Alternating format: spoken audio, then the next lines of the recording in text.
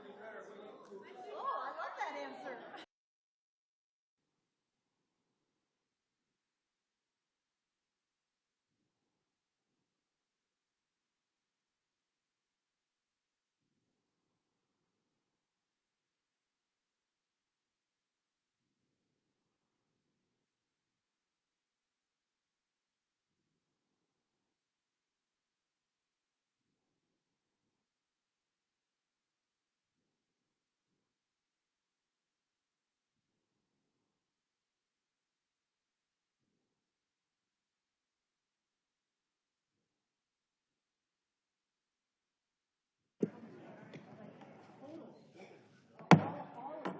Good evening and welcome to the City Council workshop discussing long-term energy options. As a reminder, no final actions are being taken at this meeting since it is only a workshop. Also, all the City Council rules still apply during this meeting. Speakers are asked to present their comments in a respectful and courteous manner. Speakers should stay on topic and be cognizant of their words. Speakers are given 3 minutes to address the City Council. And to help speakers stay within the 3-minute time frame, we have a timer on the side dais to your right. The timer buzzes when it hits 0, and we will alert the speaker when their time is up. Ms. Schatz, do we have any speakers for the public forum this evening? There are 10 speakers signed up for public forum. Please call the first speaker. The first 3 speakers are Mike Lipinski, followed by Roger Blomquist, followed by Lou Helkias. And as a reminder, when you've heard your name called in the groups, please move down to the front row and take a position beside the dais, so we can, or in front of the podium rather, so we can have you ready on deck. Could you repeat the first speaker, please? Lipinski? Next speaker. Oh, are you Mr. Lipinski? Yes, I am. Okay, go ahead, sir. Good evening, Mr. Mayor and council members. I am a 33-year resident. I wanted to talk first about Prairie State Energy Complex, PSEC. They supply electric power to IMEA, as I'm sure many of you are quite aware. PSEC has invested $1 billion in clean technology, which has resulted in 85% removal of nitrogen oxides, 98% removal of sulfur dioxide, 99% removal of particulate matter. PSEC also incorporated supercritical boiler technology to effectively produce more energy per ton of coal with less CO2 emissions. The new IMEA contract has a member-directed resource, or MDR, provision allowing Naperville to purchase 26% of zero-carbon electric energy. In the current IMEA contract, the MDR can be moved forward immediately to purchase 26% of outside electric supply. If initiated, this allows sourcing of zero-carbon energy for Naperville. In September 21, the Climate and Equitable Jobs Act, or CEJA, was signed into law by Governor Pritzker.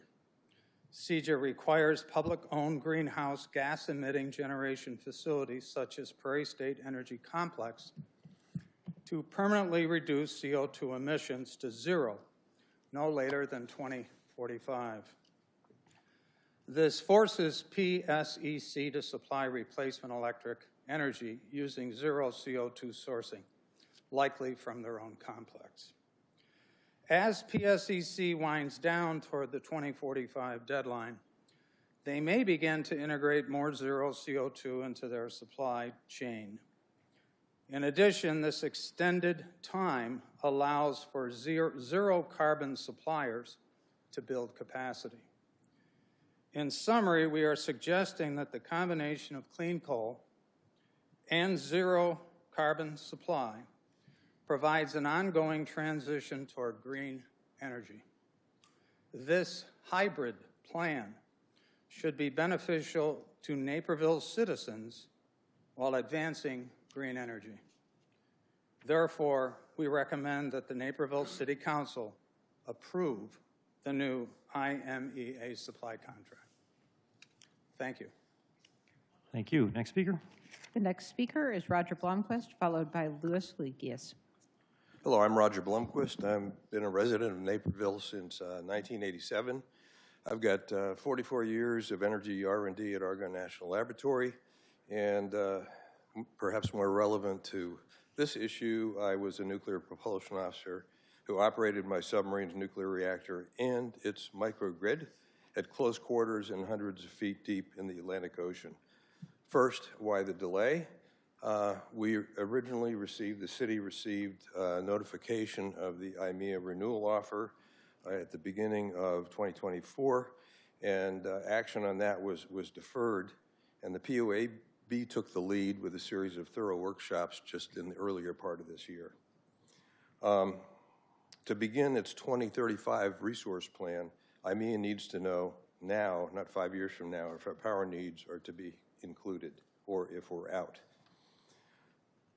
These POAB workshops were sparsely attended, which leads me to believe that the citizens of Naperville want the City Council to do the right thing and trust the City Council to do that.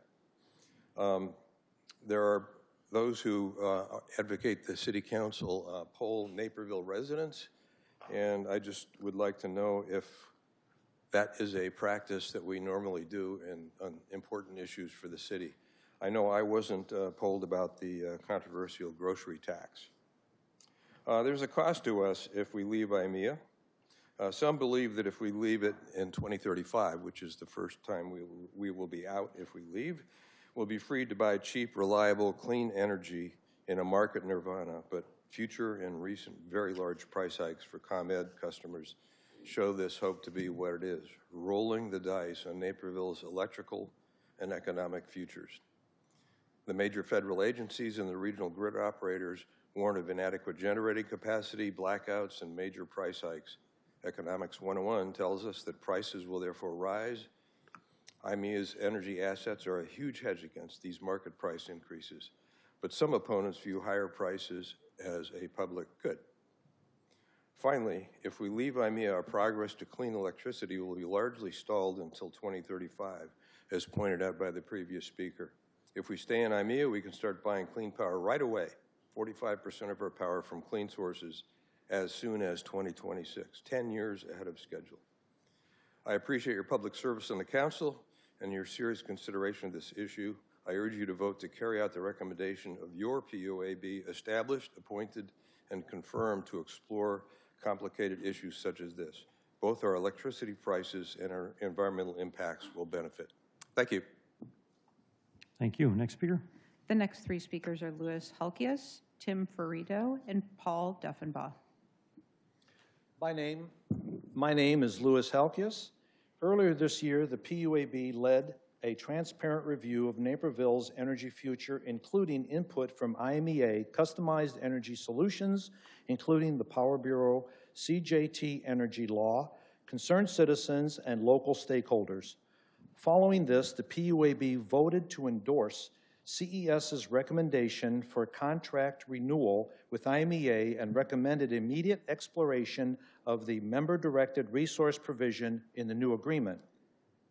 One vocal local group continues to dismiss factual input from these experts. They demand a bidding out process which would ensure the elimination of IMEA. Their criticisms overlook a key fact. IMEA is a non-profit serving 32 Illinois municipalities, including Naperville. Unlike for-profit energy marketers, IMEA doesn't profit from its members, resulting in lower, more stable energy costs. IMEA also owns its coal source, further stabilizing prices. IMEA generates a majority of its power from coal using advanced EPA-compliant technology.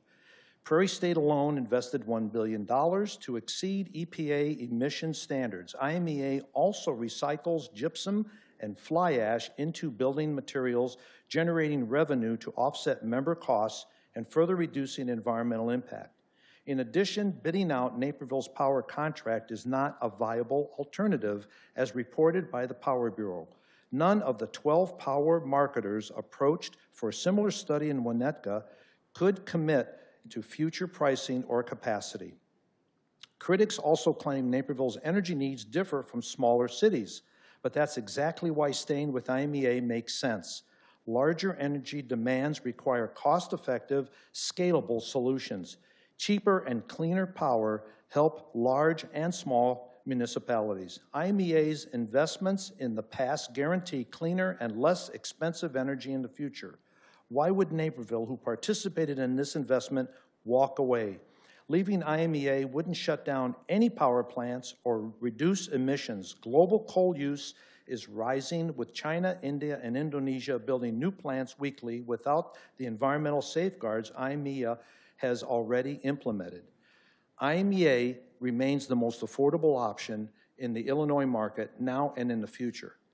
IMEA continues investing in innovative solutions and allows Naperville to develop new programs like distributed energy resource management systems. IMEA currently offers, through the MDR, the cleanest energy mix available to Naperville, 45% carbon-free beginning in 2026 and 27, and continue to reduce our carbon content in the future. No other proposal being discussed here tonight offers us that. Thank you, sir. Next speaker. The next speaker is Tim Ferrito, followed by Paul Deffenbaugh.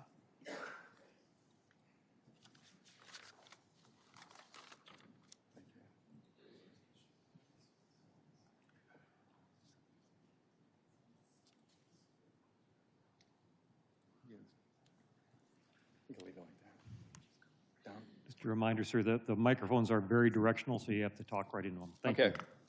My name's Tim Ferrito. I am a Naperville resident and a former energy trader.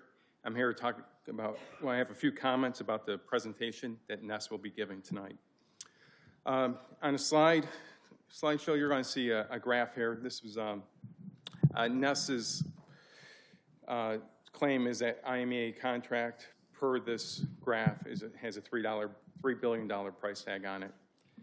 The price tag is not the main point here.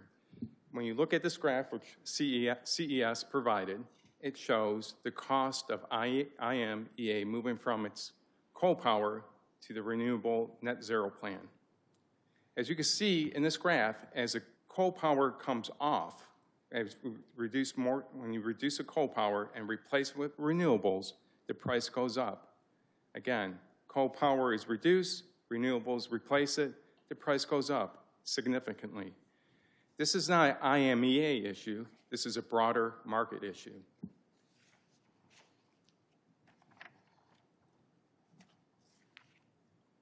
The next slide I want to talk about is Ness is going to claim that Naperville could save $300 million if it bought from the PJM wholesale market instead of using the IMEA contract.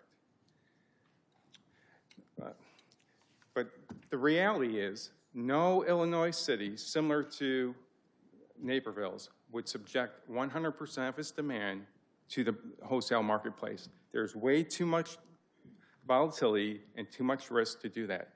Maybe a portion might work. And IMEA right now buys 10 to 15% of the demand from the wholesale marketplace. Also, what I noticed is their analysis, Ness's analysis, which we're going to present tonight, diverges greatly from the power bureaus, which they're going to present tonight as well. One of the things I see with the data from Ness is they use a yearly average for the energy cost. This is not the proper way to do it because it ignores the peak hours of higher usage and price and basically dilutes the impact of that, and you end up with a lower price. That's the problem, one of the problems with the wholesale market price. They also omitted the capital reserve cost. The next comment I'd like to make is that Ness will claim that coal is expensive. Coal itself is the cheapest fuel source and is sub $3 a million BTU. That is cheaper than natural gas. When Ness advertises the cost of coal power plants, they usually advertise the levelized cost of energy based on a new plant instead of basing on an existing plant. The proper way to do it is look at the Lazar study. They have an operating coal plant, and then you overlay the parameters from the coal power plants we have. Thank you. Thank you. Next speaker. The next speaker is Paul Deffenbaugh, followed by Maureen Stillman and David Main.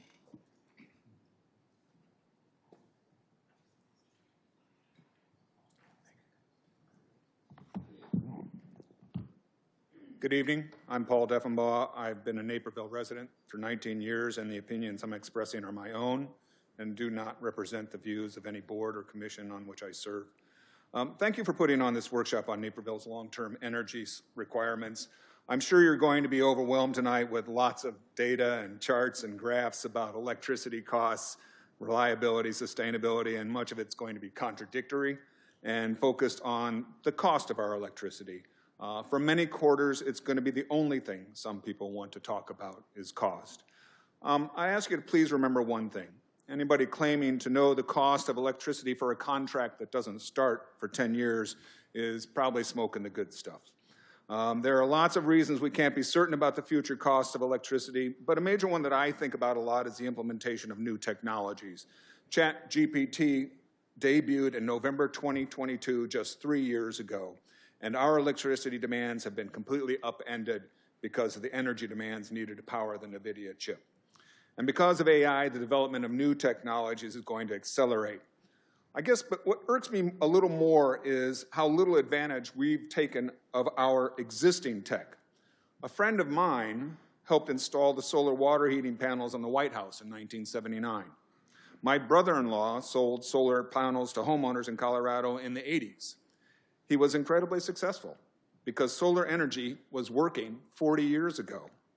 We've had technologies such as solar power and heat pumps that would have significantly reduced our energy consumption for decades, but we've lacked the political willpower to implement it. Instead of a workshop about a contract extension, I think the Naperville community would like to see a debate about a date. What is the date that 100% of Naperville's electricity supply will be from clean energy? Then we can workshop a way to get there. Without that goal and a plan to achieve it, the rest of what we're doing feels like window dressing. What if we made a deal with IMEA that got us to 26% clean energy? Then our progress just stalled because we gave up control of the process. So I'm glad we're doing this workshop, but I think it's time to stick a fork in the IMEA contract. Let's start a discussion about a goal and a plan that puts our energy future in our hands. Naperville is not a small municipality. We have a population of about 150,000. The median population of IMEA members is only 4,600. There are 5 IMEA members that have population less than my neighborhood of Saybrook. Naperville can chart its own future without being tied to the needs and demands of small towns without our capabilities. So I'll ask, are there going to be leaders among us who are going to take the burden of blazing a path that Naperville needs to take? Thank you. Thank you. Next speaker. The next speaker is Maureen Stillman, followed by David Main.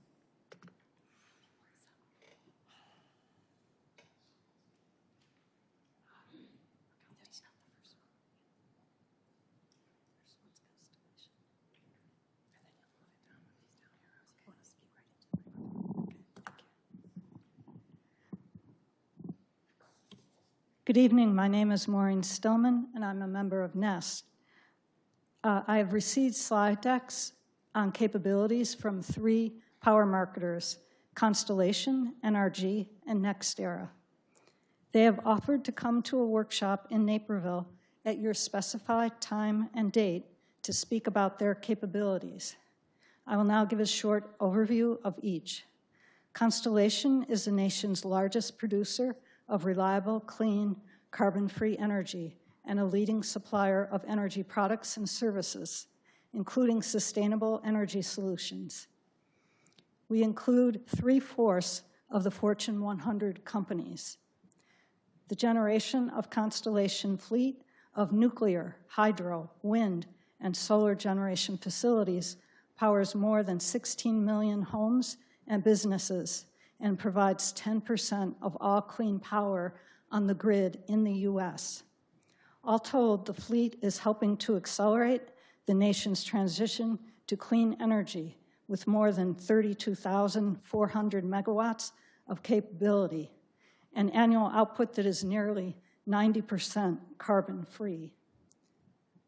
Now I'm going to discuss NextEra. NextEra offers the capability and expertise required to fulfill all necessary functions to serve Naperville. NextEra supplies millions of megawatt hours annually to municipals and cooperative loads nationwide, including approximately 5 million megawatt hours annually just in PJM. NextEra's diversified generation portfolio consists of wind, solar, battery storage, nuclear, and natural gas, and does not include coal.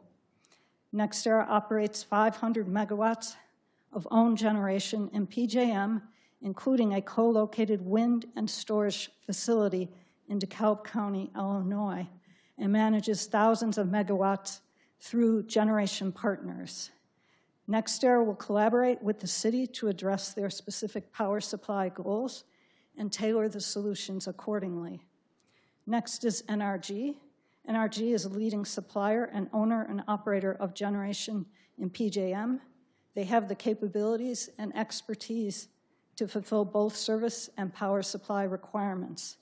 A partial list of capabilities are performing PJM interface functions and securing energy supply, load and generation forecasting, demand response opportunity identification, and compliance with all rules and regulations.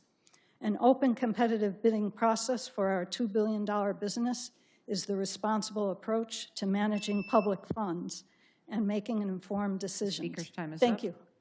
Thank you. Next speaker. The next speaker is David Main, followed by Anushka Sampath Kumar, followed by Tarek Farag. My name is David Main. In my career, I assess new technology investments and acquisitions. That's the mindset I bring to in my review of the extension offer. I will not focus tonight on the obvious technological, environmental, and moral deficits of investing in coal for another 30 years. Instead, I will focus on factors that don't seem to be getting much attention: CEJA impact, dead financial weight, and remediation costs. These alone are enough to loudly say no to the extension. Relying on IMEA public reports, I estimate 56% of IMEA's electricity is from its Illinois and Kentucky coal plants. Let's bring forward to 2035 and CEJA. The Illinois Prairie State Generation Plant must reduce emissions by 50% and can only operate for 6 hours a day. Under these constraints, it may make sense just to shut it down. Whatever happens in 2035, Prairie State is fully doomed in 2045 by CEJA's zero emission requirements. In their last financial statement, IMEA was still carrying $642 million of Prairie State net assets. By 2035, that will be $360 million. Assets that are no longer generating power, but add about $25 million a year of expenses to IMEA's financials. $25 million a year that is in the rate base, $25 million a year that limits the flexibility to invest in new energy generation or to pass on savings to Naperville residents. Yes, IMEA debt obligations are expiring, but what about new debt obligations? You can't just shutter coal plants and let them sit. If repurposed, they need to be remediated. It could be that as 2035 approaches, IMEA will need to issue new debt to cover environmental obligations or repurposing costs, debt not associated with electrical generation, or debt to construct electrical generation to fill the Prairie State gap. There may be no debt expiration savings at all. Thus, in 2035, IMEA is reshaped into a consortium that is purchasing a majority of its power. Do I want to invest in a consortium that uses its collective purchasing power? Yes. Do I want to invest in a consortium whose financials are filled with $350 million of dead weight and costly environmental cleanup obligations? No. The better option is to form a new purchasing consortium for 2035, one without that dead weight. There's plenty of runway to accomplish it. We're only in a rush because of IMEA's 2025 deadline. When I heard of that offer deadline, I was reminded of a ploy that we used in the tech industry that leverages the Doppler effect. It's a nerdy wordplay on the Doppler effect. The Doppler effect is a tendency of stupid ideas to sound much smarter when they come at you quickly. Let's not fall for the stupid idea coming at us quickly. Thank you. Next speaker. The final three speakers are Anushka Sampath Kumar, followed by Tarek Farag and Ashley Pennick. Good evening, everyone. My name is Anushka Sampath Kumar, and I will be a junior at Mattia Valley High School this upcoming year. I wanted to start off by thanking the mayor and the members of City Council for your attention and for all of the work you put into making Naperville the great city that it is today. Now, as many of you may know, the deadline for the decision regarding the renewal of our contract with energy provider IMEA is rapidly approaching. As of now, 80% of Naperville runs on coal-powered energy. And when considering the fact that many other cities have already made the switch over to sustainable energy, an important question is brought up. Is Naperville falling behind? Naperville has always been a city of leaders and example setters. So why do we continue to use the old-fashioned methods of coal burning as an energy source when there are so many modern, sustainable alternatives out there? Perhaps the most common argument made is in regards to the cost. However, that statement that using outdated fossil fuel technology is the cheapest option in the long run just simply isn't true when we have free energy coming from our sun. Another argument made is that IMEA will continue to operate with or without the participation of Naperville. However, this kind of mindset is not only inaccurate, but dangerous. Naperville should be a leader in our path to progression. We should set an example for other cities to follow and pave the way for future generations to continue fighting for sustainability. The use of the reasoning that others will continue to do something whether or not we do calls into question our own morals and our future goals for this city. The operation of these coal plants is deadly, releasing harmful pollutants and soot into the air. The same air that we all breathe. The same air that your children and grandchildren breathe and will continue to breathe if we don't make a change. This air is the cause of 76 premature deaths each year at the Prairie State Coal Plant, one of our coal plants. The potential signing of this contract has the power to change our lives and the lives of future generations for the better or for the worse. You have a voice, and I urge you to use it to advocate for those who don't. Advocate for the kind of future you want your children to live in. And be proactive, not reactive, because by the time we decide to react, it may be too late. Thank you. Thank you. Next speaker. The final two speakers are Tarek Farag and Ashley Pennick.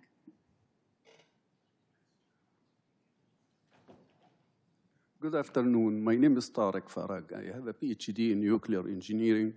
I was certified as a professional electrical engineer since Jim Edgar was a governor. The reason I came today is to shock you that this global warming is the worst hoax in the history. It's a big scam, and what the new EPA administration said, it's a criminal, it's abuse, and it is fraud. This is exactly what I can prove to everyone. And unfortunately, I am trying to do this for more than 15 years. I'm fighting this hoax and forcing a company or a successful generation of electricity, either by coal or by other fossil fuel. This is forcing them to spend huge amount of money, wasting a huge amount of money and resources. This is criminal. And I had to go to court to get this out. And I ended by eventually filing 2 petitions for a writ of certiorari to the Supreme Court of the United States.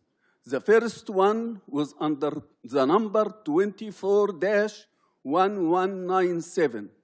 And the next one, just a few weeks ago, was under the number 25-48. I urge everyone to go and read how this scam is planned. It's a criminal. It's a scam. And people, they don't have any idea, and no one ever, either a scientist or a lay person, was able to explain to me how carbon dioxide generation can cause global warming. It is the opposite. When you increase carbon dioxide, you reduce the temperature because the plant growth will increase.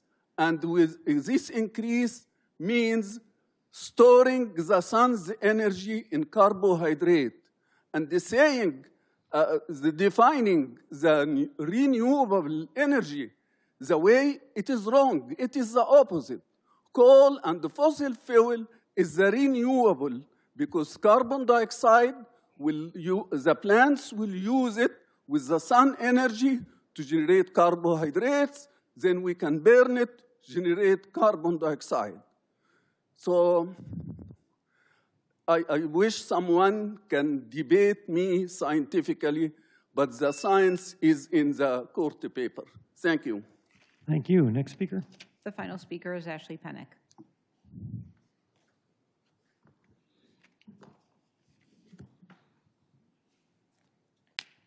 Good evening, Mayor and members of the City Council. I'm Ashley Pennick. I first moved to Naperville in 1993 from Chatham, New Jersey when I was 14 years old. So the growth that I've seen in this town, I can't even begin to tell you. It's been a ride. I would first like to thank the Public Utility Advisory Board for doing their due diligence concerning the IMEA renewal contract. I myself have been to some of the meetings and have at length watched the video that the board has done. Their questions were very pertinent. I would please ask you to support the renewal of the IMEA contract. It is the fiscally responsible, reliable, clean energy thing to do. Thank you very much for your time. Thank you. At this time, are there any council members who have an item for a public forum? Seeing none, we're going to move on to tonight's agenda item. Council, we have several groups making presentations to us this evening. Part of my role is to make sure that we get through the agenda as efficiently as possible. So I'm asking all of you to please hold all of your questions until the end of each presentation, and then we will go through to make sure that your questions are answered, and we've got time for the next presentation after that because we have multiple tonight. I also encourage the council to be aware of the spirit of our council rules regarding the amount of time and number of times you speak. Obviously, you start doing the math. If we all take 10 minutes apiece, that's going to eat into our ability to hear other presentations tonight. With that, Director Groth, we begin a brief overview of tonight's workshop. And just so we're all on the same page, City Manager Krieger is going to be our official timekeeper for each presentation. The timer, the 3-minute timer, will not be in use tonight. We bought a budget item there, and it does not change very easily. So Director Krieger is our next budget item in line, and he will keep a good eye on things and let you know as your time is approaching. Mr. Groth. Good evening, Council. Tonight, we're here to review and discuss our long-term energy options and strategy for the city. This is a continuation of the conversations we've been having with Council over the past 18 months or so, as staff have been researching and preparing for how we will move forward past 2035. There have been multiple discussions at the Council level, and our PUAB meetings have centered around the functions and missions of the electric utility. The goal in mind was to have a historical perspective of how and why we've done things to date before some key decisions need to be made. The agenda for tonight's workshop is shown on the screen. I'll begin with a review of key dates and important milestones involved with this decision. Next, Mark Pruitt and Chris Townsend from CJT Energy Law will present on the energy landscape both in Illinois and across the country. Then Customized Energy Solutions will present their findings on energy procurement, services, market projections, risks, and recommendations. We'll be hearing from the Naperville Environment and Sustainability Task Force. Then both majority and minority opinions from our PUAB will present.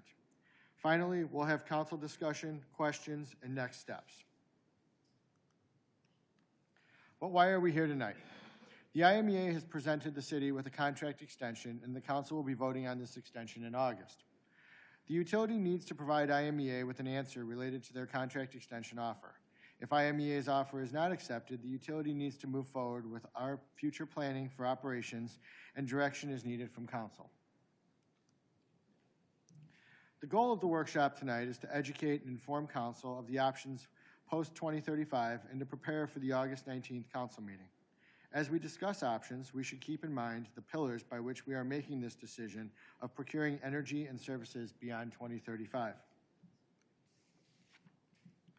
Before reviewing the key dates, we wanted to include a reminder of the electric utility's mission: to provide consistent, cost-effective power to meet the community's needs while exploring more sustainable energy sources.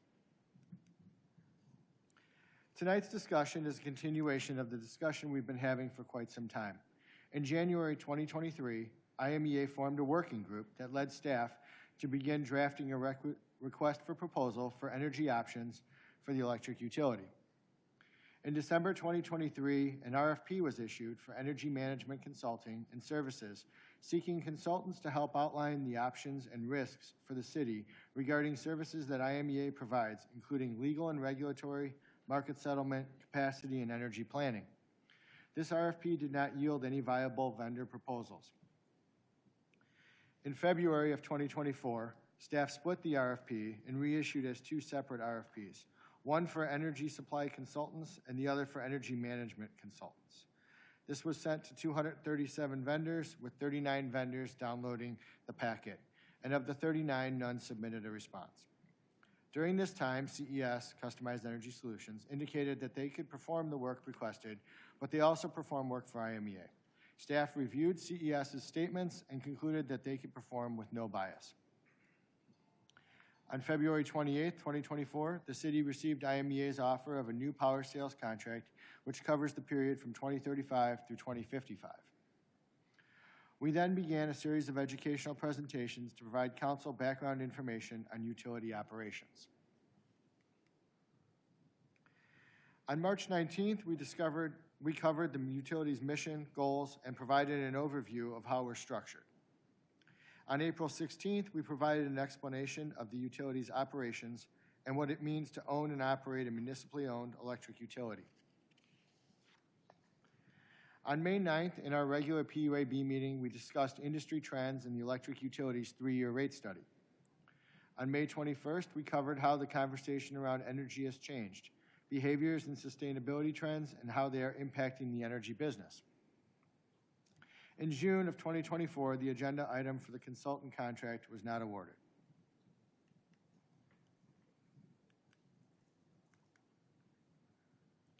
Last July and August, staff continued the discussion with City Council on post-2035 energy options. A matrix of options was prepared for potential 2x2s. In the fall of 2024, budget process and rate discussions continued, and City Council provided direction to bring the consultant contract to determine our long-term options back for review. At the December 17th council meeting, council approved hiring CES to evaluate post-2035 energy options. And at the beginning of this year, on February 27th, IMEA came to present at our PUAB meeting. A second meeting of the PUAB was held on March 6th, with Customized Energy Solutions presenting their findings and initial recommendations to the PUAB. And on April 8th, a third meeting of the PUAB was held, where the board concurred with CES's recommendation to sign the IMEA contract extension. With that recap of key dates in mind, I'd like to introduce our first speakers tonight, Mark Pruitt and Chris Townsend from CJT Energy Law. Mark and Chris.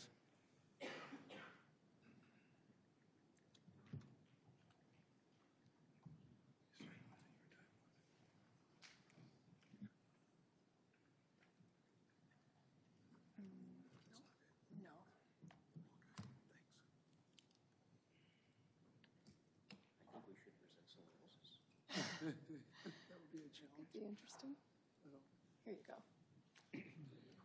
And you're just going to use these down arrows too. Great, thank you. So you're scheduled for 30 minutes, and when we're about 25 minutes in, Mr. Krieger is going to give you a heads up, and your time will begin when you are ready. Thank you very much, Mr. Mayor, council members. We appreciate you asking us to come and present today. I'm Chris Townsend, and Mark Pruitt is joining me. I do want to begin by thanking your staff.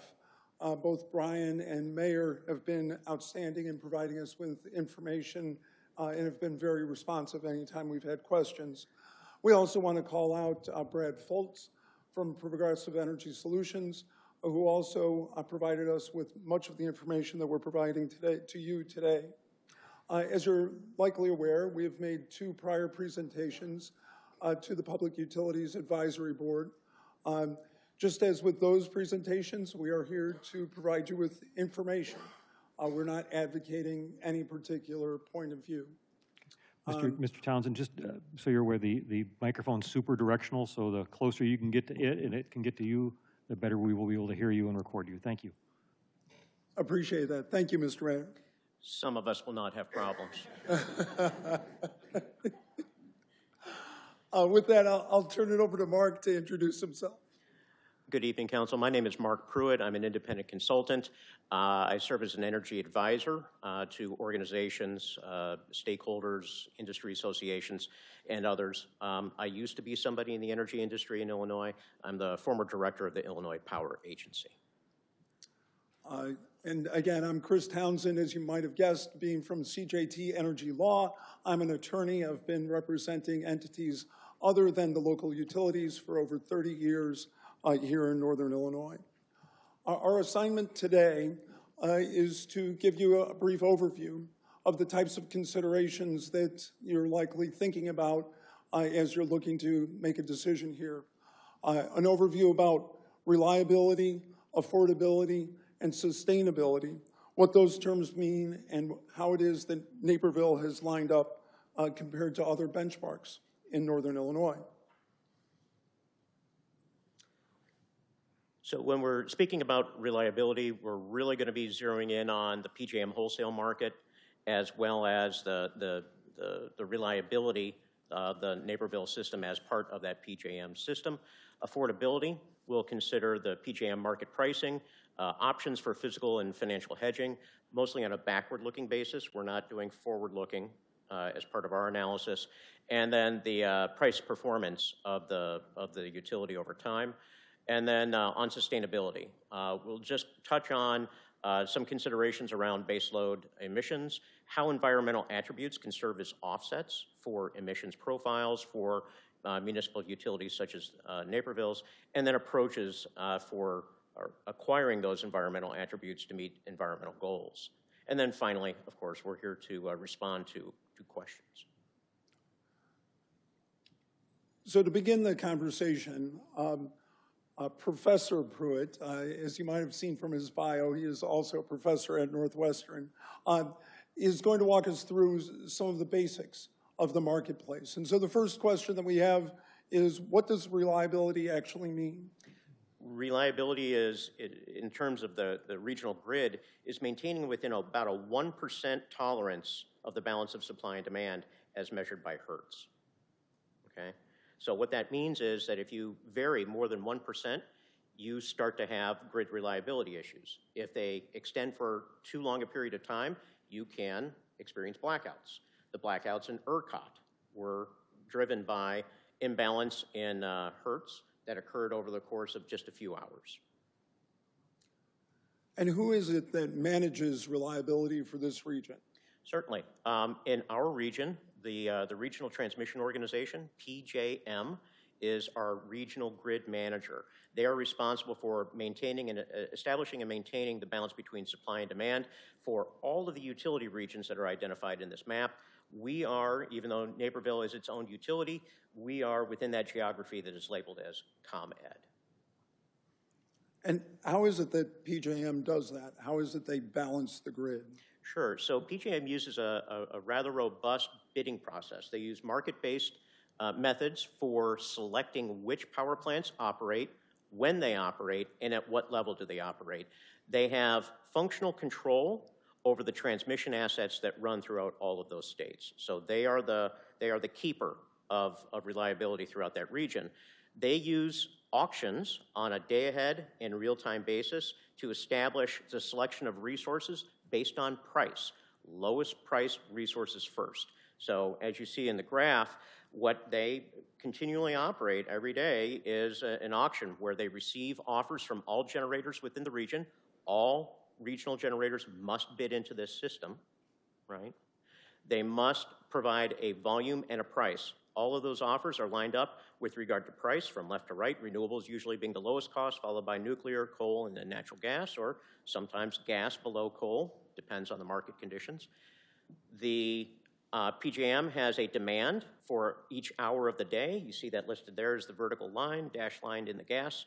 And then based on the price of the marginal unit, a gas unit here in this example, that gas unit sets the price that's paid for all the other resources.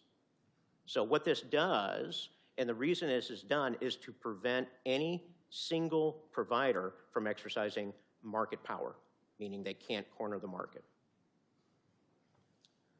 So what type of safeguards are there for PJM to acquire enough generation in order to be able to serve that entire system?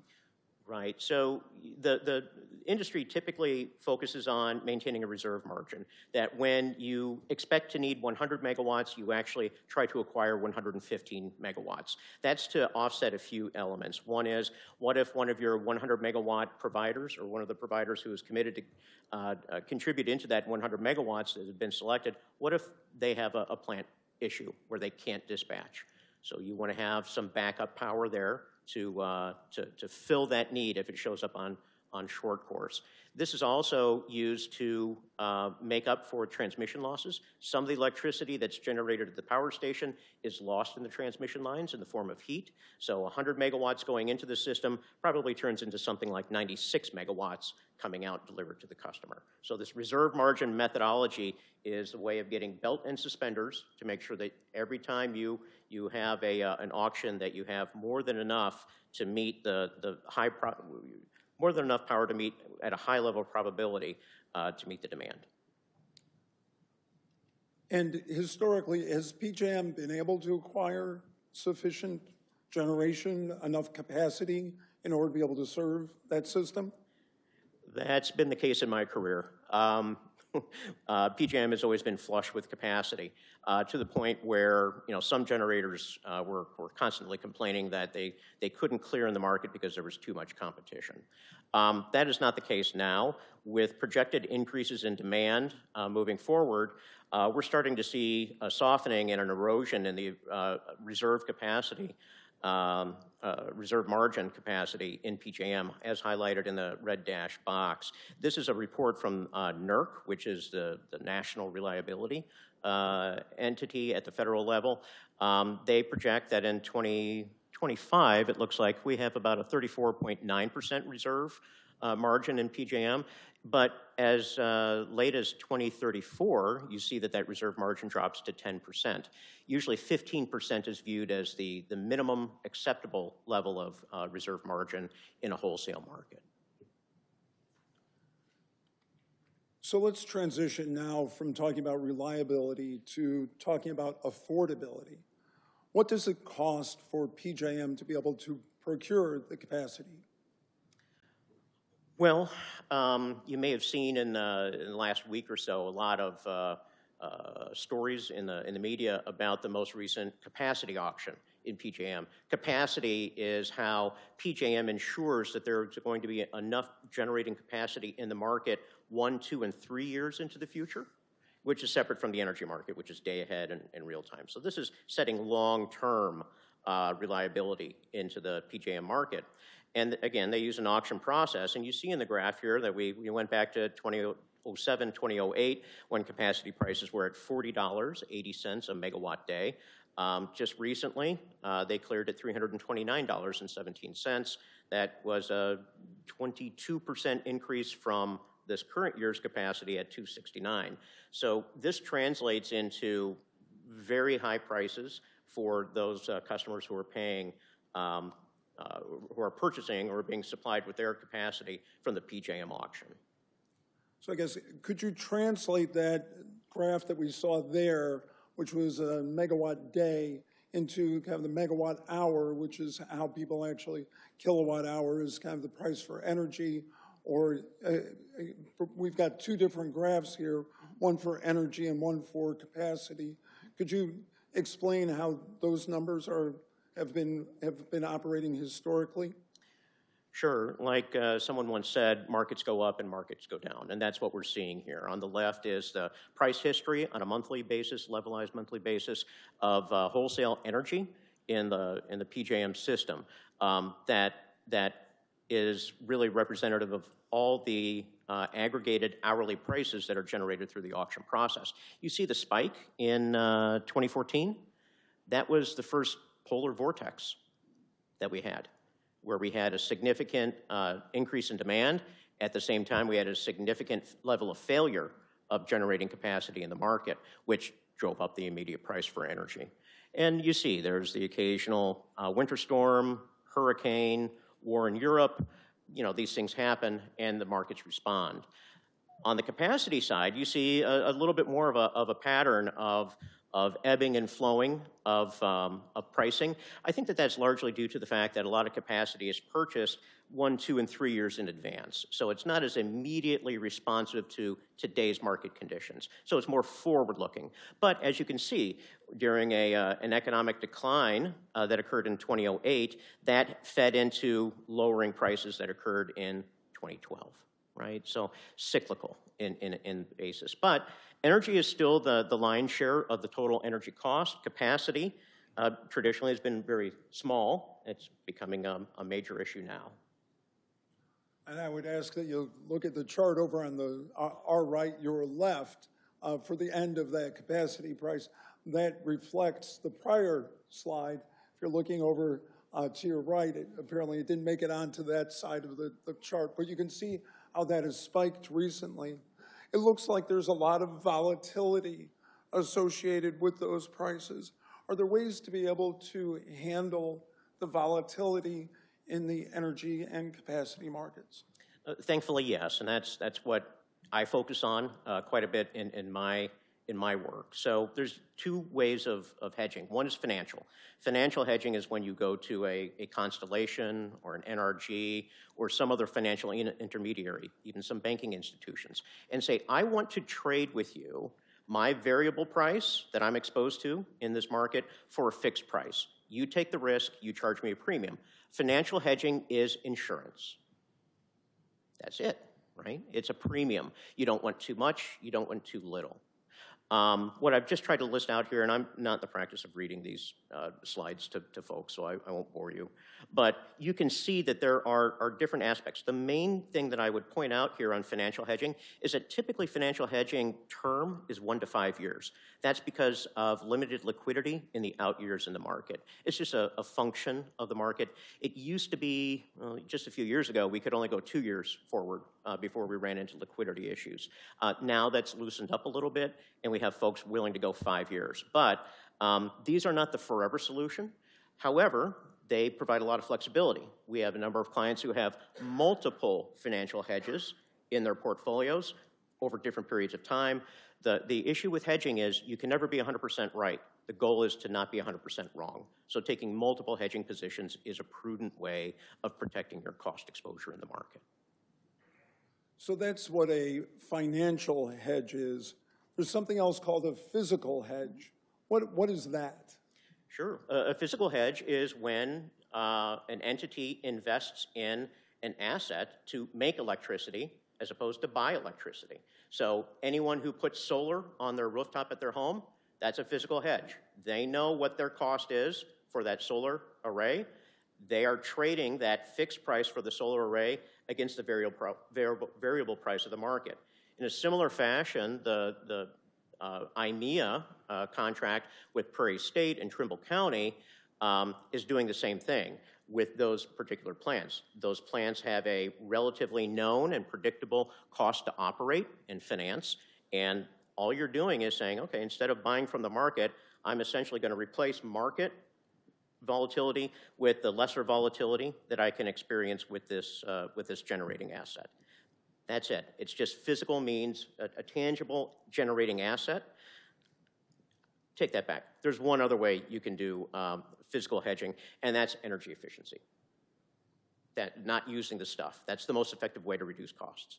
But a lot of folks don't have the ability to respond immediately to the volatility in the market. So hence we go to physical hedging or financial hedging. Appreciate that tutorial.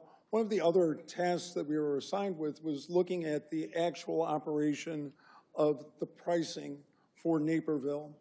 Can we take a look at how Naperville's contract with IMEA has performed historically compared to a benchmark? If you could explain what the benchmark was that we used and how it is that that contract seems to compare. Certainly. So we found it was very difficult to recreate the IMEA, the Naperville's costs in the wholesale market. So we chose a proxy.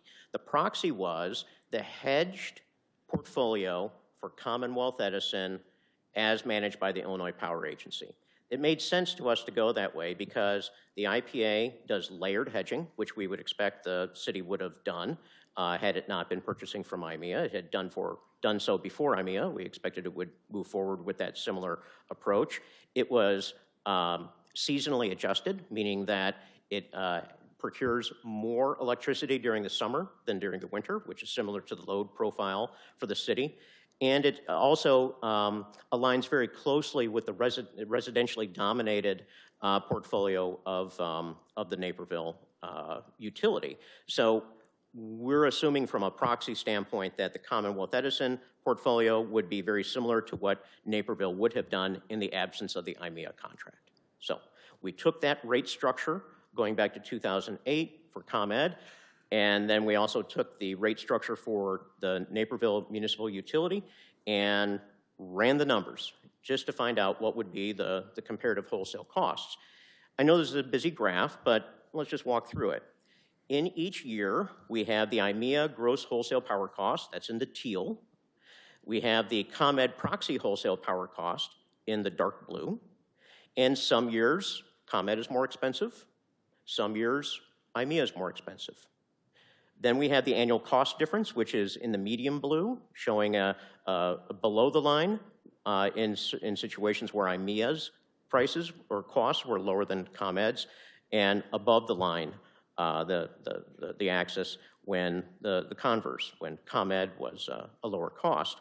And then the cumulative balance, which is year after year, what was the balance of funds, the difference between the utility, Naperville Utility and ComEd. And as you see, as indicated by the purple lines, and probably the best barometer here, is that in the early years of the tranche, the 2008 to 2025, we saw that the Naperville price was less than the ComEd price, and that's why you see gradually growing credits on the downside or below the axis in purple. Over time, starting in the 2016, 2017, 2018 period, the ComEd price fell, where the IMEA price remains steady, largely because of your hedges, right? You're very well hedged. So the IMEA price didn't change all that much. It was the ComEd price that changed, and that caused the balance to go the other way. And then carrying all the way through to 2025, we see that over the term, or between 2008 and 2008 and 2025, that the difference between the two, it's not nothing, but it's not a huge number that we've determined from running, again, the Naperville wholesale power costs paid to IMEA versus the ComEd proxy costs. So are there any adjustments that you would suggest be made to make it more of an apples to apples comparison? Is there something in those numbers that you would suggest be backed out or you take a further look at? Right. Well, one thing that you don't see in a market-based supply is usually debt service, and debt service is part of your IMEA breakdown. So we have this graph showing the breakout of IMEA charges in the pie graph, and then because my eyes tend to dazzle a little bit on pie charts, I put things in a table on the right. And when you see debt service as a portion of the charges for the IMEA supply, it's 28.7%. We felt that this was material because one of the questions that was posed to us early on was, is the cost to generate from IMEA less than the cost to generate in the overall market? And when we adjust the debt service coming out of that, we think that that gives us a better comparison. Probably the greatest utility you can get from this and then the next slide is for consideration in your forward view of what comes next. When the debt service is retired, the cost of generation coming from that plant is going to be less. I don't think it's going to be dollar for dollar because there's going to be ongoing cost of that aging asset. But there will be, this line item will be missing from the overall cost. So I think that this is worth considering as you're working through your options going forward of what is the cost impact of continuing to receive power from this plant at its cost to generate or something close to its cost to generate. And that's what we've tried to do on the next slide. So with this next slide, what impact did that adjustment have by pulling out the debt service and not including that in the cost that Naperville was paying, understanding that they definitely paid that cost, but it is associated with an asset that will be paid off at some time in the future. Setting that cost aside, how did that impact the calculation? Well, it just shows by the consistently declining purple bars that the cost to generate off of that plant, again, backing out debt service, is competitively favorable. It's a lower cost than what ComEd's proxy portfolio was able to achieve. Now, as you said, this was paid, right? So the other way to look at this is that the depth of those purple bars is also an indication of how much the Naperville Municipal Utility has invested in that ownership over time, right? Because the more savings in this case also reflects the amount of debt, and the amount of debt is what you've invested in that power plant. So there's a couple of different ways of looking at the data. All right, so that concludes the discussion that we have prepared so far for affordability. Next, we want to talk about sustainability. What is sustainability? Like other things, sustainability is somewhat in the eye of the beholder. My experience with corporate clients as well as public sector clients is that it's really a measure of reducing the emissions associated with securing power for facilities. So what we've done in this is, this slide is taking down the information from eGrid that was recently updated for the year 2023, just to identify what are the average emissions rates per, measured in pounds per megawatt hour of generation in the various regions in the Midwest. So we've highlighted in green, Reliability First Central, RFCW, and we see that on a CO2 basis, it's 911 pounds per megawatt hour. So from a sustainability standpoint is how can an entity get a lower number, right? That's what the grid is generating. Can you get less? So one way to do that is to produce your own at a lesser emissions rate or to purchase offsets. Can you talk a little bit about the attributes associated with the different ways in which you're looking at sustainability? Sure. We typically see two methods for offsetting emissions. So that, an offset is really just a receipt. It says, I claim some environmental goodness from some project or some asset. They come in 2 or 3 flavors. The primary category is carbon offsets. These are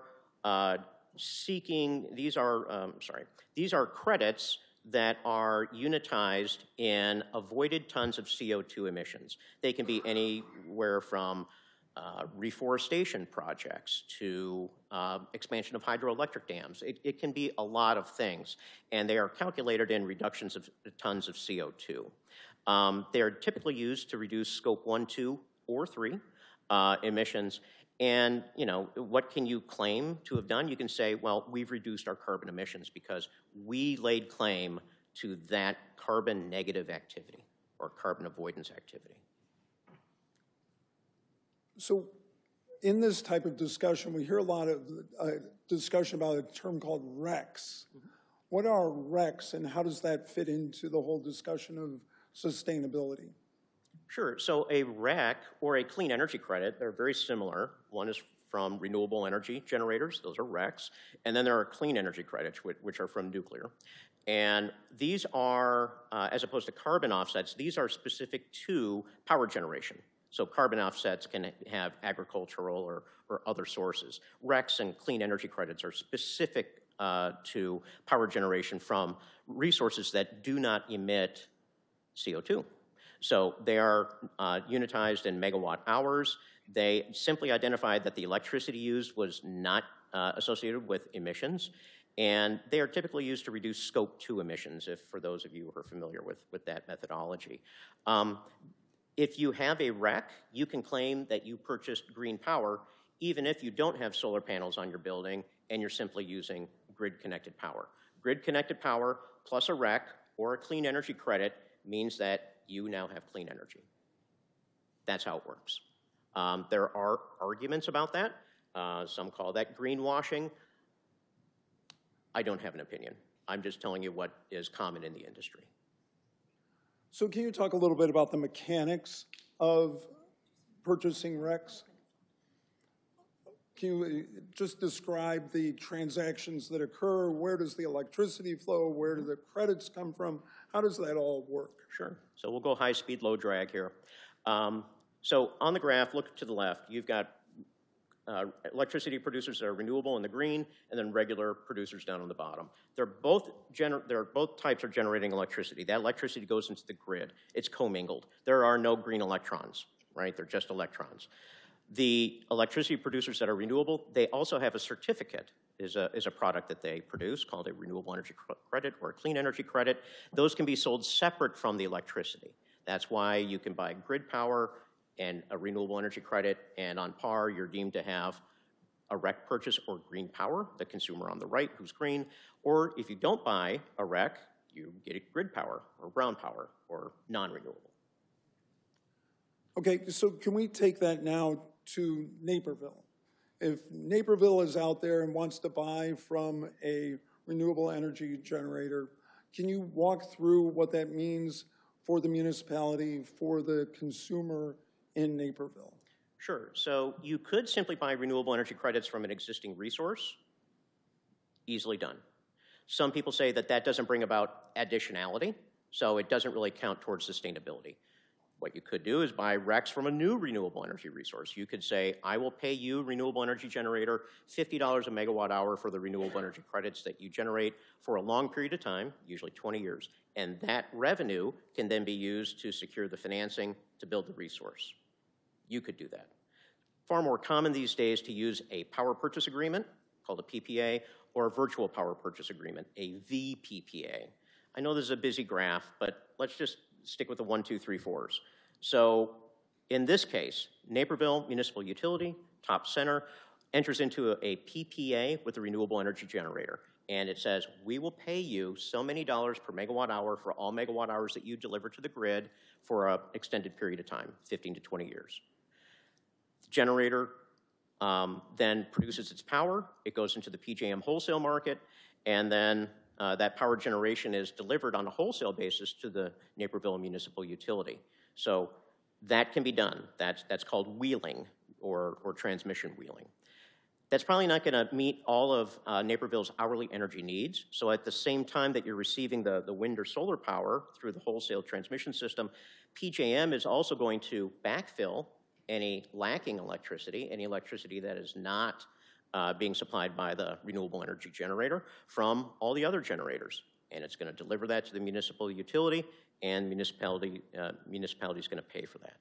In the end, the utility delivers electricity to the Naperville consumers and takes that revenue from the Naperville consumers. It pays the PPA rate and then receives the renewable energy credits. So it's a very fancy way of purchasing renewable energy credits. So you mentioned the idea of a virtual power purchase agreement. That sounds really cutting edge. What is a virtual power purchase agreement, and how does that differ from a regular power purchase agreement? Well, it's virtual. So what that really means in the context of the power business is that you're not making physical delivery of the electricity. You're simply saying, renewable energy generator, simply deliver that electricity to PJM, receive the cash for what you generate. And then when we settle up every month, we're going to pay you our PPA rate, dollars per megawatt hours. In return, we want the renewable energy credits and the market-based revenue that you created. So essentially, the RECs cost, whatever the difference was between your PPA rate and the market-based value of the electricity that was generated. Everything else is the same. Okay, thank you. It sounds like we've hit time for the presentation. Council members, any questions? Councilman Kelly. Thank you, Mayor. Two questions in particular. One, if you could flip back to slide 13.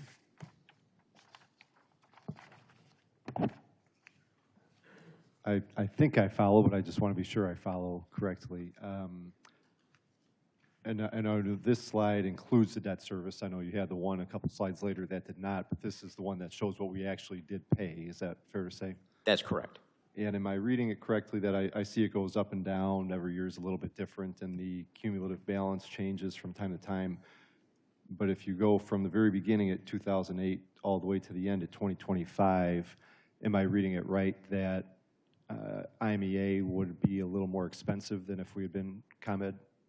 I believe, based on this analysis, it's about $14 million of cost premium associated with the IMEA supply between 2008 and June of 2025. All right, thank you. And then one other question related to, you mentioned the cost because of the debt service could go down starting when the debt is retired in 2035.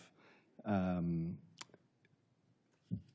I think you mentioned it, but tell us again, what percentage decrease is expected for the generation starting in 2035 under state law? Well, under state law, and this might be new information, a lot of reference is made that Prairie State has to end operations by a date certain. That's not what the statute says. The statute says that Prairie State and other similar coal plants, and there's really only one, Prairie State can continue to operate if the regional transmission organization, Mid-Continent ISO, continues to identify that identifies that the plant must continue to operate to maintain grid stability. So there is a schedule. It's aspirational, and it assumes that taking that 1,200 megawatts out of the Southern Illinois grid doesn't affect reliability. I think, based on today's circumstances, I don't know that that's certain. So we don't know for how long that asset's going to operate. So that's my long-winded way of saying maybe not.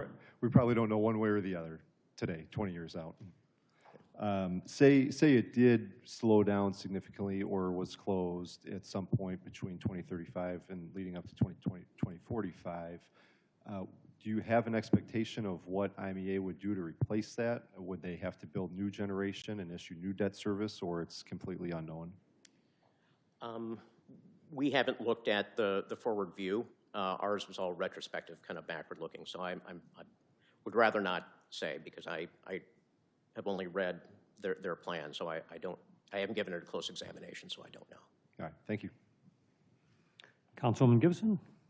Thank you, Mayor. Back to slide 13, if you don't mind. I know you said some years IMEA was cheaper, some years ComEd was cheaper, but if you look at the whole of it, it kind of looks like pre-2017, IMEA was generally cheaper, and then it switches. Is there a reason for that?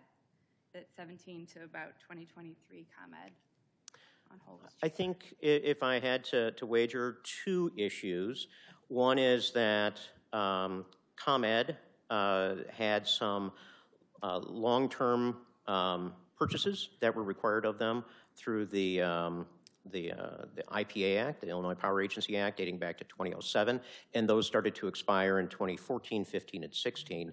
And then that was also the time when capacity prices dropped fairly significantly. And because capacity costs are a pass-through in the ComEd pricing schema, you would see that reflected in the immediate cost. So,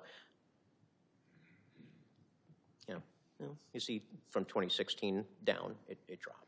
Right. Yeah. So when we're relying on IMEA stability, stability could mean higher or lower than the alternative. I'm sorry, can you repeat? Sorry, I know, pretty far away. So when we're talking about IMEA stability, stability is stability, but it could be at a point that's either higher or lower than the alternative, which is what this That's the thing with a hedge, yes. Yeah, and I think you really touched on an important issue. A hedge is not there to save money. The hedge is there to avoid volatility. It could save money. It might not. And one more question is that I don't remember if there was a slide or graph, but once the debt service that we currently have is retired, we won't have, but for Director Groth in the contract, IMEA could issue new debt, correct, at the discretion of the 32 members? That's correct. The board could decide to issue new debt for whatever project that they chose to. Okay, thank you. Councilman White. Thank you. Similar question. I was looking at slide 14 that shows without the debt service. So it would make sense that once the debt's paid off, the price will go down for IMEA.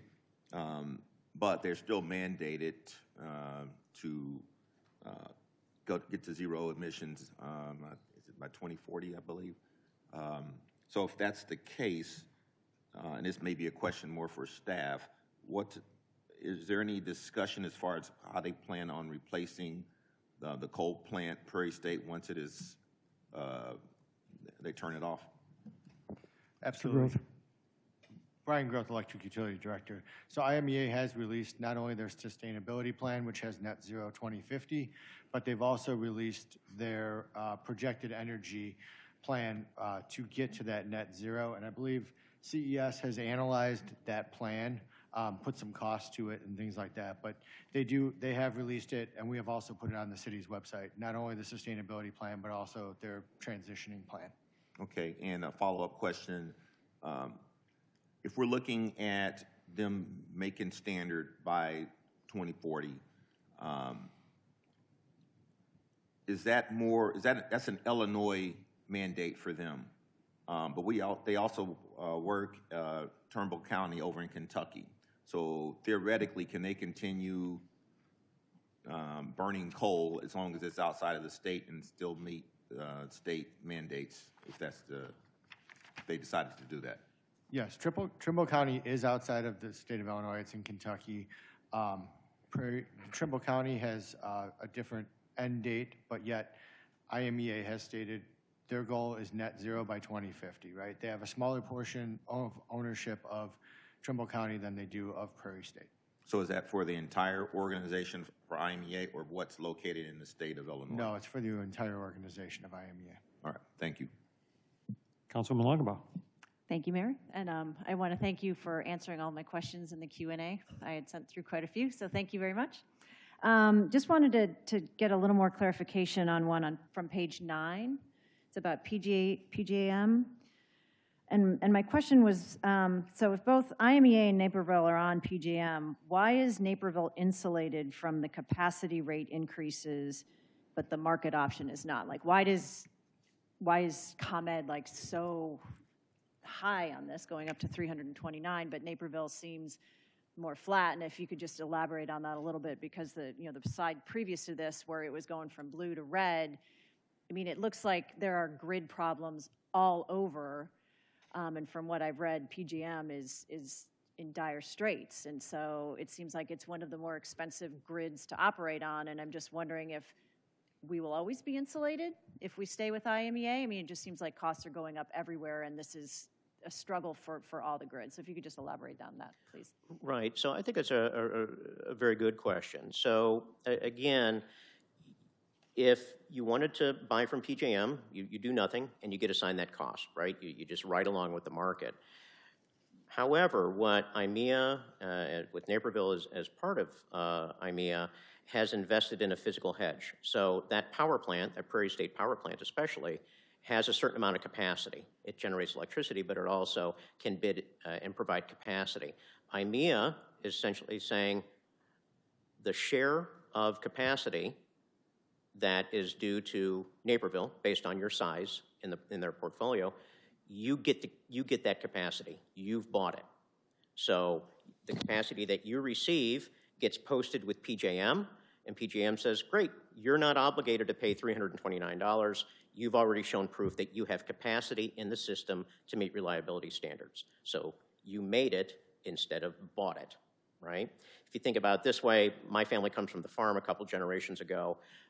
You could fill up a tank of diesel, for your field equipment and buy it in bulk and fill that 100-gallon tank. Or you could go to town every week, and that price in town would change all the time. But because you had already purchased your capacity, the gasoline in the tank, you were just exposed to whatever cost you had. Now, sometimes the cost in your tank was more than buying from town. Other times, it was a better deal. So in this case, in this situation with PJM, you have a better deal. Your cost of capacity is lower than the market price. Does that responsive to your question? It does, and will that always continue like that? Will we always be securely hedged, or is there any risk?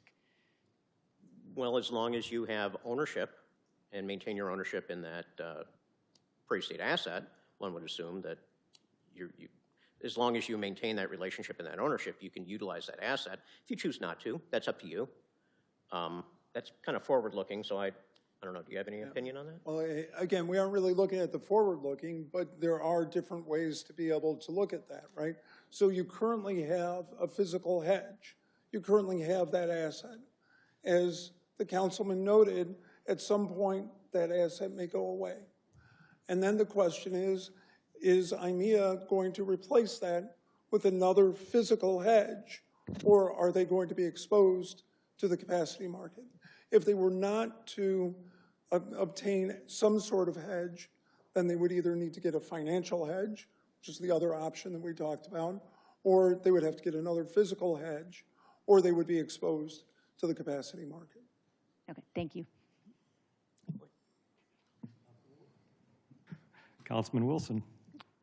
Thank you, Mayor. Just a couple quick questions. So just a few folks have brought up the debt. So presuming new debt isn't brought on by IMEA, the costs that we would effectively pay would continue to be cheaper than presumably ComEd with the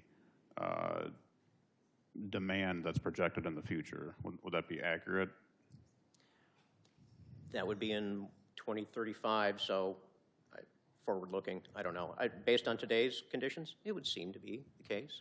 Sure. Is there any particular reason for the reserve margins continuing to go down? Looking like the slide was 8 with the table 12 with the reserve margins. Is there any particular reason, or is it just retirements projected in the future reducing capacity? That's one side of the equation. The other side is a relatively steep anticipation of new demand. So if demand goes up and your resource portfolio stays steady or falls, you're going to have a reduction in your reserve margin. So hedging with something like a physical asset when demand goes up elsewhere could theoretically be prudent. Would that be a fair statement? Prudence is, again, in the eye of the beholder, but I would say this, that the number of options and the price of those hedging options moving forward into a resource-constrained market become fewer and more expensive.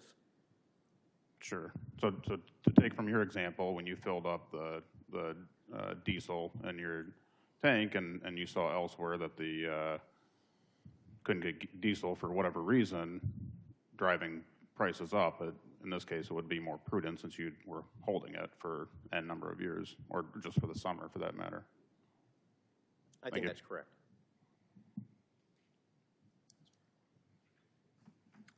Councilman Holzhauer. Thank you, Mayor, and thank you both for a very thorough presentation tonight and your work with PUAB. Just to confirm for the knowledge of everyone who's watching here, Mr. Pruitt, or I should say Professor Pruitt, you've been a professor at Northwestern for about the last 4 years, and you previously were the director of the Illinois Power Agency. Do I have that right? That's correct. All right. I'm going to ask a couple of questions, which I'm not going to repeat with every speaker tonight, but I would ask any future speakers, if you don't agree with Mr. Pruitt's conclusions on these, that you please let us know, because I think it's important that we have a common base of understanding on this issue.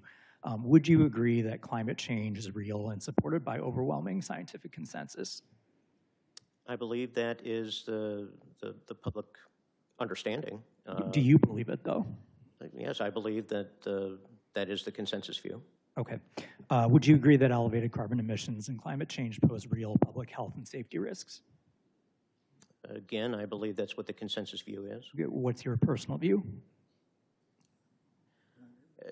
I don't really have a view on that. I'm more on the economic side than on the climate science side. I'm sorry. Would you agree that coal, natural gas, and nuclear power all provide reliable base load electricity, meaning they can operate continuously regardless of weather or time of day, generally? Generally, but not all the time. Okay. In reviewing publicly available life cycle emissions data, my research has been that coal produces about 1,000 grams of CO2 equivalent CO2, let's say, per kilowatt hour. Would you say that's roughly an accurate estimate? Once again, it's about 1,000 grams of CO2 per kilowatt hour. It's not my area of specialty. I'll take your word for it, though. Okay, so let's not do grams per, let's just use percentage. My understanding is natural gas per kilowatt hour is about half the CO2 emissions of coal. Does that sound about right to you? I've heard that estimate provided before by other experts in the field. Okay, and then my understanding is that for nuclear, you could either look at it as a carbon-free source, or I think it's fair to count in the fact that building the plant costs concrete and trucks and things like that. But other than that, it's basically carbon-free and it's an emissions. Is that about right? That's the stated policy of the state of Illinois, which purchases carbon-free resources from nuclear assets located in Illinois. All right, thank you. Okay, could you go back to the bar chart that compares the decade plus of comparable rates between ComEd and IMEA?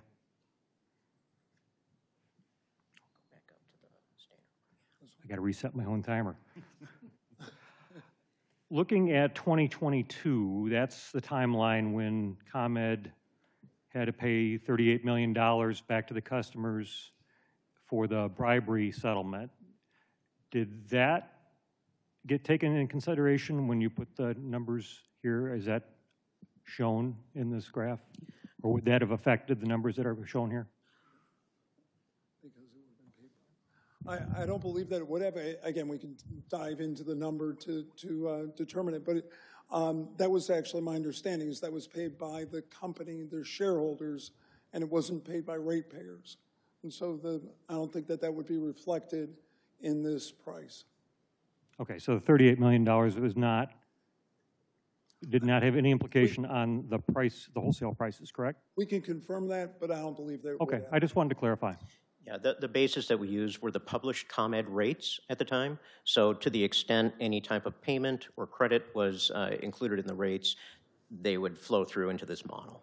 Got it. Thank you. Seeing no other questions, thank you, gentlemen. Thank you, Mayor. Thank you all. Thank you.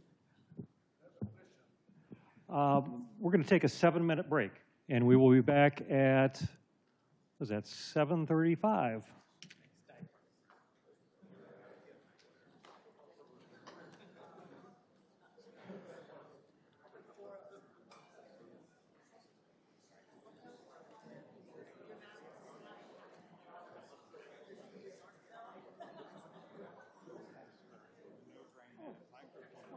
Of course.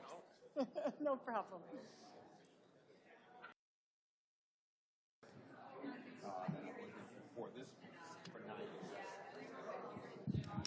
Okay, it's 7:35. If you could take your seats, we're going to get restarted. Here, you'll just use your down arrow.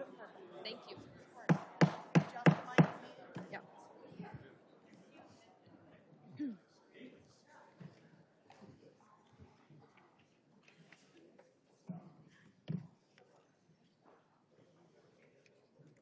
Okay, Director Groth, are you introducing the next presenter? I am. Thank you, Mark and Chris. Next, we'll be hearing from Ann Yu from Customized Energy Solutions. Good evening, Mayor and Council member. My name is Ann Yu. I'm with Customized Energy Solutions. We are a services and consulting company.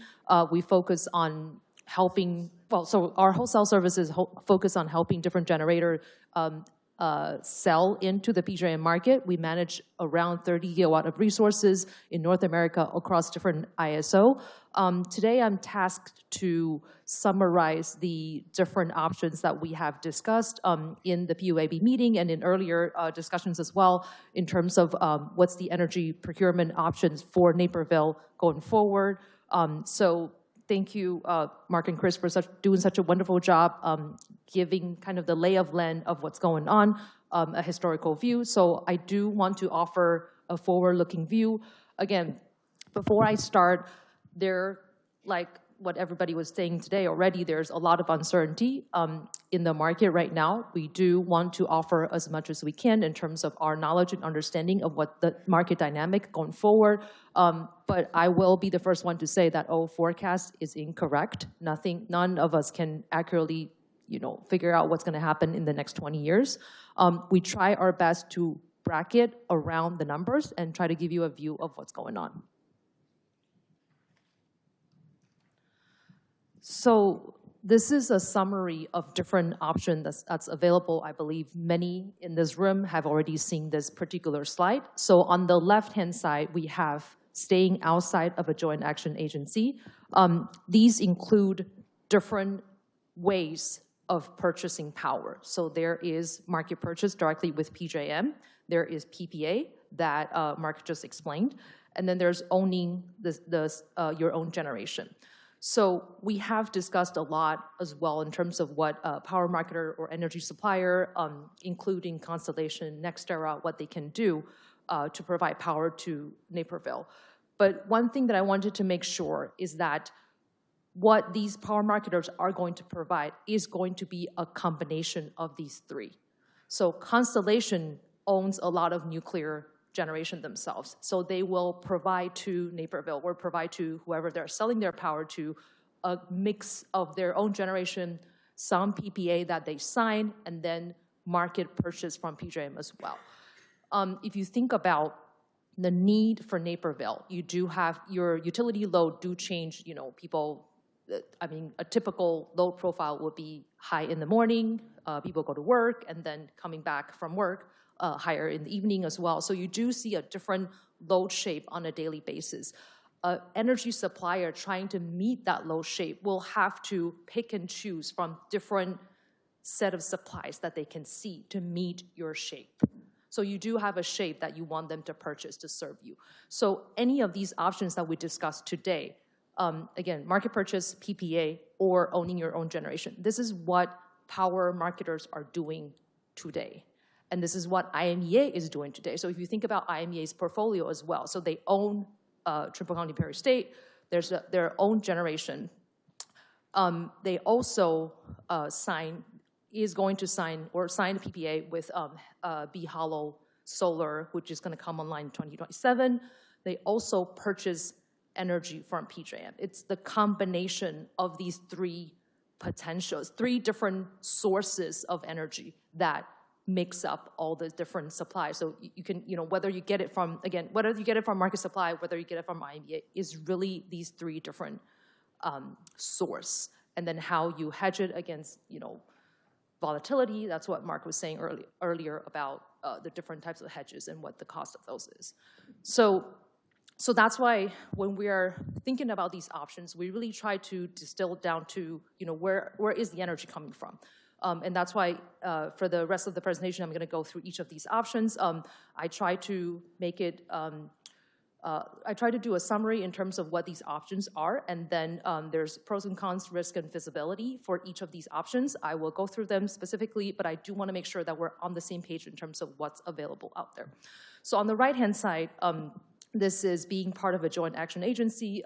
Naperville can choose to stay with IMEA, join a different JAA, or starting a new JAA itself. But that would be, again, a pool decision that you're part of a joint action agency. You can decide how you want to play within it. So the rest of the slide I'm going to go into, starting with market purchase, and then PPA, and then owning generation. I've added one that's focused on the supply contract or power marketer, but again, their power is going to come from these three options. And then the rest would be staying with IMEA, joining a different joint action agency, and starting a new one. I did include the specific costs or cost projections that we discuss at the end of the slide. I will be focusing on those as well. So first of all, market purchase, and thank you, Mark, for doing such a wonderful job explaining what PJM is. There are, as Mark had already explained, there are different things that PJM does. Here, I'm trying to summarize what it looks like if you directly purchase from market. There are different obligations that Naperville would have to take on to become a PJM wholesale market participant.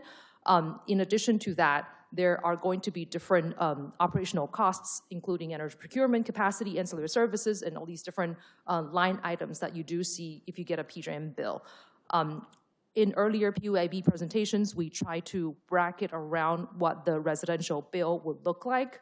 You can refer to that earlier presentation in terms of what's included in the different cost items there. But there's this is where that volatility of, for example, capacity prices or energy price changes would come from, is that's how you fill into the residential bill.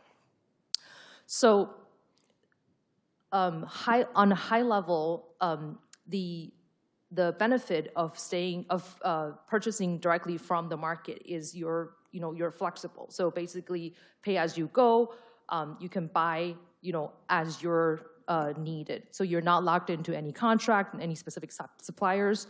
The opposite side of that is there's a lot of price volatility, as again, Mark and Chris showed in their presentation in terms of what it looks like if we look at a backward 15-year view of what had happened in the market.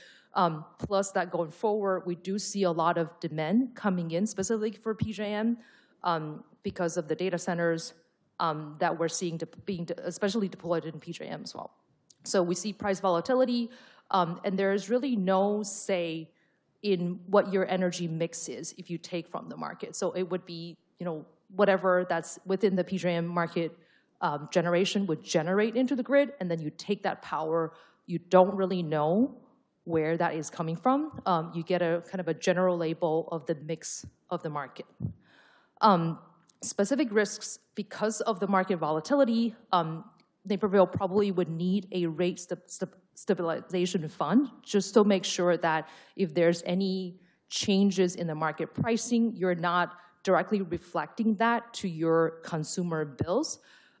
You want to have a line item to just cushion that changes there. And then there's also additional kind of overhead at the beginning when you're trying to participate in the PJM market. This would really depend on your the load size and also as well as the credibility of the city. Feasibility is high. You could go to PJM today and then start the conversation with them and try to figure out how you can start purchasing directly from the market. PPA, as Mark had explained in terms of the physical PPA and virtual PPA. So basically the idea here is that you're buying power directly from a, most of the time it's renewable energy provider. So it could be a solar or wind that you are paying them directly to build this new renewable generation. And then, as in a VPPA, which is probably most likely the case, in a lot of the PJM market, is that you're paying them a fixed cost on the PPA, and then they would in turn give you the market revenue. This is for Naperville to support, if you are looking for more renewable generation, this is the easiest way to do it, that you will put out an RFP and then start soliciting for PPA for different resources and different IPPs, independent power producers, to come in and then to supply to your PPA. In terms of the kind of the benefits and cons here, so you do have control over what type of resources you want to procure in a PPA. You can put in the RFP, the type of resources, what kind of megawatt you're looking for, what kind of shape. So the shape would be coming from, if it's a solar resource, you probably have to pair it with battery storage to be able to meet the shape. It just depends on how you put out the RFP, how you write it, to make sure that it meets your sustainability goal. There's price stability. Again, going back to what Mark had said earlier, stability does not necessarily mean lower pricing. It means that you're paying a specific price over the course of 20 years. That this long-term price would give you understanding of, this is, how much my energy, my load is offset by this particular PPA, and I'm paying a particular pricing for it over the 20-year period. The cons of it is that, as we have seen right now, there is a higher cost associated with renewable. And I do want to make sure that this particular point is communicated clearly. So earlier, Mark had shown a particular PJM supply stack where renewable is the cheapest resources, and then we stack it up with nuclear and coal and gas. That is on the marginal cost of operating. So because with renewable, you're not burning any fuel. So on the marginal cost, it is the cheapest. But when you're actually building a plant, you have to consider the capital cost of it. That's what we're paying in a PPA. We're paying in the PPA the actual solar panel that you're getting. And then you're putting on the ground, there's construction and everything. And that's what you're paying in the PPA. The particular issue right now is that with the pass of One Big Beautiful Bill, the federal ITC incentive is going away, particularly for solar and wind. So we expect that in the next 5 years, and given the demand is still high, we expect in the next 5 years, solar cost is going to increase. I think in the last PUAB meeting, I also showed that overall comparison of PJM PPA price with the rest of the country.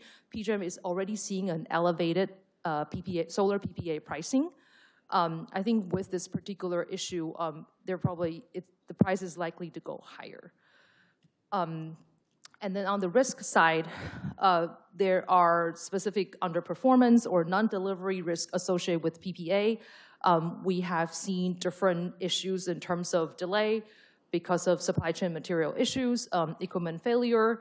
It really depends on the supplier or the IPP, the independent power producer that you contract with, and then trying to figure out, how do we manage these risks. There could also be less energy than expected in terms of generation. All of these variables, we do have to pair that together with the market purchase from PJM that we discussed earlier. So the feasibility of signing a PPA is, I would say, medium. Again, to note that signing particular PPAs are not going to solve all of Naperville's load need. You do need to pair that up with the market to actually follow what your load can do. The next one is on asset ownership. So this particular kind of option has been, I've gotten a lot of questions on this particular one. So this is the idea that Naperville owns a particular asset, and this is also coming from that there are many other municipal utilities in the Midwest kind of still owns generation, either coal or gas, and many of them legacy units. But they do utilize these owned units with a lot of, to supply a lot of internal load. So that is an option for Naperville. There is, however, consideration of CEJA that makes owning a new gas project likely difficult. There could be other ways around it, But I think right now the reality is that gas projects are very hard to come by in PJM. It is, I would say, oversubscribed right now. PJM needs a lot of gas projects. If you look at the interconnection queue right now, you do see a lot of gas projects already in. They are probably subscribed already. There is a reason reliability initiative that PJM has basically fast-tracked a lot of gas projects so that they can support their reliability, which is trying to lower that capacity price that we saw earlier. So in terms of the kind of the summary here, in terms of asset ownership, pros being price stability and control. So when you own your asset, you try to offset your own load with the asset generation. You do get specific price stability, and this is kind of going back to when we discussed why IMEA owning Prairie State and Trimble County in terms of the stability of it is because they control these assets. They operate it, and they don't, and for those coal units, they mine the coal on site, so there's no commodity or fuel pricing specifically. In this particular example, if Naperville were to own your own asset, there could be risks in terms of a fuel price volatility. And then you do get operational autonomy. You can have full control of the units. The downside of it is that, again, if we're talking about a gas unit, there could be compliance challenge depending on where CJA is going.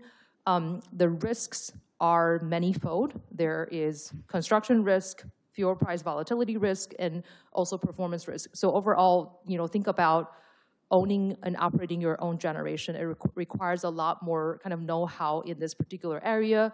The utility would have to acquire a lot more staff to actually to be able to own this, own and operate this asset. So overall, we think the feasibility of this particular idea is low, since it takes a long time and then also a lot of effort to choose this route. So again, coming back to the supply contract or power marketer perspective, we did add that in as a idea to explain that power marketers, again, will procure your power based on their own generation, based on PJM market purchases, and based on PPAs. This is an example of the prices in PJM that I believe, so some of the power marketers, so I've listed them here. There's Constellation, there's Calpine, NextEra. Many of them would bid into these type of auctions. And then you can see the price from year to year. So in this particular case, they bid out a third of their load every single year. So basically, you kind of take an average of the 3-year pricing so that you see the 2021, 22, 23, and 24 winning prices, and it is increasing. In terms of the comparison specifically, so pros definitely being flexibility in resource mix. So again, we've heard many people talk about how going to a power marketer, you would be able to dictate the resource mix that you would like. One thing that I want to kind of contrast in terms of the pros and cons is that, again, they are sourcing the same resource mix. So if you want a higher content of renewable in your resource mix, it is likely that the cost will be higher. So these are kind of the same sort of, two sides of the same coin, basically. The pros in this particular option would be that there's also low administrative burden.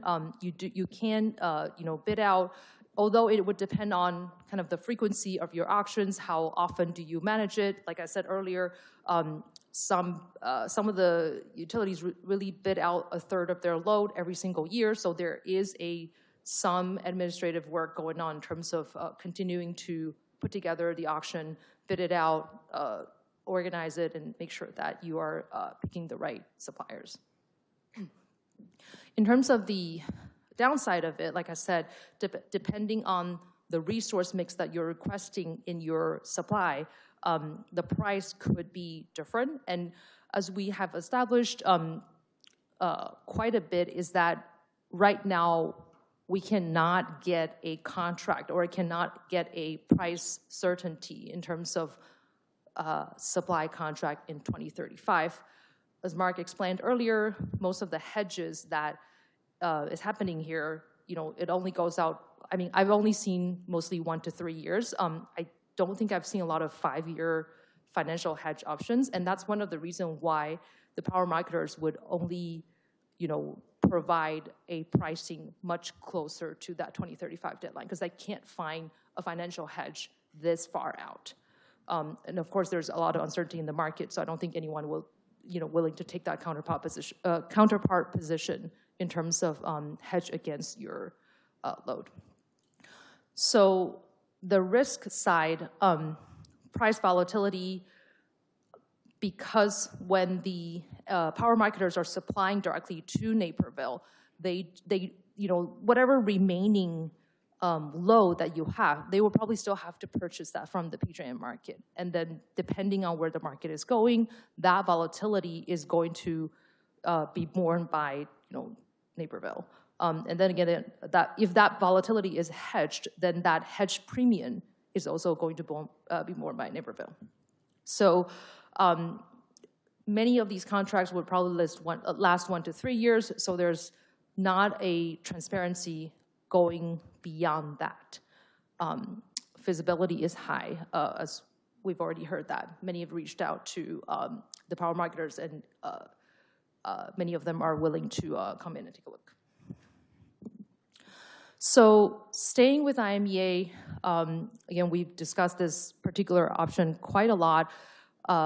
Couple of things I wanted to make sure we're all on the same page is that, so at the MDR clause that is currently in the IMEA contract, if Naperville decides to extend, the MDR clause says 10% of the Naperville peak load can be a member direct resource. So this would be something that Naperville can decide on what you want to procure. So in the later analysis, we had assumed a baseload nuclear contract that is 10% of the peak load, which is about 35 megawatt.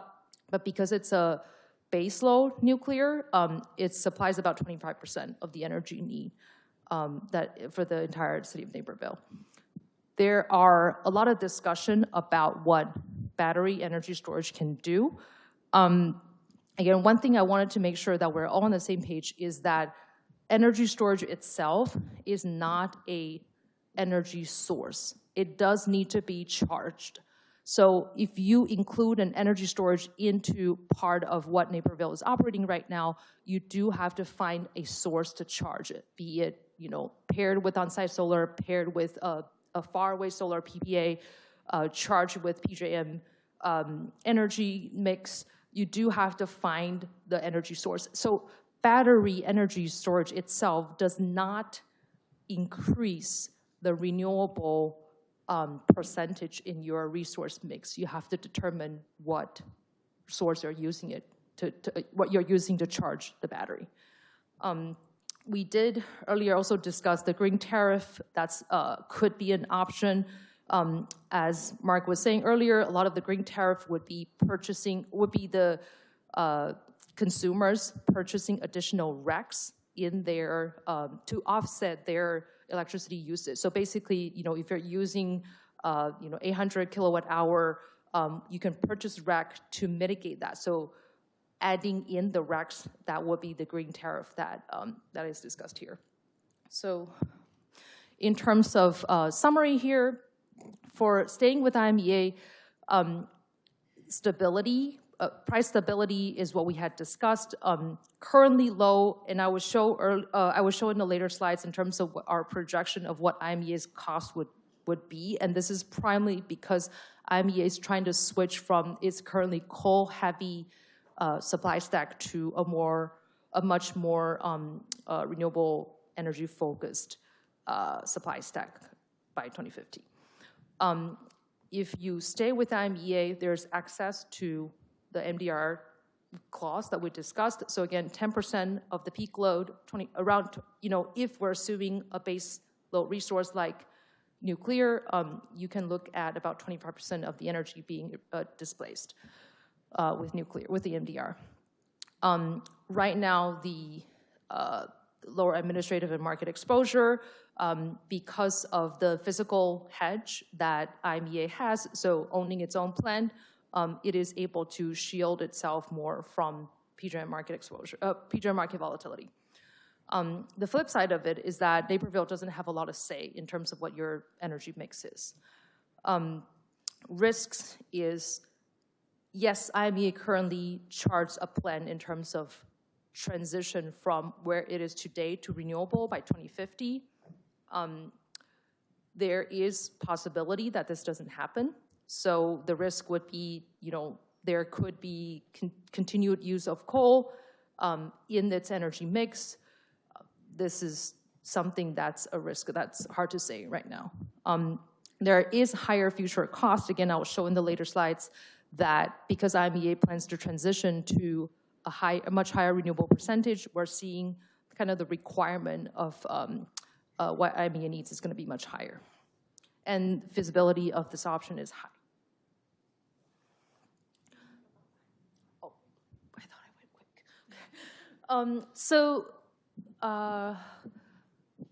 In terms of joining a different joint action agency, I'm going to jump real quick here. For a different joint action agency, the pros could be stable pricing, just like IMEA. Other JAA are very much focused on kind of providing a stable pricing for their members. There could be more local control, that there are fewer members in particular agencies, and if that's what Naperville is considering, that could be a possibility. The cons being that many of these joint action agencies are still heavily dependent on fossil fuels, and unlike IMEA, a lot of them don't really have a plan yet in terms of how to transition out of these fossil fuel resources. Risks being that we're not really sure if others will take Naperville at this point. So we do have to kind of explore a little bit more and see if that's a possibility. Feasibility being median, something that could be explored. Starting a new joint action agency, this is kind of similar to what we had discussed in terms of staying outside. Because if Naperville decides to start a new joint action agency, you have to be the one who's making that decision of what type of power mix you want, what type of energy mix that you want in your portfolio, and who do you want to sign on so that you get a bigger load, potentially more negotiation power. All right, so I am now going to glance over the cost projections, but I just wanted to, I can come back to it if there are specific questions to it. So I have shown this particular slide in the PUAB meeting before, but this is really the projection of what IMEA's supply stack is. So on the top is in terms of megawatt. There's the big bar and then the small bar. The big bar is the nominal or the nameplate capacity, whereas the small bar is how, what can you count in the actual capacity. And then the down below would be the energy part of it.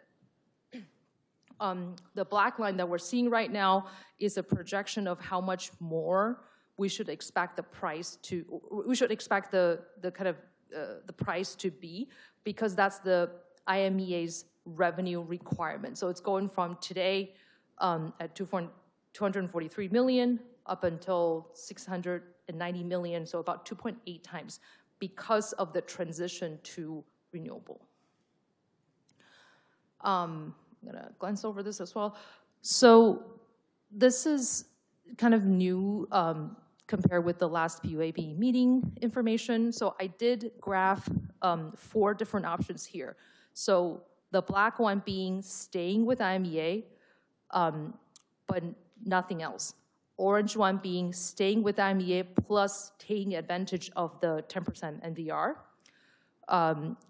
The blue bar and also the blue line on the lower right corner is where the contract expires in 2035, and then you start purchasing from the PJM market mix. And the green line would be the contract expires in 2035, and Naperville decide to go full 100% renewable. This is not, I don't know if this is actually doable in terms of the green bar, but I'm estimating the cost based on what's available in the market today. So we can see that, do I have time? We can see that on the left-hand side, when you look at the cost index, because you start, so for the orange bar that starts, ticking up in 2030, it's because when you take advantage of the MDR option, we're assuming you are taking that 35 megawatt of nuclear based on the PPA. And then that cost will be higher than just staying with the regular IMEA contract. But that, if you look at the lower right corner, it also gives you a lower overall CO2 equivalent emission cumulatively over the lifetime to 2050. I think my time is up, so I'm going to stop here and to see if there are any questions that I can answer. Okay, questions from the council for CES. Mr. Kelly, Councilman Kelly. Thank you, Mayor. Just a question on this last slide. Just following up on what you just spoke about, the 4 different options and the orange one being quite a bit higher than really any of the other 3 in 2030 and 2035. It looks like the extend IMEA contract option, the black bar, starts to, I don't know if it's catching up or if the green or if the orange one is slowing down, but they get a little closer as you get far out. Why is that? So that is because the IMEA mix, so if you think of IMEA, the IMEA mix itself is becoming more renewable. So if we look at the lower graph here, as you go from 2030 to 35 to 40, you see that green bar, the light green being solar, dark green being wind. That's becoming a larger and larger portion of the total energy supply, and that is what's driving the cost increase in IMEA as well. So that is different from if you take the MDR today, assuming that you're signing a 35 megawatt baseload nuclear, that's a different set of costs versus the rest is still coming from IMEA. Does that make sense? It does, yeah, thank you. Councilwoman Gibson. Thank you, Mayor. I have a question on the same, the next slide, 22, I think, actually, so maybe 2. So these are based on costs today and projecting them forward, right? Correct. But we're talking about a contract that would start in 2035. Correct. So in our last presentation, we saw that in 2015, we were actually had hedged and were paying more for electricity than we were paying if we had been with ComEd. So if we had made this chart in 2015, 10 years ago, this would be much different, right?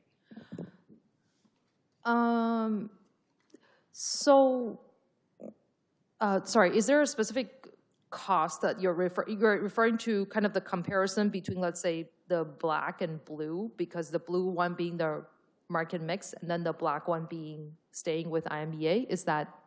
Sure. So I think just in general, if we know over the last, since 2012, our contract, sometimes we've paid more with our hedge, sometimes we've paid less. Right now, we know we're paying less than ComEd. Mm-hmm. But if we had picked a different time in the contract, 10 years ago, because we're also looking 10 years forward now, it could be very different. So in 10 years, there's a lot of factors that could change this, right? So, yes. So I think what you're asking is that whether the projection is accurate. And as I said in the beginning, no forecast is accurate. So we're basing this on, I guess, the best information that we have right now in terms of what we can look at from a pricing perspective. So if you ask me, can I guarantee that? No, I can't. It's the projection of what it is right now. Yeah. Based on the current situation, which is kind of an outlier on the historical context of our IMEA contract. Sorry, can you repeat that? Based on, the current projection, which when we saw that chart, the last 2 years, the ComEd compared to IMEA's, the outlier over the course of our contract. So you're saying whether IMEA's ComEd's price being higher than IMEA, whether that's an outlier or whether that's the last 2 years from the chart, it looks like it. So we're projecting this based on the last 2 years. No, sorry. So no, that's not, sorry. The projection that I have here is based on, sorry, I'm just trying to figure out a way to not put in too much jargon to talk about it. But so the way that we project this is that we look at kind of fundamental supply and demand of what the PJM market will look like. So we do map out. So for example, we look at PJM interconnection queue in terms of how many types of resources are there. We do project based on the different states' RPS goal in terms of how many renewables that they want to add and things like that within the PJM context. And then we take into consideration what's the market situation right now. Like I said, because of the One Big Beautiful Bill, we're not expecting as many solar to come online in the next 5 years. So we take that kind of supply and then what's the PJM's forecast on its demand. So we use that to do what we call production cost modeling. So it's basically kind of an optimization tool to look at, what's the least cost to serve the market. So that's not based on a historical view of the comparison between market mix and IMEA. Okay, helpful. Thank you. Sure. Councilwoman Longbaugh? Thank you, Mayor. And thank you again for answering all my questions in the Q&A. To go back to slide 9 about the asset ownership, and this is one of the ones that I'd asked. It sounds like a gas turbine is just not going to be an option for Illinois. So for us, and not to say that asset ownership is going to be where we would want to go, but would there have been a better option to use, for an example, that would have actually applied to us? In terms of owning a different types of asset, not that I can immediately think of. I think in terms of fossil fuel assets, like you said, CEJA, because of the CEJA mandate, I don't think that's very possible at this point. With the renewable technology, though, most of I would say most load prefer to do a PPA because that way you kind of give the technology maintenance type of risk to the supplier. So the city is not responsible for your own solar panel. You don't have to clean it. You don't have to maintain it. You're kind of outsourcing it to someone else. So that's usually done through like a PPA. Okay, yeah. that makes sense. Thank you very much. And also thank you for mentioning the battery storage. I had a question, wondering where battery storage fit, if that was part of this asset ownership, and you answered that, so thank you very much. Regarding the power marketers, like in your presentation, and I asked you this as well, like you were saying that it was 1 to 3 years, but one of the speakers earlier was saying that they're very flexible and can be 1 to 3, 5, 10, and so maybe this is more of a question for staff, if Director Groth, if like what some of the other municipalities in Illinois, like that would be comparable size, are any of them using power marketers? It might not be a question that you can answer tonight, and that's fine, but just kind of, there's 1,200 municipalities in Illinois, and if we looked at the top 50 population, how many, if any, are using power marketers, just to give us a comparison, I think would be an interesting thing to see. Director Groth? Certainly. I think those other municipalities are in a different situation than we are, right? We own our own municipal electric utility, and those power marketers that may be selling power to other towns are generally doing so, and perhaps Mr. Pruitt could elaborate a little bit more. I think he has a bit more experience in this space, but they're typically selling RECs to those communities and not necessarily selling the actual electrons to those communities. But I'd be interested in hearing what Mr. Pruitt said. So are you saying that there's really no apples to apples municipality-wise, us to anybody in Illinois who's doing it? That's correct. I would, it's kind of a bit different, but I would lean towards the IMEA communities, the NIMPA communities. There are a few communities such as Newton, Illinois, who bid out their power. They're much smaller than us. They've traditionally used 1-year contracts. We've talked to them. 3-year contracts include a lot of price risk, and so they've not traditionally done that. So from the research that we've done, it's typically 1-year power contracts for smaller municipalities that have their own electric utilities. All right, thank you. Councilman Kelly. Thank you, Mayor. One follow-up on that slide 22, if we can go back to you have the 3 different charts. Thank you. I was just looking at it closer in the relation between the slide on the left and the one on the bottom right.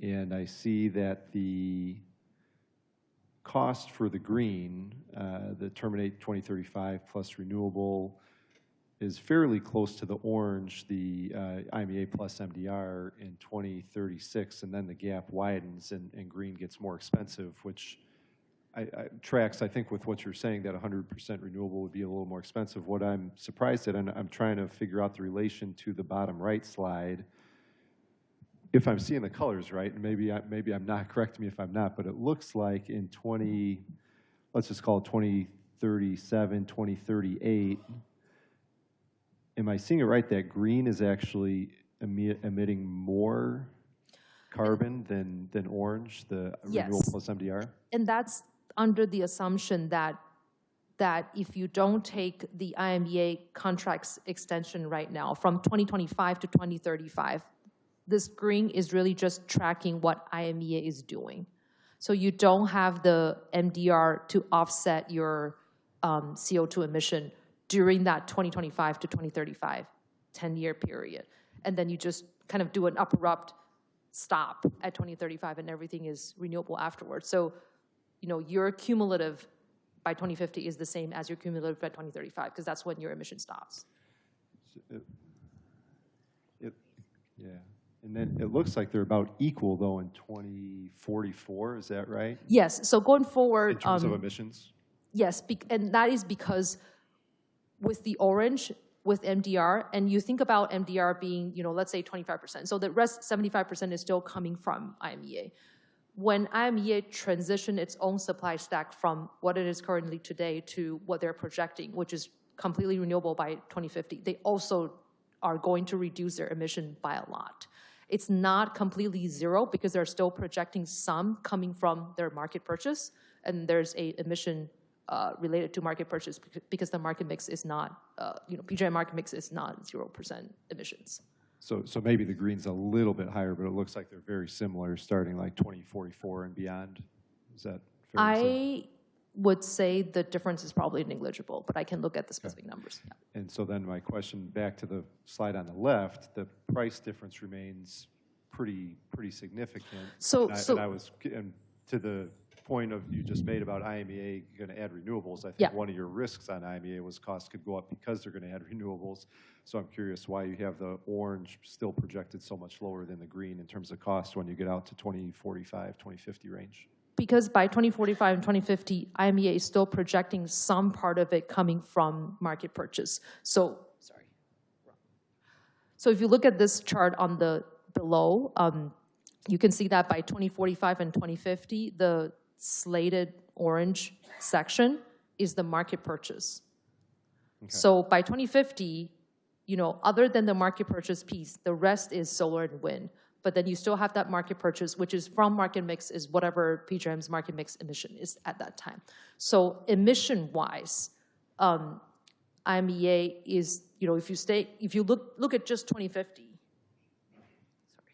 emission-wise, if you look at just 2050, you see that IMEA still has emissions. So if you look at the top right one, I know there's a little, by 2050, the orange bar is small, but it's compared to no green bar at all, because the green bar means completely renewable, no emissions. So by 2050, you would still have some emission that's coming from the market mix. Got it. That's the difference. And are those differences proportional? Would you say the cost difference, is that similar at a percentage rate to the emissions different, or is one accelerating faster than the other? I will, and I understand that these are not presented on the year-to-year basis, but I will need to confirm that particular percentage to get back to you. All right, thank you. Councilman Wilson. Thank you, Mayor. I guess with this slide 22 again, for the orange bar, presumably if that renewable were to be gotten from nuclear, where is this pricing coming from? Is it coming, so is it coming from a new build or existing? So there's really not prevailing PPA nuclear price out there that I can get pricing from. So I used a levelized cost of energy from Lazard. if you look at the Lazar report, there's a range, and it goes from, existing to new build. I believe I used the middle point, which is around $190 per megawatt hour. Okay. Yeah. But if we were to purchase it from existing sources, because I've also seen the cost be significantly cheaper than that, anywhere from a third to half the price. I want to agree with you. However, I want to caution that there's also a lot of demand looking for nuclear right now, especially in PJM. Again, data centers coming into PJM, a lot of them are trying to just directly contract with nuclear so they can take that power. So even if the cost on the existing nuclear is lower, you are facing some competition in terms of trying to vie for that power. So I don't know if that would make the cost a lot cheaper than what I'm projecting. Okay. Yeah. I guess that would require more transparency from other folks too. With regard to the CO2 emissions, so just to be clear, I guess if we were to use that MDR option, I guess this kind of reflects what your conclusion was at the PUAB board meeting. Correct. Or recommendation, I should say. Would it be the MDR option because of folks' desire to reduce CO2 emissions and be the most cost-effective option that we are presented with? Is that accurate? That's correct, yeah. And so that being said, with that slide here on the bottom right showing the cumulative CO2 emissions projections, that with the MDR option, it would be lower CO2 than going terminating in 2035 using renewable. Yeah, and that's mainly because that once you decide to sign the extension of the contract, you can start utilizing the MDR option right away. So this year, today, instead of waiting for up until 2035 when we stop the contract with IMEA, and then you start procuring after that. Sure, yeah. Sure. And I guess just to rehash this point, the black bar there is solely because of the CEJA requirement. Would that be? The cost of it, yes. The cost of it, the reason why IMEA's cost increased so much is because of them trying to move away from their existing supply to fully renewable by 2050. Sure, due to CEJA. Yes. Thank you. Councilman White? Yeah, thank you. I'm just curious, as we're talking about MDR and IMEA is proposing 10%,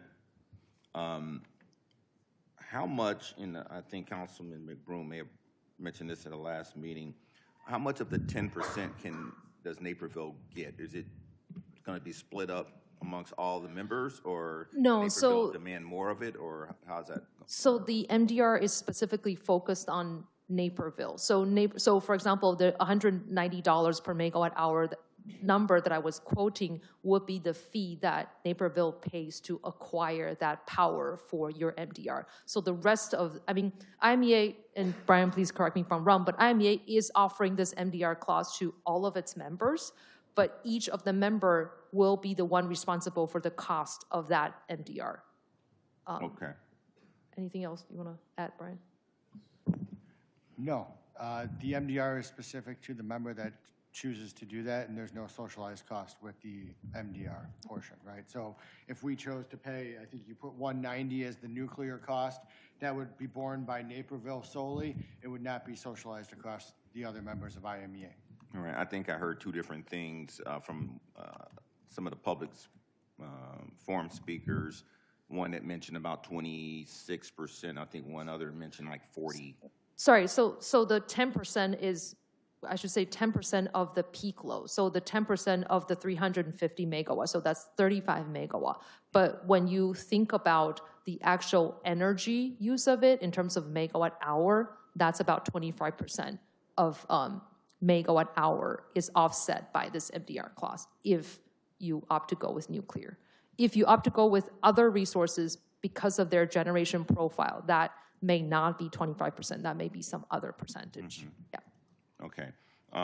One other thing, because you mentioned that the renewable is more expensive, And it sounds like, which I found surprising, although that's been going back and forth as well here, depending on who I'm talking to. But with the, I guess my question would be, you mentioned it was more because they're having to they got to pay the debt for building all the renewable plants that they're doing. The CapEx, yeah, the capital expenditure, yes. Now, isn't IMEA is going to be faced with the same thing if their plan is to go zero? Yes. So if that's the case, you mentioned that it's more expensive if we go the other way. So if you look at IMEA is faced with the same exact issue.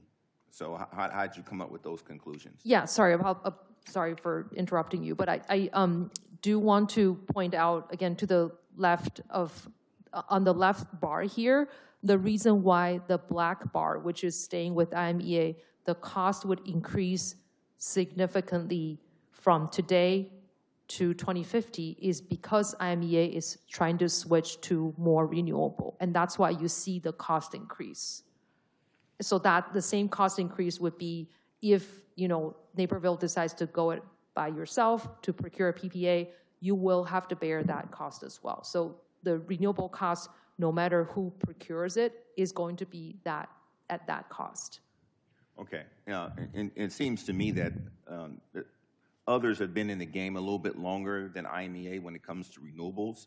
So I would make the assumption that they're going to have their stuff paid off sooner than IMEA because IMEA hasn't even built theirs yet. So I would think the cost, I don't know, would go down for the other sources compared to IMEA when it comes to renewables. So the way the renewable PPA work is that a solar, let's say if a solar or wind PPA, they propose to supply to you and you're the off-taker of the PPA, you do have to commit it to for 20 years. So they will give you a pricing for 20 years and sometimes it increases at 1% per year, sometimes flat, but that pricing is committed at the beginning of your solar plan. So you basically committed to putting this much money down to support the solar plan. So the solar plan then can take your off-taker contract to their financing party and say, hey, I got this contract in hand, Naperville agrees to buy 20-year from me at this pricing, and therefore you should sponsor, you know, you should supply me with fund to build this. So that goes under the assumption that correct. If we went with them, they would have to build it. Yes. Okay. Yeah. What about if it already exists? I guess would be my question. So if it already exists, so for example, as part of the power market portfolio, they are already paying a specific PPA price to, you know, support, and then they have to find a load to take up that power. So depending on when they sign the PPA, the pricing could be different. It could be lower or higher in the past. It would depend on what they have signed. But they're not going to, I mean, the power marketers are not going to directly pass that on to you and say, because I signed this plan at $50 instead of $80, I'm going to give you a discount. Because again, they are the one who's trying to, I mean, if they actually have a lower cost on solar, maybe, and then the market price is higher, they will probably try to sell it to the PJM market rather than selling to you and giving you a discount. Does that make sense? Yeah. Okay. Thank you. Sure. Councilman Olzar. Thank you, Mayor. And Ms. Yu, I really appreciate the presentation. I want to focus on the graph in the bottom right corner, the cumulative emissions projections. If Naperville signs the renewal with IMEA, is IMEA contractually bound to meet the projections in this graph? You mean in terms of their supply mix? Are they contractually bound to hit the targets that are in that graph? Brian, you want to? Director Groth. I think the question is is there contractual language that IMEA has to retire Prairie State or anything like that? And there is not. Okay. A prior speaker referred to those goals as aspirational. Also, a prior speaker mentioned that under CEJA, it's actually not the law that Prairie State has to shut down per se. That are other factors that would go into that analysis. So I guess my question is, would you agree that those two ideas are mutually exclusive? So if Prairie State is not retired and that's where we get our energy, then what's on this graph is just not going to happen? Correct. Okay. Yes. Thank you, Mayor. Councilman McBroom. Thank you, Mayor. Just got a couple quick ones. Great presentation, thank you. I think you just pointed out a pretty significant difference to me when you were talking about power marketers. And for example, if they invested in a solar PPA and that were to be paid off, they wouldn't necessarily be motivated to pass along those savings to the end user, correct? That's correct, because that's part of their portfolio, and they can sell it to whoever that is willing to take up the power. Yeah. Because they're in it to make a profit. Yes, right? That's correct. Yes. And that would be a distinct difference in a joint action agency or our situation at IMEA. They are just passing along costs to us, correct? That's correct. Yeah. Okay. As far as Prairie State not closing down, the law says that it is. In your opinion, for what reason would Prairie State stay open? So, Mark, feel free to jump in here. So the reason why, and this is what we have seen, I would say in the probably last 2 years, what PJM has done is that as we have seen the capacity price of PJM is going up, that signals that there's not enough capacity in the market, not impacting the entire grid system reliability. And that would be the reason why, so that's part of the CJOG clause saying that they should close down unless PJM says they shouldn't for reliability reasons. Okay, thank you. So the law is saying this plant is closing down, and the only reason why they would not close down is because they can't. It's because we can't keep the lights on, right? It's because the grid reliability is being threatened if they close down. Yes. Okay. Last thing here, and I hope you don't take offense to this.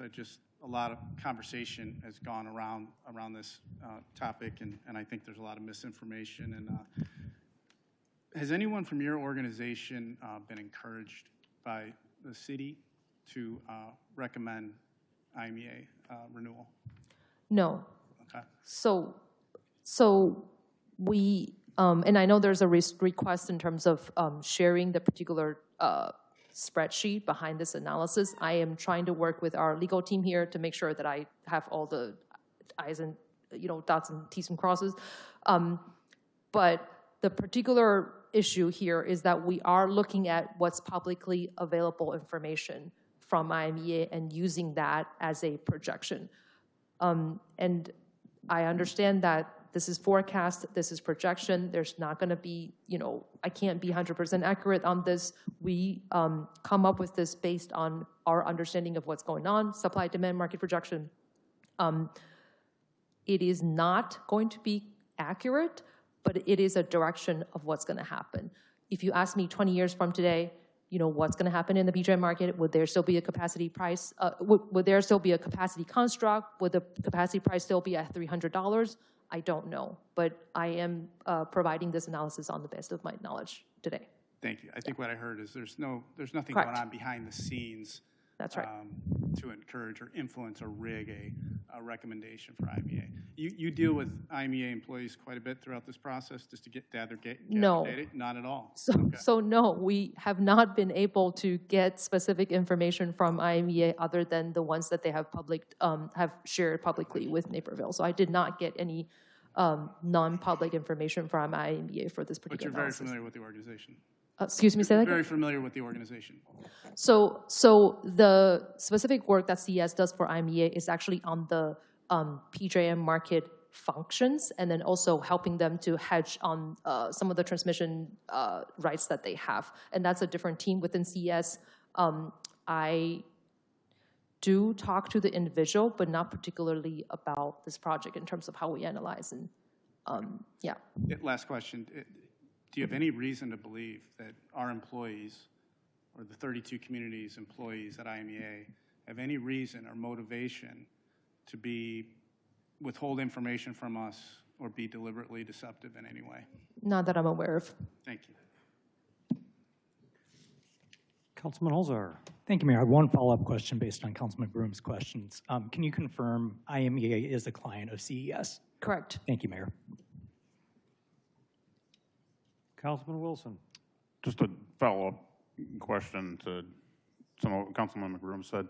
Have you recommended to other municipalities or organizations to just use green energies?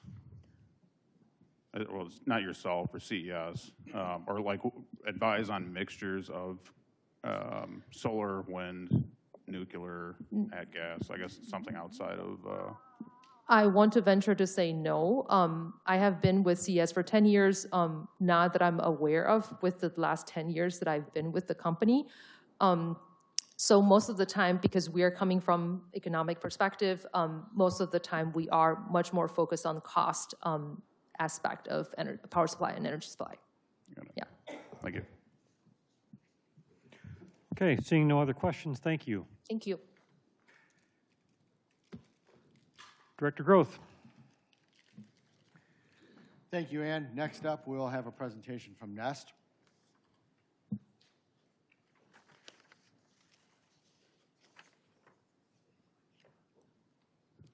So as a reminder, Nest has 30 minutes.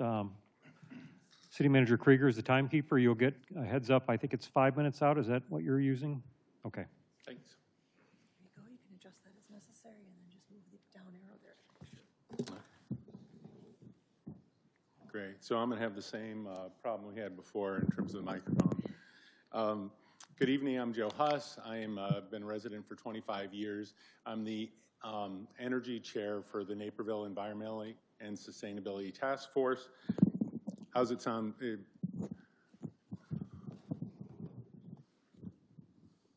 Thanks, Benny. So we'll, and I certainly appreciate all the time and effort that you guys have spent going through all these materials. So today I'll cover what our current state is, what an alternative could look like. I'll compare IMEA to alternative and then propose a path forward. I think the speakers over the last few weeks coming to City Council have done a good job of communicating kind of the key points about the contract that cause concern. One is that there's no prices in the contract or there's no price caps. The second is that there is no commitment, as Councilman Holzhauer just mentioned, there's no commitments in the contract to reduce the billions of pounds of pollution that they create every year. The third is that the proposal gives us so little voting power that we have no control over what happens to Naperville ratepayers. And the fourth is it locks us in for 30 years. So we can't move to a better provider no matter what reason, either cost or changes in the law. Although it's an enormous multi-decade contract and we're considering signing it in 3 weeks before we received any competitive bids or having any competitors present alternatives. And I think you guys have asked a number of good questions that those power marketers could give you accurate information on. So I appreciate all the speakers that came before me. I would have clapped if I could have at the previous meetings. I also heard, we were trying to figure out what the cost of this is. I've heard numbers ranging anywhere between $1 billion and $3 billion. For our presentation, we used the CES number, which is $3 billion. But the fact is that nobody knows what it's going to cost, and that's troubling as a ratepayer. So obviously, Nest strongly opposes the early renewal. We believe we can find something that's less expensive, that's better for business, that's better for the environment, and that's less risky for ratepayers. When considering whether to extend a vendor, it's best practice to look at their past performance. These are a few articles written about our current IMEA contract, and one describes it as a nightmare, so you can guess where this is going. The first article describes the high cost and says IMEA was charging us 35% more than the city of Chicago at that point, and the cost overruns from building the largest coal plant that they have were the reason our rates were so high. And as Naperville ratepayers, we had to pay those costs. In terms of the environment, the second article talks about how IMEA is, quote, one of the nation's largest sources of climate change pollution. The third shows how inflexible our situation is. When IMEA experienced, quote, soaring cost overruns, it didn't have the flexibility to avoid those costs because of its coal ownership. And that's a fundamental problem being an IMEA member, is that IMEA is locked into those contracts with the coal companies. And not only do they own the coal, partial owners of those coal plants, but they're also required to take their power regardless of what that power costs. So unfortunately, IMEA is a minority owner of those coal plants, so it can't control what happens in the coal plants, and Naperville has minority control of IMEA, so we can't control what IMEA does. So in short, Naperville won't control its destiny for 30 years if we sign this deal, but instead we'd be at the mercy of other owners of those coal plants and other IMEA members. To validate the TRIBS number, Nest ran the numbers themselves, and we put them in the appendix. Our analysis showed we paid more than $300 million over the past decade. We were using actuals, not the hedge number, and we were only using years that we were customers, whereas their analysis include years that Naperville was not a customer. Please note the red bars. I'm going to talk about that a little bit later. Those are the transmission costs, and you can see they have been increasing, and I want to talk about a way to reduce those costs going forward. So given the high costs and given all the pollution, why are we considering IMEA's latest offer? And I can only credit IMEA's sales team, and their approach has 5 parts. The first is to lock us in before we get competitive bids. They know that no one, including IMEA, will give us any cost commitment 10 years out, but they're less likely to win if the dozens of other companies that compete with IMEA are able to bid on this. And second, their sales presentation says what we want to hear, but it does not match the contract. So let me share an example of an IMEA sales tactic. At the last city council meeting, during public comment, someone said, IMEA is committed to cleaner energy.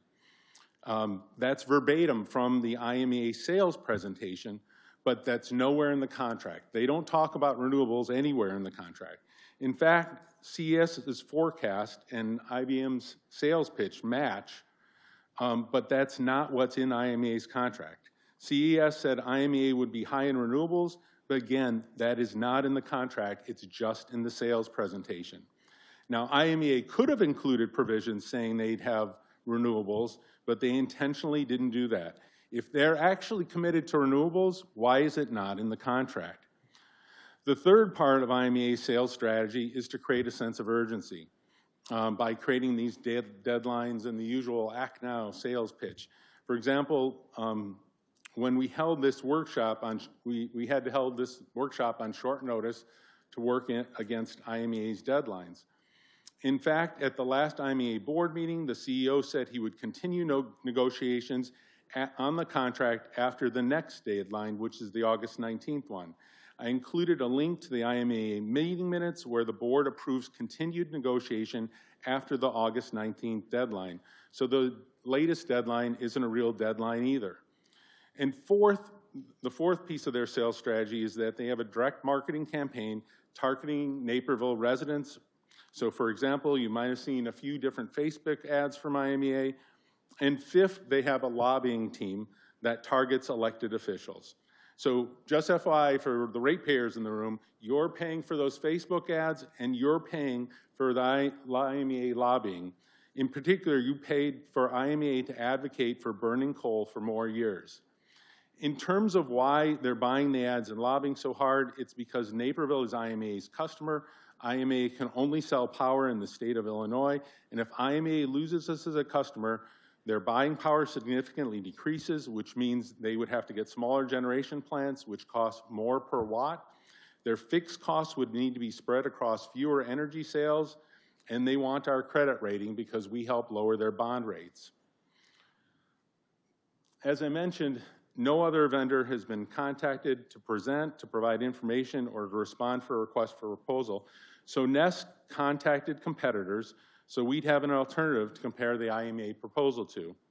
And the obvious choice where most Illinois customers get their power are power marketers. There are dozens of power marketers that can meet our need, and several asked to participate in this workshop. Hearing from at least one alternative to IMEA would have been valuable for both the public and the council. These providers generate most of the electricity in the United States, and unlike IMEA, competition drives these companies to reduce costs and innovate. Capitalism actually works. There are 5 benefits to power marketers. First, there's price certainty because it's specified in the contract. Second, there's shorter term duration, so we have greater flexibility. Third, they manage a much larger fleet of assets, so they can get economies of scale that IMEA can't. And fourth, we can structure the contract to better suit our needs. We don't have to negotiate with 31 other members to get something in our contract. The city wouldn't need to hire additional staff because they provide the same services that IMEA does. So this is a detailed look at one of an infinite number of possibilities if we don't sign with IMEA. And in terms of the risk that was discussed earlier, by having this mix of portfolio of different options, that reduces our overall risk. We can include components like city-owned battery, which would reduce those capacity and transmission costs, so the red bars that you saw on the IMEA cost slide. It's a great way to avoid those PJM auction prices. So if we had a battery, we wouldn't have to buy as much capacity or transmission. It's the physical hedge that we were talking about earlier tonight. Another option is to give customers a time of use charge so they have more control over their purchases. One example of what this could look like is our neighbor Iowa, with 75% clean power, 20% lower costs than Naperville, and they kept their jobs close. More examples include California and Texas. These are charts that show the energy that was provided all throughout the day. You can see significant renewables in both states. They rely on batteries to enable solar and wind to power more hours of the day. Texas uses the most renewables of any grids, and its costs are 15% lower than the national average. So this isn't far off technology. This is new technology that's supporting much larger loads than Naperville's today. And it isn't a coincidence that Texas and California's grids have the lowest wholesale electricity cost. The coal lobbyists often present this as a choice between clean, expensive power and cheap, dirty power, and that isn't the case. These new technologies are both cleaner and cheaper. And now we'll take a deep dive into comparing IMEA to the alternative. It's best practice to develop a selection criteria when selecting a vendor. Ideally, we'd like to engage businesses and residents to find out what's most important to them in an energy contract. Since the city doesn't have a selection criteria at this point, I used cost, business impact, risk, and the environment, and we'll start with cost. I can tell you we're paying over $85 per megawatt today, which is expensive. If you hear IMEA will be less expensive than $85 in the future, then ask them how they're going to do that and why they aren't charging us the lower cost today. I can tell you that we would have saved over $300 million over the time period that we looked at, which matched up with what was in the IMEA sales presentation. If you see cost estimates that say IMEA's prices will decline because we won't have bond payments, just remember that IMEA's largest coal plant needs to shut down, so we'll need to pay for new bonds for those new assets. So no one can tell you what IMEA or the alternatives are going to cost in 2035 or 2055. Anyone who claims to provide reliable cost estimates that far out isn't being straight with you. And I appreciate that CES said repeatedly, this is a forecast, we know it isn't right, we're looking to the future and making our best guess.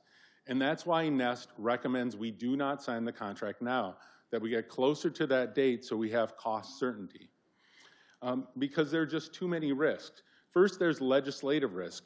What parties and presidents will win over the next 3 decades? What will their energy policies be? Who will be our governor? How important will the climate crisis be to that government? Second, the technology is rapidly changing. 10 years ago, no state had more than 2% of its energy from solar power. Today, 2 states have more than 30% of their energy from solar power. Battery prices have plummeted, so now most solar fields are equipped with batteries. If we had taken those cost forecasts and gone back 10 years on solar, you'd have seen people think the price of solar was completely unacceptable for using for a city. And now we find because of technology, it's a viable option. So I'm going to run through a few slides, and they're going to have the same message, but just from presenting it different ways and from different sources, basically saying that Coal is declining and people are retiring it and people are moving to renewables. So this chart shows that coal's been more expensive for decades. The left lower chart shows that those high costs have driven down coal usage for 20 years. And the lower right chart shows that coal is being retired more than any other type of resource in the grid today. So if coal is cheaper, why is everyone shutting it down? Why is it losing market share? Do we think the investors didn't understand their investments when they retired those coal plants and built all those renewables? This is Lazard that you guys are probably used to seeing. The headline is that renewables continue to be the least expensive energy source, far less than coal. And since most of IMEA's power is from coal and our bill is $85 per megawatt, this chart fits with what we're seeing. That coal position manifests itself in record renewables being added to the grid. Please note the significant increase in battery storage capacity, because I'm going to talk about that in a couple of slides. If you don't like Lazard, Ernst Young concluded that solar energy is significantly less expensive than fossil fuels. And this article says that renewables are the lowest cost energy source even without subsidies. So the federal law changes won't alter that situation. That aligns with the fact that new coal plants weren't built years before the IRA was passed. And even though coal is forecasted to decline faster than any other source, that's even with new coal subsidies in the big, beautiful bill. These are charts from the Department of Energy and Bloomberg Energy show that they both forecast that renewable technology will become significantly less expensive. And if you look at the 2035 number when our IMEA contract expires, you can see those lower costs. We can take advantage of that trend. NEST has been developing a proposal to add a local battery that reduces our capacity and transmission cost and ultimately save us millions. Those are the red bars that we can make smaller on the IMEA chart. We can take advantage of those dropping costs that you see and a 50% investment tax credit on batteries. And I just want to remind you how dependent IMEA is on coal. 86% of the power they generated last year was from coal. The article on the left says IMEA's Trumbull County is, quote, planning to burn coal through 2066. Again, CES modeled the sales presentation, not what the interviewer of the Trumbull County owner said about how long they're going to keep their plant running. Again, that's not, shutting down that coal plant is not in the contract. And even if IMEA wanted to shut down the coal plant, they're a minority owner. They can't choose to do that. They don't have the power to do it. So saying no to this proposal sends a message to Trumbull County that large customers are leaving coal, and if they want to keep their customers, they're going to have to move to affordable, clean technologies. The chart on the right shows that if Naperville continued with coal, we'll be one of the last cities in America running on coal. I summarized some of the cost information here. There are 3 other items of note. First, a lot of new generation will be built, when, as I said, when Prairie State is retired. And the last time they didn't do so well in terms of building new generation. They were billions of dollars in cost overruns when Prairie State was built, and we have links to that in the appendix. Second, if we don't go with IMEA, we can sign a shorter deal, conduct more frequent RFPs, and allow us to switch to the lowest cost company every time. So that long line that you saw where sometimes IMEA was more expensive and sometimes it was less expensive, if we have a provider that's more expensive, we switch off to a less expensive provider. We don't have to stay for 30 years with a single provider. The third piece of cost is that it's unnecessary to restrict peak shaving. It results in higher capacity and transmission costs for us. IMEA preventing us from lowering our peaks means they're preventing us from controlling our costs. It's a terribly anti-customer clause. I have no idea why they would put something like that in their contract. We would save millions of dollars if we implemented peak shaving. And please remember, I'm arguing that we shouldn't be using anybody's forecasts when making this decision. No one knows what electricity is going to cost in 20 or 30 years. We shouldn't be buying our contract 10 years before the current one ends. Next, I'll talk about the impact on jobs and the economy. In terms of impacts on our businesses, which affect our local jobs and our local economy, I want to highlight 3 points. First, most of the money we give IMEA goes to either Kentucky for their coal plant there, or most of it goes to the coal plant 4.5 hours away. Instead, we could be like Iowa, where more jobs and money are kept local. Second, the contract doesn't prevent IMEA from sending more dollars and jobs out of Illinois when CEJA takes effect. So there's nothing in the contract that says they're going to get renewables. There's nothing in the contract that says we're going to keep ratepayer dollars in Illinois. Third, as the EU, Australia, and other companies are first requiring emissions reporting in their earnings statements and eventually implementing carbon taxes, Naperville will be less likely to attract or retain global employers if we stay with IMEA. Next, I'll compare the risk, flexibility, and control of the 2 options. Obviously, the biggest one is that they're locking us in for 30 years, and that's unprecedented to see that much flexibility lost in a contract. We're betting billions of dollars of Naperville ratepayers' money that there aren't going to be changes over the 30 years that might make IMEA not the best provider. It's also important to know that when you sign with a vendor and you don't have any opportunity to get out, your service typically declines, and we lose all leverage to negotiate a better deal for decades. The second is the governance problem. We pay for 35% of IMEA's bills, but we get 3% of the vote. We already have to ask IMEA's permission for things that other communities are already doing. And third, Naperville is by far IMEA's largest customer, approximately 30 times larger than the average IME member. 2/3 of their members have a population under 5,000 people in their towns. What that means is that unlike Naperville, most members don't have the scale to purchase utility-grade batteries for peak shaving. So IMEA doesn't allow us to do that. Given the zero-sum nature of IMEA's costs, if Naperville's costs decrease, the cost to those small communities would increase, and consequently, those small communities limit what we can do. Additionally, you can see references to in some of the other presentations to the MISO grid and the problems they're having on MISO. The majority of IMEA's generation is not on our grid. The majority of IMEA's members are on MISO. We don't need to worry about MISO problems if we leave IMEA because we're on the PJM grid. And fourth, IMEA can take on debt that Naperville is required to pay without Naperville's approval. Let me repeat that again because frankly, I found it hard to believe. IMEA can take on debt that Naperville is required to pay without Naperville's approval. It's a huge financial risk that we wouldn't have with any other vendor. And that also applies to legal costs. So if they get sued, we have to pay. No other vendor is going to have that clause in their contract. Next, I'll compare options on the environmental impact. Unfortunately, given that CS modeled the sales presentation and not the contract, we don't have a single model that shows what emissions are.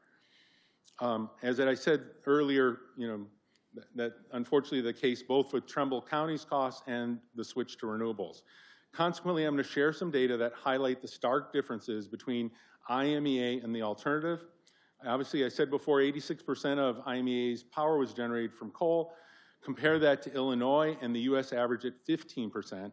And yes, coal does generate twice as much greenhouse gas per watt as natural gas. In fact, IMEA's plant is the largest greenhouse emitter in the state of Illinois and one of the largest emitters of pollution in the nation. This chart is from the city's greenhouse gas report. It makes clear that electricity is by far our largest source of CO2 emissions. And IMEA produces 3.5 billion pounds of pollution a year to generate our electricity. IMEA electricity is undeniably dirty. Now some are proposing member-directed resources, and frankly, I'm a little confused about it in the sense that why would we continue to buy power from IMEA if we think buying power from someplace else makes more sense? And MDR is just saying, I don't like IMEA's power, so I'm going to buy somebody else's power. But even if we said that IMEA, an MDR would be a good idea. Here are the issues that, in terms of implementing it. As I've mentioned, IMEA's sustainability plan is no part of the contract. So conceivably, you do an MDR for a few years, and then you flip back to 100% coal after that point. Second, MDRs would require approval from the IMEA board, and that's 31 cities that we don't control. IMEA board has to sign off on any MDRs. Third, IMEA would charge us an unspecified management fee, and if we sign this contract, we'd have no control over that management fee. And IMEA's never figured out what the management fee is going to be. Fourth, Naperville would need to identify IMEA-approved vendors and have the council approve the cost, and none of those four things has happened. So frankly, I think the MDR is a red herring, and we should focus on getting a new provider in 2035. If IMEA truly cares about sustainability and what's in members' best interest, they would allow Naperville to explore MDRs now, like the other 28 members that are part of IMEA. Then they could do that. And it would put the other thing that obviously they'd have to do is to put the sustainability plan that's in their sales presentation into the contract. So all that greenhouse gas leads to the dangerous climate changes that we see today. We just saw the terrible flooding in Texas, and I could use my entire 30 minutes talking about deaths and damage from weather disasters caused by climate change. The earth is warming due to greenhouse gases. With IMEA, we're causing more damage than the average person on the globe, more damage than the average American, and more damage than the average person in Illinois, because our emissions are higher than any of those populations. Every coal plant we shut down makes a difference. Every fraction of a degree lower means less severe weather disasters. If we don't extend this contract, we send a message. Not only will we stop giving money to IMEA to lobby to burn coal, but we'll also be a leader that other communities can follow in the transition to modern, clean, affordable electricity. So this slide summarizes the environmental comparison. Americans are increasingly concerned about climate change and believe it's a serious problem. Any alternative would be dramatically better than IMEA's proposal because on a per watt basis, IMEA is among the most serious polluters in the country. This table is the selection criteria that I presented earlier, and IMEA's proposal lost to the alternative on every single criteria. IMEA lost on cost because it's contractually tied to old, expensive generation that will be even more costly later in the term of the contract as operating costs rise with old coal plants. IMEA lost on impact for business because it pulls millions of dollars out of our local economy every year. IMEA lost on risk because we can't get out for 30 years no matter what changes happen with cost, technology, or legislation. And IMEA lost on the environment because it generates billions of pounds of pollution every year, and it'll continue to be a large polluter for the next 30 years. There's no question that we should not renew at this point. What we should do is a rigorous, transparent selection process that befits a decision this important. For a purchase this large, we should follow our procurement code and do a competitive bid, which helps get the lowest cost for Naperville. We should do that in a timeline that serves Naperville residents. We'll know that IMEA is still driving this process if we're back here in the fall discussing IMEA's latest proposal and deadline instead of discussing what alternatives we have as a city. We need to stop reacting to IMEA's latest offer and start taking control of the process. So here's a structured process for making a $3 billion decision that'll impact Naperville's residents and businesses for decades. As soon as we reject IMEA's latest offer, we can start a strategic procurement process. So in closing, sometimes I find it hard to believe we're even considering this, because coal is shutting down across the country because it's too expensive, and clean energy is booming because it's both cheaper and better for the environment.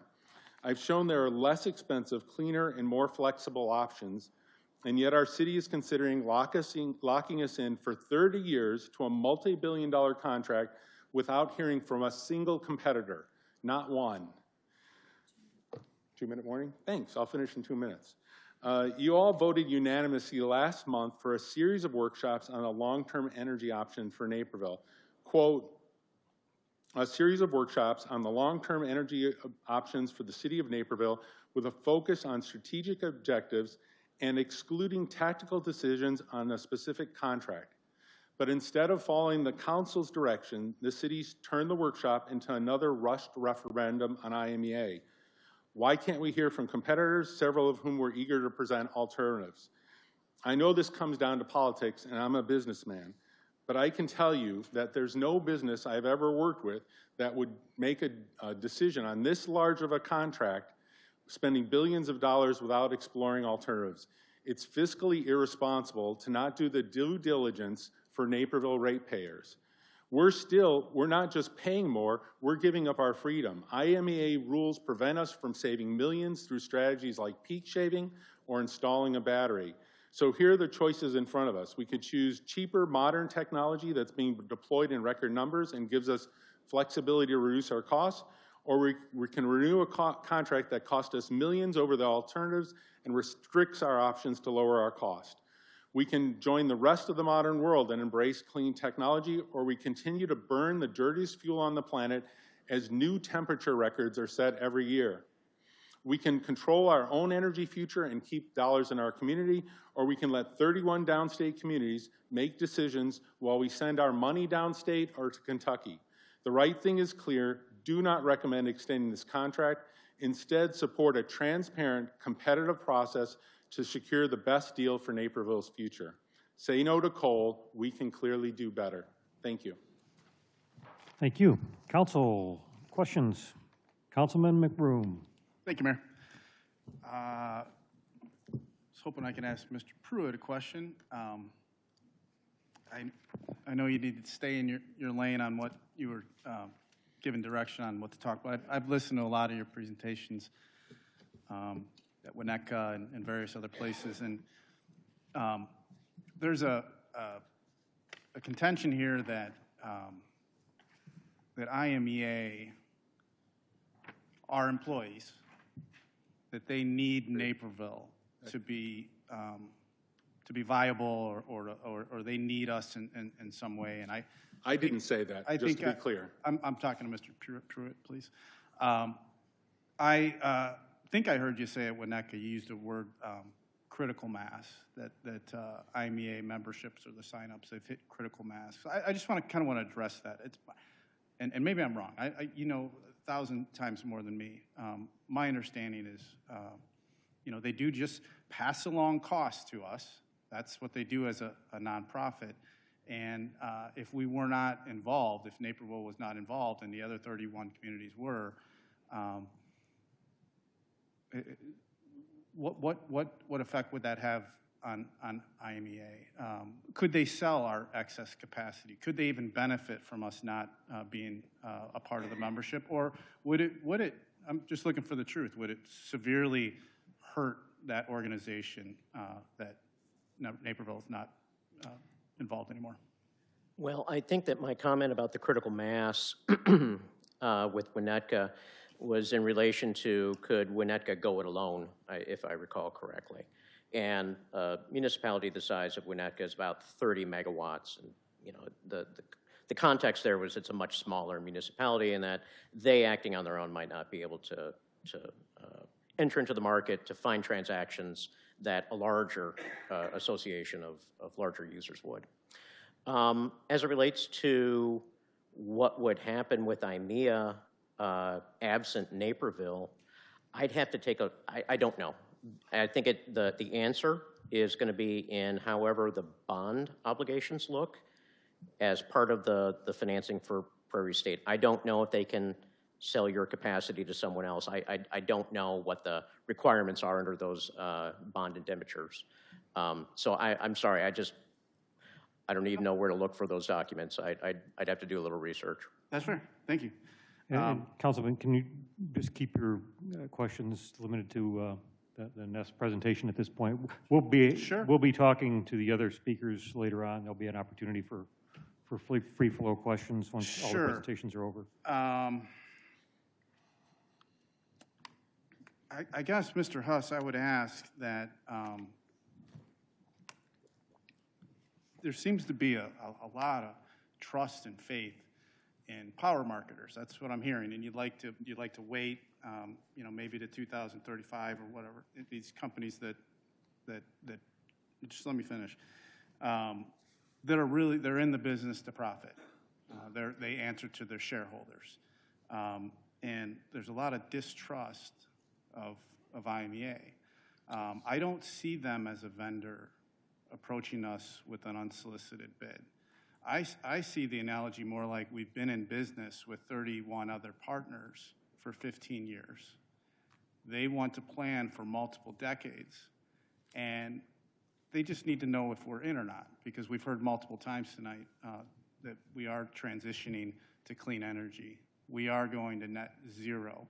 The law requires it. We have this MDR, and they just need to know if we're in on these multiple decade commitments. So the premise that we're being approached and pressured and solicited by a vendor, I just reject that premise.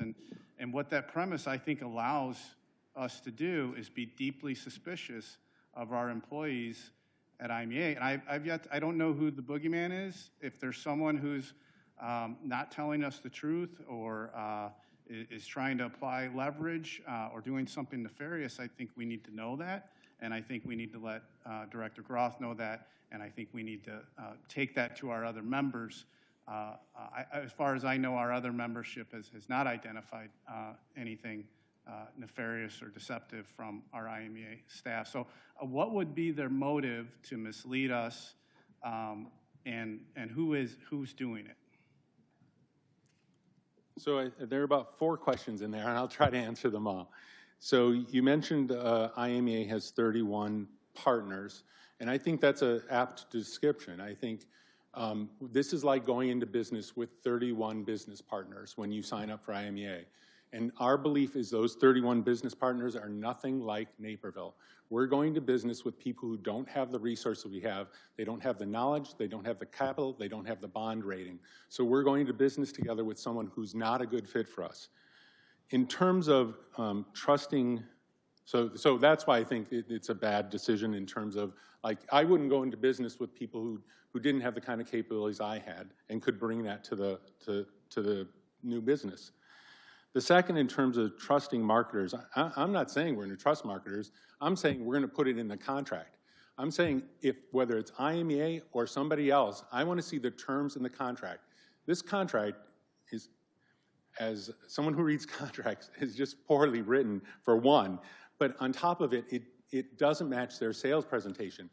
If a power marketer came in here and their contract didn't match their sales presentation, I absolutely wouldn't trust them. I'm not going to trust anybody. I'm going to put it in the contract, which is exactly, I don't understand why there's a standard for IMEA where we're like, hey, they said in their sales presentation that they're going to go to renewables.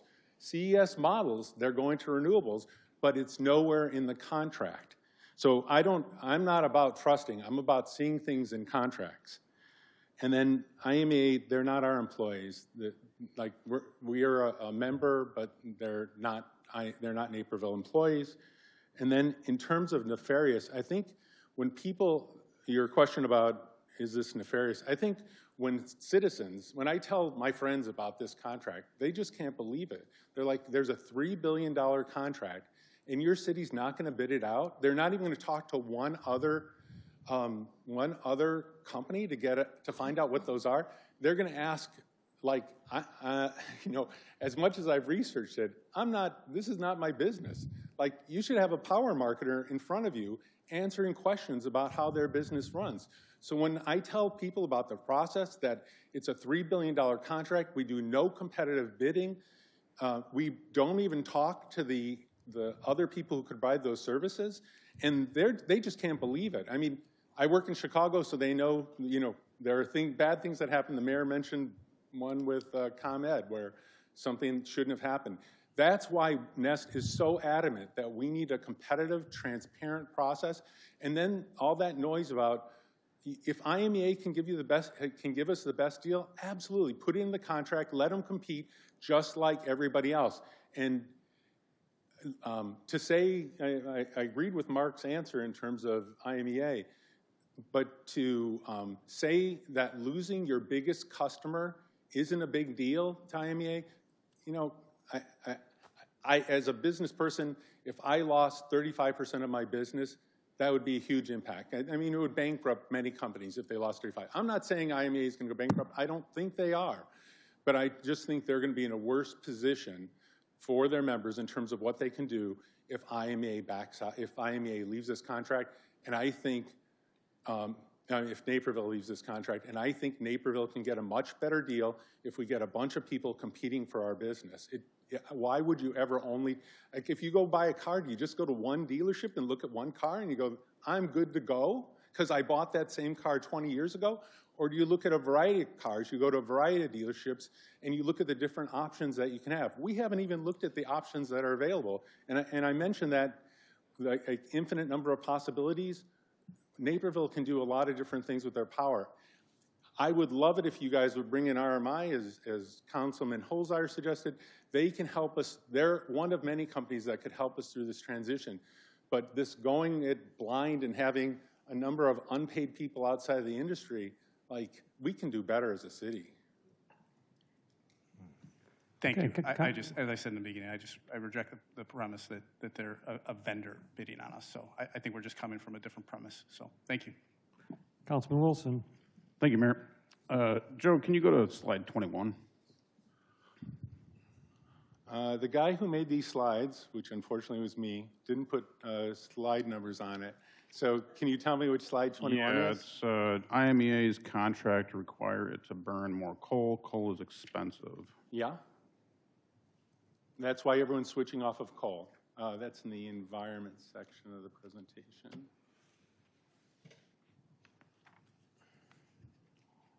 This, is it this slide? No. No, which one are you looking for, Councilman?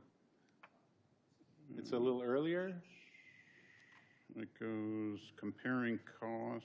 Comparing this cost comparison one? No, it's, I gotta hold my laptop here if I need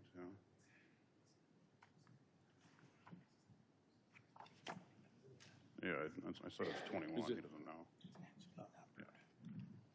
You want me to take a look at it? This one? Hopefully this doesn't eat into my time here. Claiming my You know what I'm time. referring to now? Okay. Okay, so I'm biased. Councilman White, hopefully this will answer your question, what you were referring to earlier. What we've heard, the costs and all this. This one? Yes. The Wikipedia that you're citing here. It comes from Lazard. Lazard, That's right. the base so data. We can go to the next slide then, which is what you're referring to, right? Yep. Yeah, yep. At the bottom here, in the gray section, the light gray section under conventional generation, and then there's coal, the third one down. Yeah, This is what you're referring to, yeah? Yes, I am. Right. I mean, it's showing that coal is more expensive than the renewables, and that's consistent with what we're seeing from other sources as well. Sure. Is that referring to new or existing coal? That's a good question. I'm not certain. I knew that the coal, this matches up with what we're actually paying. So it's 85, our current price is $85 a megawatt hour. And if you look at the coal line, $85 a megawatt hour is on the low side, but it's definitely inside the coal bar. So it seems like an accurate. I'll answer the question, and I'll refer to Lazard's own presentation here. It's the same one that you're referring to here, except it's from June 2025. This is the June 2025 slide. So they cite that under coal, the third one, it's the second citation. It's referring to, given the limited public and or observable data for new build geothermal. Because no one builds coal plants anymore. Right, but what's IMEA using? Is that new or existing? Obviously, it's existing. Right.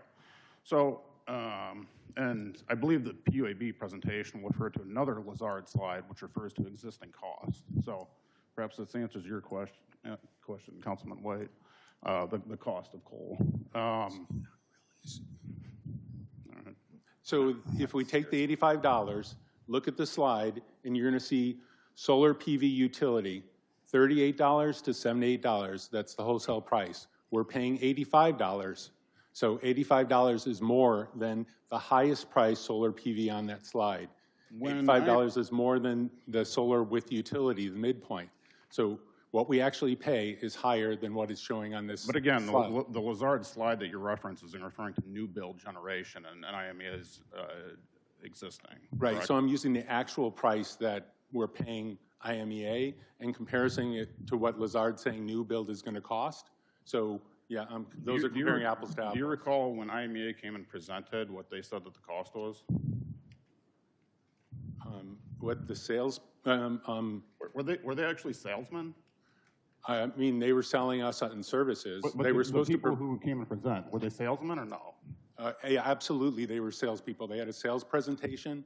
They went through the presentation. So the one of them wasn't an attorney representing IMEA?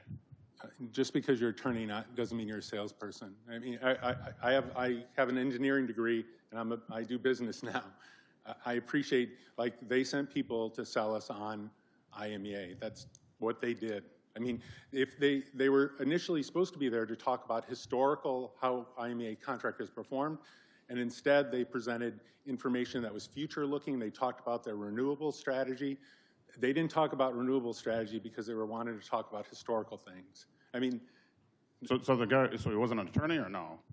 I'm just trying to understand. I believe he was an attorney, but he was selling their services. Okay. I'm just trying to understand, so we're referring to the same things here. Then you referred to Ann at CS presenting models as guessing. Ann, can I ask you a quick question? Are the models just guesses?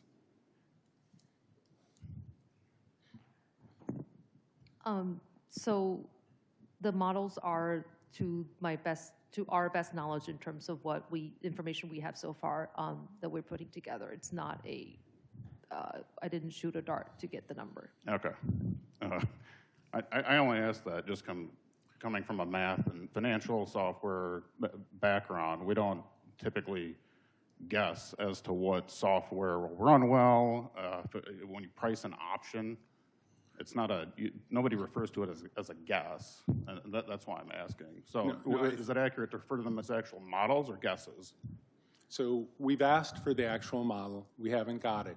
But beyond that, I just listed a number of risks that would cause, there's been no sense. So when you do a financial analysis, you'll do a sensitivity analysis around it that covers the risks. You're not going to show a single graph that goes up because there's going to be a number of different options based on, as I said, if President Trump doesn't get elected, you're in a different place. If he does, I don't know who's going to get elected in 3 years, but that's going to drive your energy prices as well. So I'm just saying, I don't belittle the CES report, and I'd love to see like the underlying data so we could do it. But to say that we've got a reasonable forecast for electricity in 2050, you and I both know there's no way that a guess as to what the price of, that's why no one's going to give you futures more than a few years out, because no one knows what the cost of electricity will be more than a few years out. Sure. I mean, if I ask JP Morgan to price a derivative of an equity option to 2040, which 15-year options, which they will give me, and then ask them for their model, they're not going to give it to me. So I can, I mean, I don't understand the contention here. Do you agree that PJM is facing capacity issues? And so do I believe that PJM could use some additional capacity? Yes. I think the whole United States needs additional capacity, and that we're actually, some of the things we've done around energy have actually slowed our ability to build out capacity. Now, fortunately, as I show in the chart in the appendix, the fastest way to add new capacity to the grid is solar. And that's an industry number. It's in the appendix. You can look at it. And if you're concerned about capacity, you should be really pro-solar. Get that out there as fast as you can. Okay. You stated there aren't any guarantees in IMEA's contract, right? Around renewables, Sure. around renewables, around cost. Sure. Yes, there aren't any. I've read the contract and I didn't find any. So is the insinuation here that IMEA won't follow CEJA? Because it has to follow CEJA in order to get the renewable. So they say in their report that they're going to retire the Trimble County plant. I don't think they can do it. I think they just put that in the sales presentation as a way of trying to convince us that they will have cleaner power. Because they're a minority owner. They couldn't even do it if they have to convince all the other owners that it's a good idea. They don't have the power to do that. So by them putting it in the presentation made me question whether the sales presentation is being either intentionally optimistic or frankly deceptive. Because why, the question I'd ask is, why is it not in the contract what's in the sales presentation? If you say you're committed to renewables, why does your contract not say that you're committed to renewables? Why I mean, I don't understand that, other than a salesperson being deceptive. I guess I'm just trying to get a straight answer here. So do you Councilman, think, just one last question. And folks with the signs, you got to keep those down, okay? We can't have signs blocking other people's view. That's not fair to everybody. So please keep the signs down, sir, with the green sign. You can hold it in front of your chest, but you can't block other people, okay? Thank you. Last question. sure, last one, I promise, sorry. So I guess I'm just sort of confused. Do you not think IMEA is going to follow CEJA then, or do you think that they will? I think, one, I think they're going to lobby against CEJA just like they have in the past. Two, I think that Mr. Pruitt's analysis about the stability of the MISO grid might mean that that coal plant is kept open longer.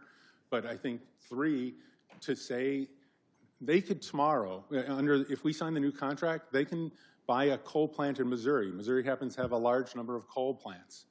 They could do that because our contract does not require us to get, it doesn't require renewables anywhere in the contract. Why did they leave it out if they're actually committed to it? So I believe that CEJA, I certainly hope CEJA will happen. I hope the lobbyists don't, the fossil fuel lobbyists don't win and we get cleaner power. But are they going to push it to the limit? I fully expect IMEA to do that. Thank you. Councilman White? Thank you, Mayor. Mr. Huss, that was very telling, the information you put, and you, for the most part, I have to admit, you actually cited your resources, so that said a lot to me. I'm not sure what the situation is going after the speaker as far as the pricing. I mean, the CES presenter, she's really not sure what the pricing will be as well. You're doing your best, I'll say, guess to figure it out. And you're an educated one, but it kind of is what it is. But you're right. I don't think we can get accurate pricing this far out. But one thing I would ask Mr. Huss is, as we're looking at the future demand, we're all thinking AI, and we keep hearing all that. Can you get any thoughts on what we can do, or we should be focused as far as ensuring that we can meet that demand when it's here now, in fact, but as it continues to grow? Yeah, so the modeling that we've been doing inside Nest are around two things. One, it's around additional new capacity. So if you saw the one chart, we can do a PPA we can do a PPA for solar, and that can help provide some cost consistency. And it's really about, I think Mr. Pruitt talked about hedging options, and that's really, like, that would be a best practice for Naperville, to have a number of different options that were part of our portfolio. So if any of those failed or any of the costs went high, again, I agree with Mr. Pruitt in terms of, like, you don't want to put all your eggs in one basket, you want a number of different assets. And we can do that through, the good news is we're not far from Iowa, which has a lot of wind resources, where we can build solar farms, and there were talk about building one in Will County. So that's part of the generation capacity. And the other piece, I think, is battery. So the reason why I think that's a real good option is you saw those PJM auction prices go up, and they talked about how you can hedge physical hedges. A battery is a physical hedge. It'll drop down, there are three big parts of your electric bill: generation, capacity, and transmission. Capacity and transmissions are calculated based on your peak usage. So if you put a battery in, every time you hit your peak usage, you discharge your battery, and you buy electricity when it's cheap, and you sell it when it's high or you're approaching the peak. That can drop down your transmission costs, which you've seen, if you can see those red bars growing on the IMEA chart, where our transmission costs are going higher. So the capacity that you're getting from Prairie State, that goes away when CEJA happens. I believe CEJA, cross my fingers that I hope that CEJA will happen. When that happens, IMEA loses all of that capacity. If we had a battery, our battery, if we bought the battery today, it would last longer than the Prairie State would last under CEJA. So we have an ability to hedge our costs, lower our transmission costs, lower our capacity by getting clean resources coupled with battery. And that's why, if you look in the appendix at the slide that shows most new solar fields are put in with battery, because they're trying to get that cheap generation spread out over more hours, and in particular, late in the day when energy prices are high, like in the evening. Thank you. Councilman Kelly. Thank you, Mayor. A relatively short, but maybe a slightly combined question for Mr. Huss and Mr. Pruitt. I'm hoping we can maybe get some clarity on that number of dollars that I think both gentlemen agreed Naperville paid more being part of IMEA than if we had been part of, say, ComEd or Market Mix. But I thought Mr. Pruitt had it somewhere in like the $15 million range, and Mr. Huss was more like in the $300 million range. And I think what I heard Mr. Huss say, the difference was based on what year you start that analysis. And I'm just curious if you agree if you start the year at the same point, or if you're just coming up with different calculations.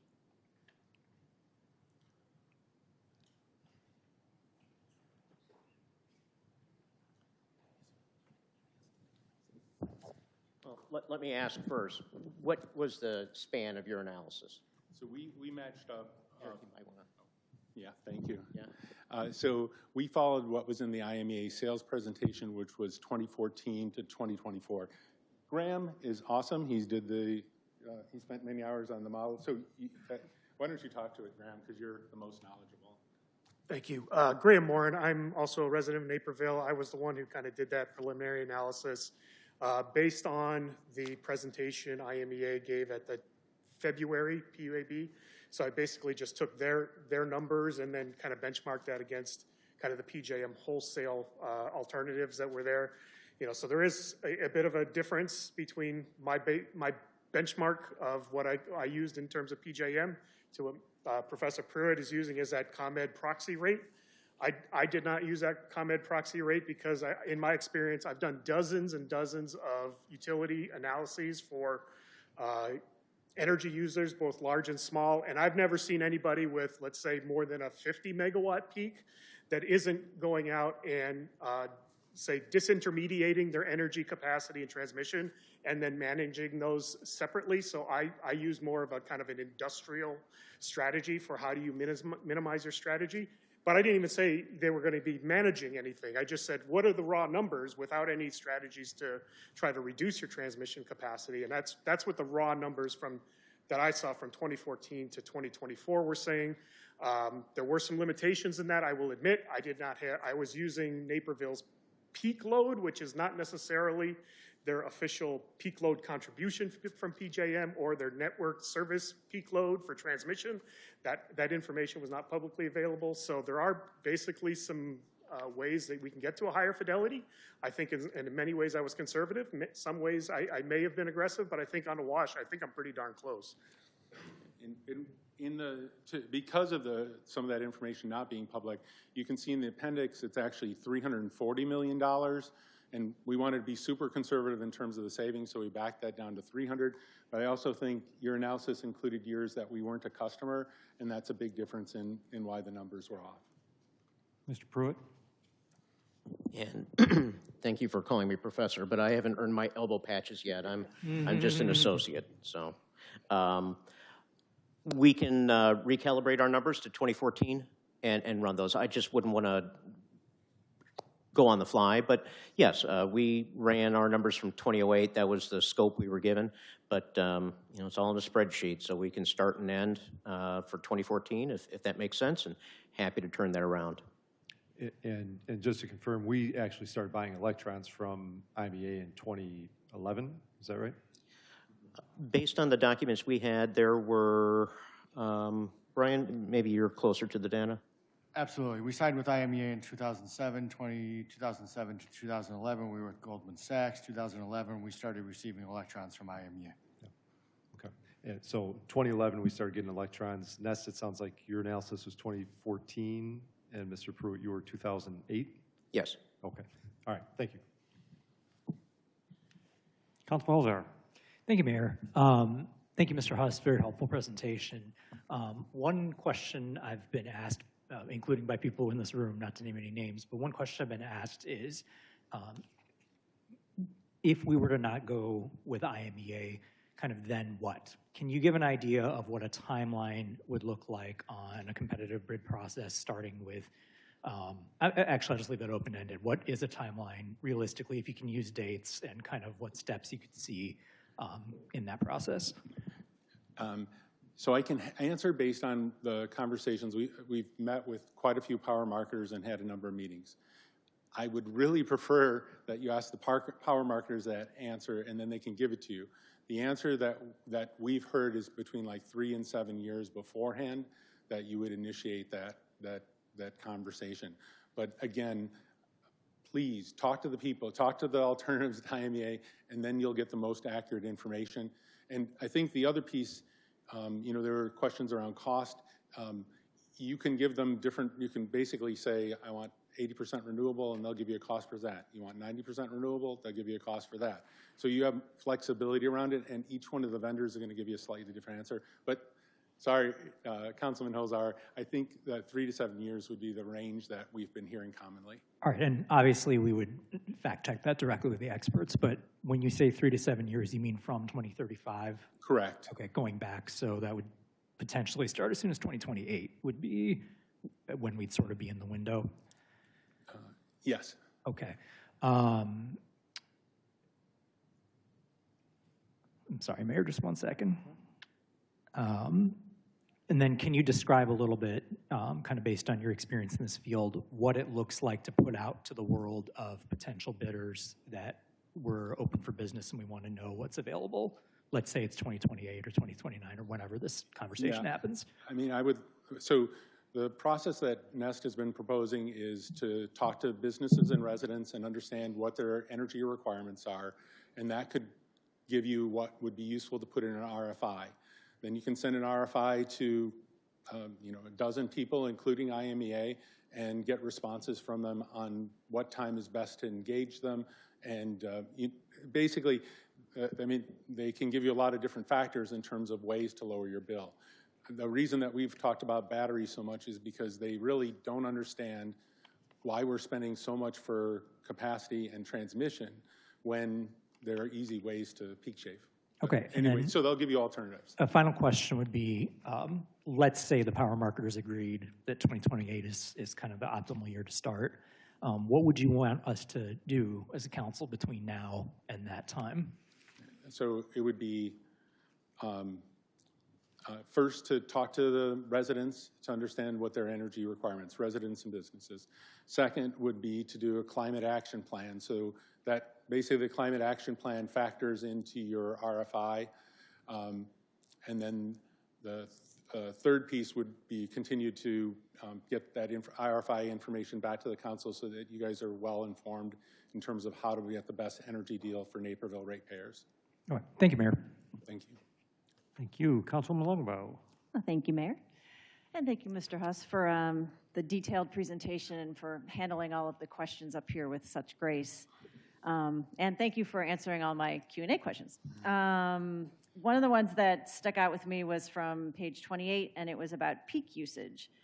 And you helped kind of educate us on what that is. Peak usage refers to the maximum amount of energy we use in a single hour, typically on one of the hottest days of the year. Peak shaving is spreading out our usage over more hours. So it sounds like it's an energy efficiency thing. And then Director Groth, you were kind enough to put in, one of the presentations from IMEA, which mentions peak shaving. And it says that members agree to pay for the members' full loads. This means no power supply peak shaving by members.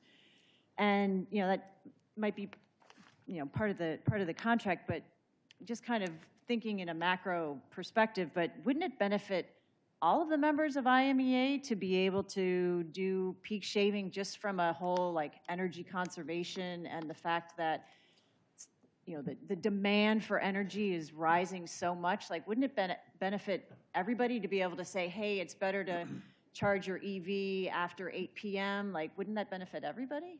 Was your question for Director Groth? Yeah, I just kind of I wanted to thank him for putting that in, and then when I read this in the contract, I just thought it was kind of an interesting thing, given that it comes up, as one of the cost comparisons in this as provided by NES. So just kind of wanted to tie that together. Director? Absolutely.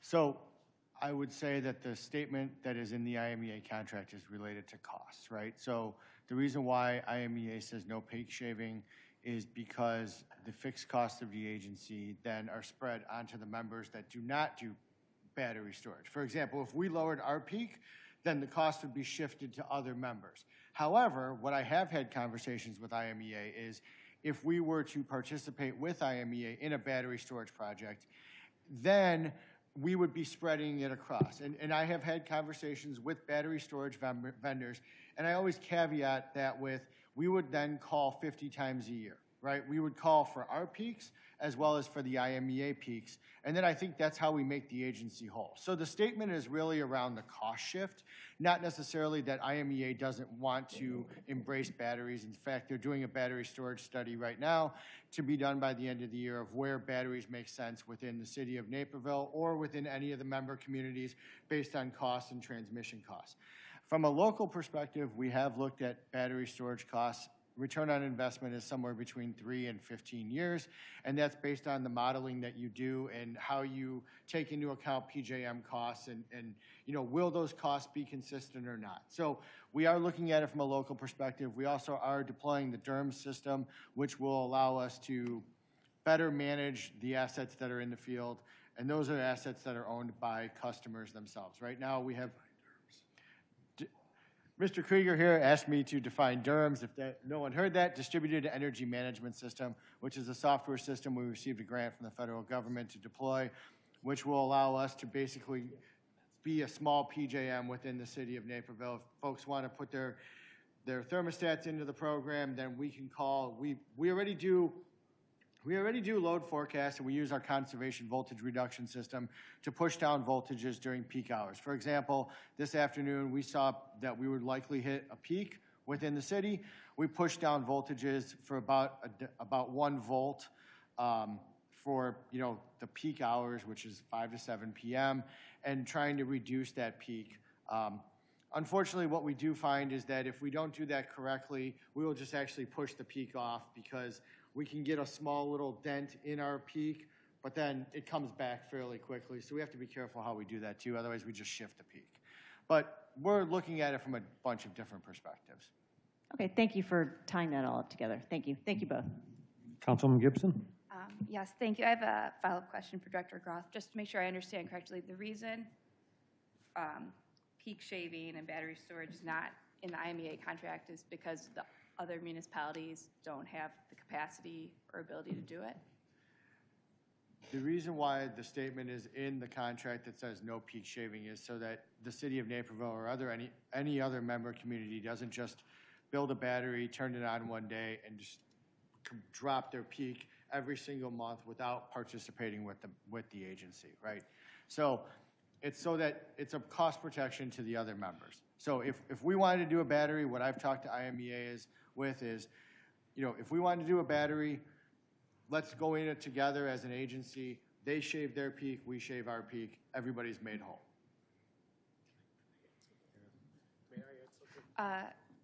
Yeah, if I. Sorry. Yeah, I think, I agree with everything what Director Groth is saying there. One of the biggest concerns that I've noted in kind of my research into this issue is, the problem as it stands right now under the current contract, under the current rate structure from IMEA is that the rate structure is not conducive to peak shaving because we have a structure that basically you pay the same price no matter what time of day, so you can't charge in the off-peak when power's cheap and discharge in the on-peak.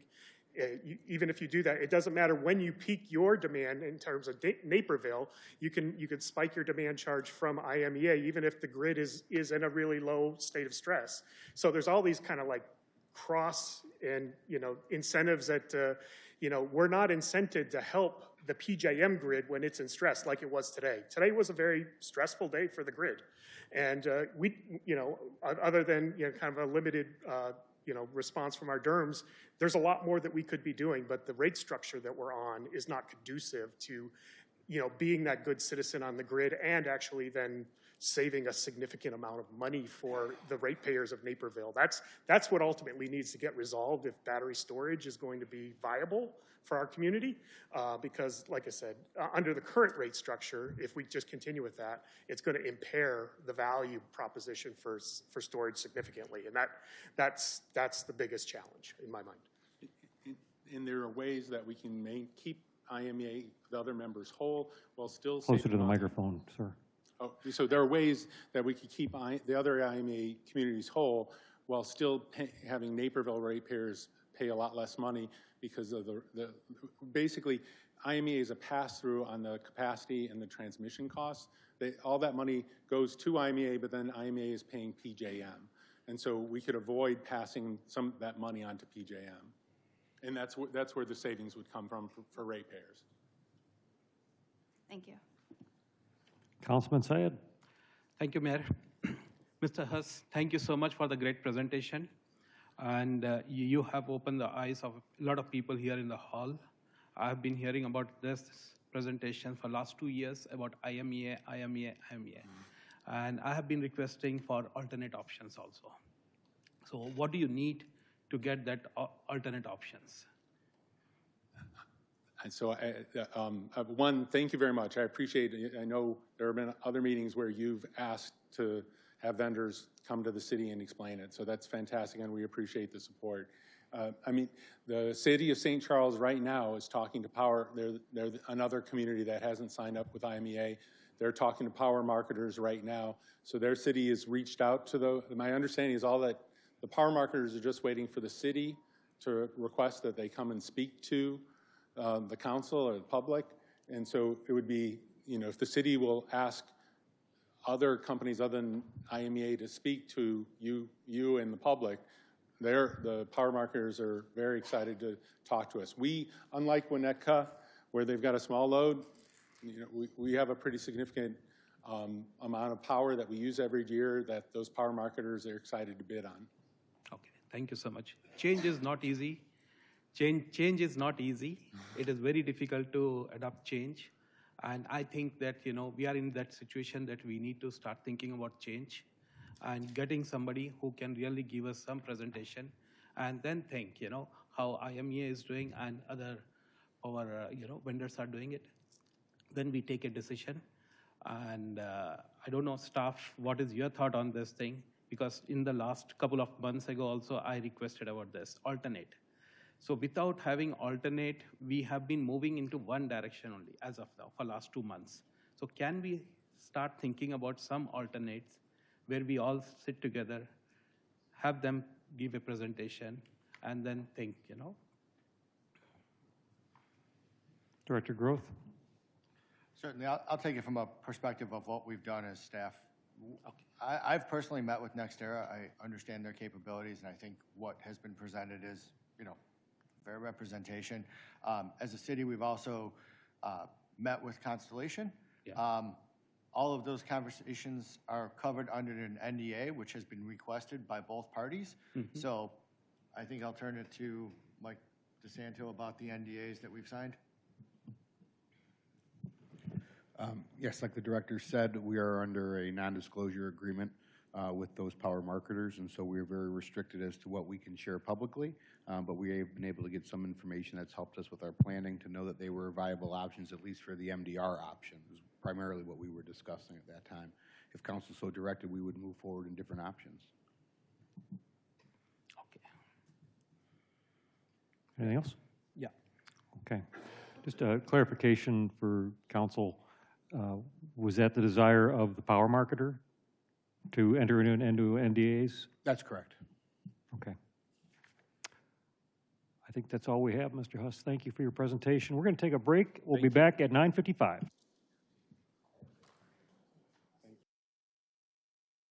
Forward. Okay? We're going to go ahead and get started. Remember, speaker, you can adjust this however you need.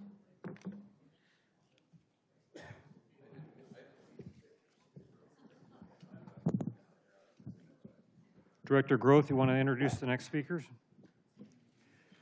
Thank you, Mayor. Next, we'll be hearing from Jim Fuller, who will be presenting the PUAB, Public Utility Advisory Board, Majority Opinion. All right. My name is Jim Fuller, and I am a current member of the Naperville Public Utility Advisory Board. Nearly all the items I will discuss tonight were covered or touched upon during our 4 PUAB meetings held earlier this year. Due to limited time provided, I will move ahead to slide 8 in the presentation package. So let's briefly review who IMEA is. The technical term for IMEA is a Municipal Joint Action Agency. It's a nonprofit and it buys power for roughly 70% of all municipal utilities in the state. The agency was formed in 1984, with Naperville being one of the founding members. That's a 41-year relationship. In this map, you can see the 32 member cities spread throughout Illinois. Each city has a seat on the board, with Naperville's utility director, Mr. Groth, right now, currently being the executive vice chairman. The current contract with Naperville was signed in 2007, with delivery beginning in 2011. So what has IMEA done for me lately? This is a now familiar chart that you've seen several times. It shows the pricing for power to Naperville over the last 10 years. The blue bars represent primarily the cost of energy and bonds. The red bars represent transmission fees, which IMEA has no control over. The fees are set by the grid operator. The black line approximates the cost of the bonds and other fixed fees. You'll notice that the price of power to Naperville has actually declined slightly over the last 10 years. So it's evident here that IMEA has provided, as written across the top of the slide, affordable, reliable, and predictable costs, important to the ratepayers of Naperville. Now, compare the last chart of stable, predictable pricing from IMEA with this chart sourced from Level 10 Energy through January 2025. Despite years of predictions from environmental advocates, the price of solar and wind is not decreasing. In fact, pricing is rapidly escalating. We'll explore this a little later. So what else has IMEA done for me lately? You've probably seen headlines that ComEd customers recently experienced a significant price increase for their power starting in June. By the way, I believe every community bordering Naperville is a ComEd customer. The price increase is due to what's called the capacity market and capacity auction. High capacity prices are a signal of power shortages in the 3-year time horizon of the auction. In June, those capacity prices increased over 800%. On top of that, PJM announced just last Tuesday that capacity prices will increase another 20% next year. The last increase was limited by a price cap, so future price increases are almost guaranteed. The good news is that unlike our ComEd neighbors, and this was discussed a little earlier with Mr. Pruitt, Naperville will not be affected by these price increases as a municipal utility affiliated with IMEA. Naperville will not only avoid price increases compared to our neighbors this year, but several years into the future. By the way, for you large business owners out there, the top 300 electricity accounts in Naperville consume about half the city's total demand. So half of this cost would have been on you. Now let's talk about IMEA's net zero strategy. IMEA provided this timeline of their net zero strategy at our February board meeting. I'd like you to focus your attention on the area circled in red. Let's start at 2035, which would be the beginning of any new contract. Only 3 years into that contract, by law, by CEJA law, major decarbonization begins. This starts with reductions in rates at Prairie State that will reduce emissions by about 50%. Only 7 years later, in 2045, Prairie State will completely shut down, taking its emissions to zero, and Trimble County 1, located in Kentucky, will also shut down. So only 10 years into the new contract, coal-fired emissions will be reduced by 80%. By 2050, IMEA will be at net zero. This chart is a graphic of those reductions. Note the diminishing gray bars out to 2050, signifying coal-fired generation being replaced with wind and solar. So the next section addresses whether Naperville can improve on IMEA's net zero strategy. The answer is yes, and it's through what's called the Member-Directed Resources, or MDR.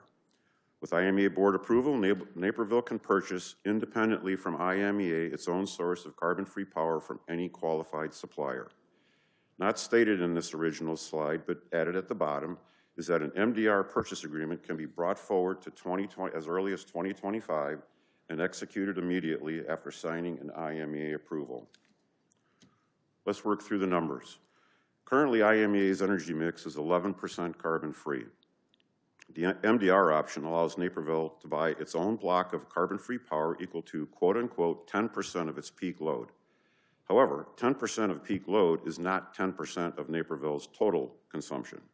10% of peak load equates to 26% of Naperville's total consumption. Therefore, after renewing the IMEA contract and finding an MDR supplier, Naperville's carbon-free mix will immediately increase to 26%.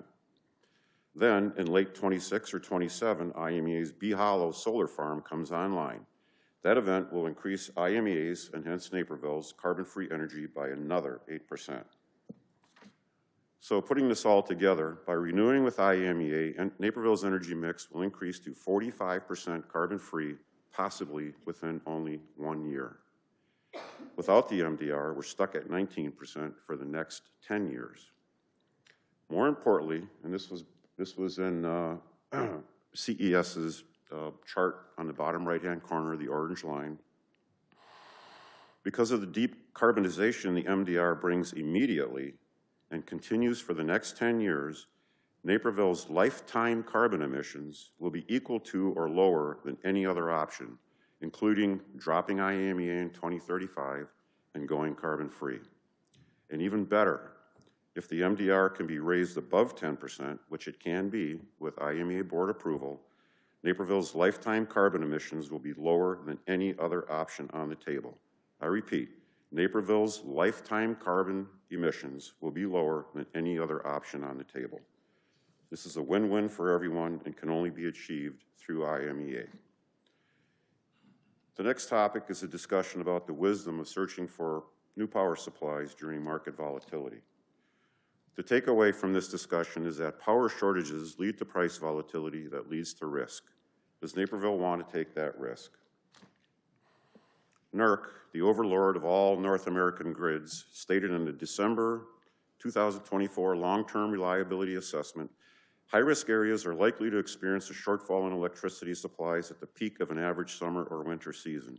Extreme weather producing wide area heat waves or deep freeze events poses an even greater threat to reliability. Looking at this map in red, 80% of Illinois is within the high-risk MISO area. And right on cue, in May of this year, the relatively small River Bend nuclear power plant outside New Orleans failed unexpectedly, leading to a massive blackout in that city, throwing 100,000 customers into the dark. As a reference point, Naperville has about 60,000 customers. Only a few weeks ago, the Department of Energy released a sobering resource adequacy report. As reported by Heat Map, an Energy Department report warned that blackouts in the U.S. could increase by 100% in 2030 if the country continues to close its coal and natural gas power plants. The Rhodium Group, a clean energy think tank, reports the One Big Beautiful Bill will cut the build-out of clean power generating capacity by 50%.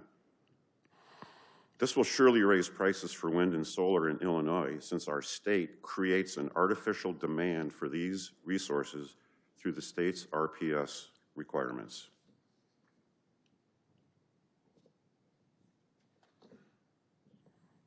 At an early July ICC resource adequacy policy session, this remarkable information was discussed. Each year, PJM projects the summer peak demand looking 15 years into the future. In 2023, PJM predicted peak demand to be about 165 gigawatts. A nuclear reactor is about 1 gigawatt. In 2024, their 15-year forecast was raised to about 185 gigawatts. And only this year, they again raised their peak summer demand forecast to 215 gigawatts. These are remarkable changes in forecasted load in just 2 years. Going back to wind and solar prices, it needs to be noted these increases, shown in this chart, occurred during a time when developers were provided lucrative tax credits that could reduce the cost of projects by 50%. Federal legislation signed into law on July 4 eliminates those tax credits after 2026. This will result in fewer solar and wind farms being built as predicted by Rhodium, as well as continuing the steady march upward in prices as developers require higher payments to induce construction. So the bottom line is, if you contemplate your decision on this issue, you really need to consider the wisdom of Naperville changing suppliers and generation mix at this point in time. There will be a significant financial risk for the city associated with searching for new carbon-free power supplies during one of the most volatile times in electricity market history. The next section is an attempt to show a simple, clear, easy to understand answer to the question, what is the financial cost of leaving IMEA? Again, the information I used in this simple analysis was all derived from within the confines of the PUAB meetings. There's only one assumption used. If Naperville leaves IMEA, the city will replace its energy mix with 100% clean energy. First, we start with what is the price of carbon-free energy? This essentially means wind, solar, or nuclear. There's not a lot of new technologies out there. It's wind, solar, or nuclear. We never discussed nuclear in the PUAB, and I'd be interested in hearing Nest's position on it. Perhaps our next two speakers can comment on that. First, we start with what are the real-world costs of solar and wind. IMEA's new Bee Hollow solar farm production is priced at about $75 a megawatt hour. Our own solar farm at Springbrook Prairie will be priced at $92 in 2035. And CES used $88 and $95 respectively for solar and wind in their modeling. The next question is, what is the price of coal-fired electrical generation? In testimony presented by IMEA's executive team at our February meeting, they stated the cost of power from Prairie State and Trimble County is about $30 to $35 per megawatt hour. This is low because Prairie State is one of the most modern and energy-efficient plants in the country. It has state-of-the-art technology for both combustion efficiency and pollution control. Importantly, it's a mine-to-mouth facility, which means they already own the nearby coal reserves, so their only fuel costs are those to mine the coal and transport it to the plant. The added benefit of owning the coal is there is zero market risk associated with the price of fuel for the plant. This keeps costs stable. To validate IMEA's price claim, you can turn to Lazard's levelized cost of energy analysis, a Nest favorite source of information. This is a slide from their 2025 report that shows that for existing fired power plants, generation can be as low as $31 per megawatt hour for a high-efficiency plant, which Prairie State certainly is. The similar but incorrect slide that Mr. Huss showed earlier for coal generation cost was for new construction, not an existing operating plant. In doing a bit more literature search, you can find analysis like this that confirms a plant like Prairie State can produce at low cost.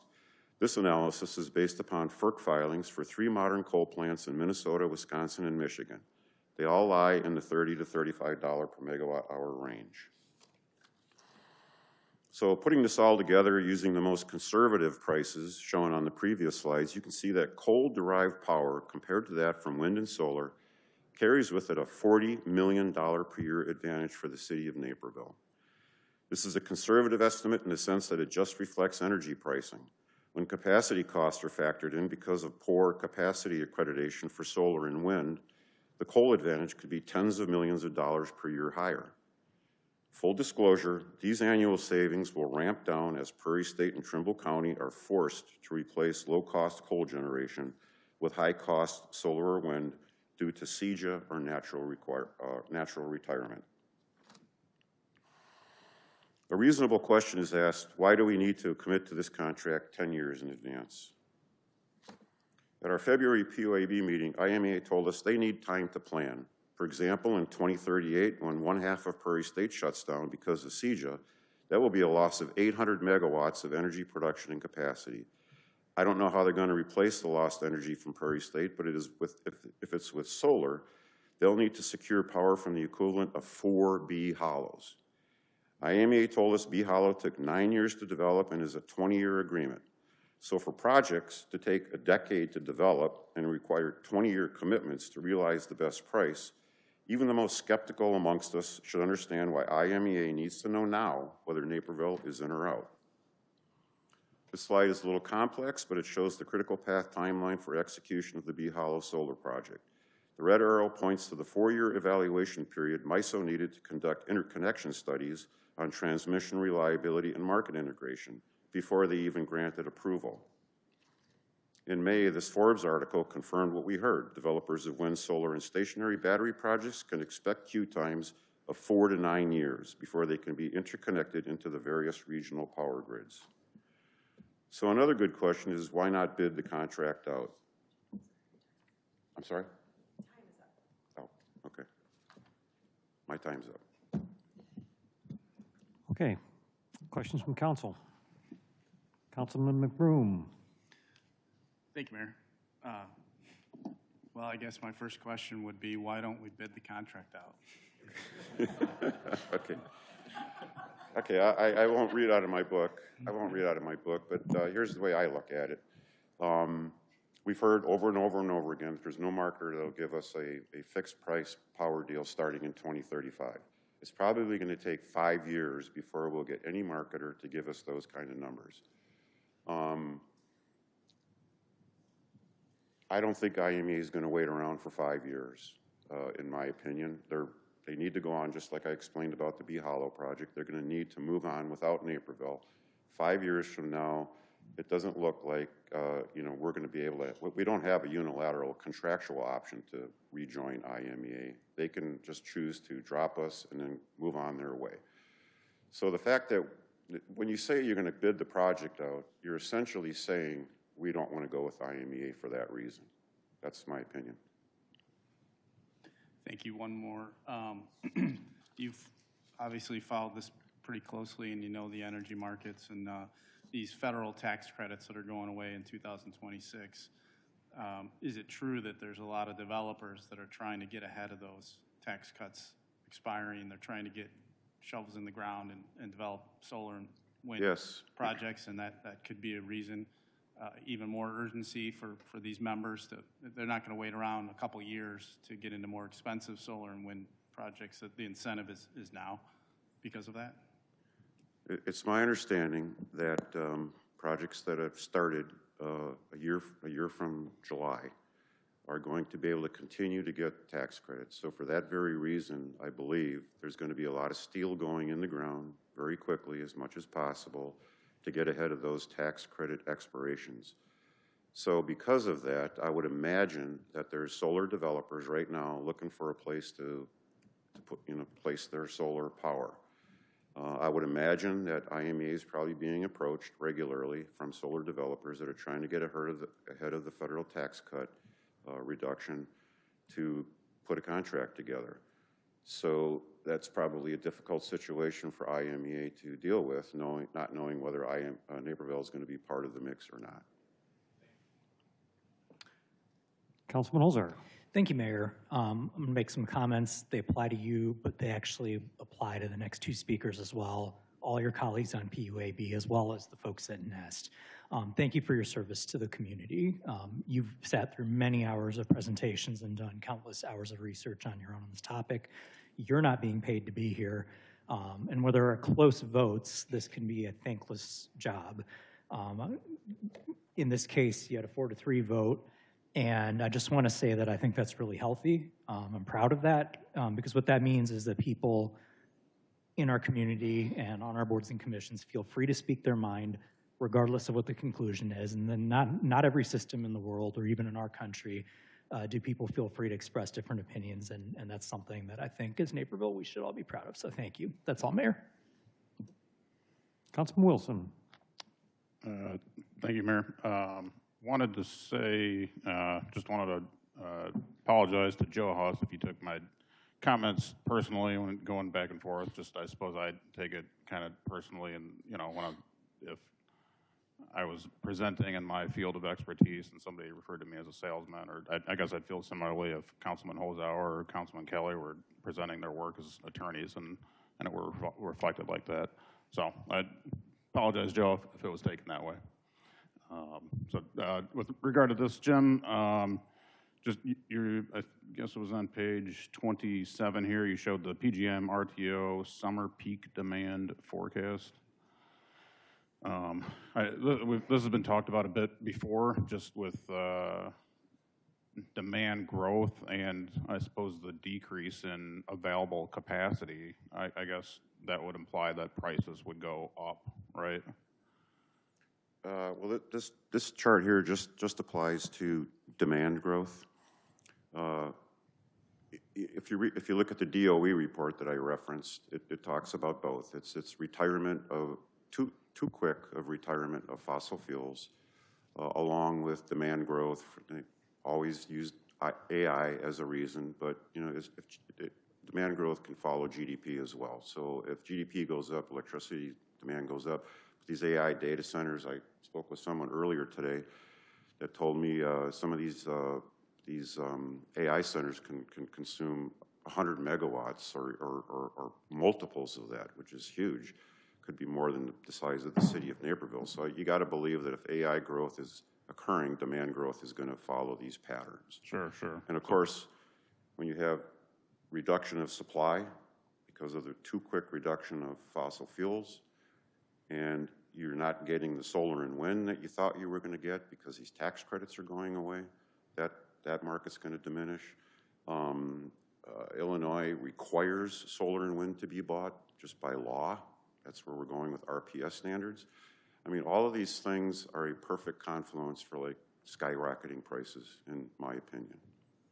Thanks, Jim. Thanks again for all the echo Councilman Holzhauer's statements. Sat with you on the PUAB meetings here at the long nights, so thank you. Councilman White. Thank you, Mayor, and thank you for your service as well, sir. I appreciate it. There was a couple things you said. I was kind of thrown back, and at least I heard different from Mr. Huss and from Director Groth. I just want to make sure I understood you well. You said that Trimble County IMEA will be shutting down that by 2045? There's two plants there, Trimble County 1, Trimble County 2. IMEA's decarbonization plan includes the shutdown of Trimble County 1 in 2045, and then their net zero goal is for zero emissions in 2050. If that isn't done by Trimble County 2 being shut down, they've committed to net zero. The owner of that facility is committed to net zero, which can be done other ways than shutting down. Okay, because I thought I saw, at least from Mr. Huss, that they're in contract with Trimble County until 2066. Is that? I think what he showed was some sort of news headline. I don't know how factual that is. This is what IMEA presented to us at the PUAB. I don't know if you can take a news headline and claim that that's anybody's plan. Can I get Mr. Huss to confirm if that's okay?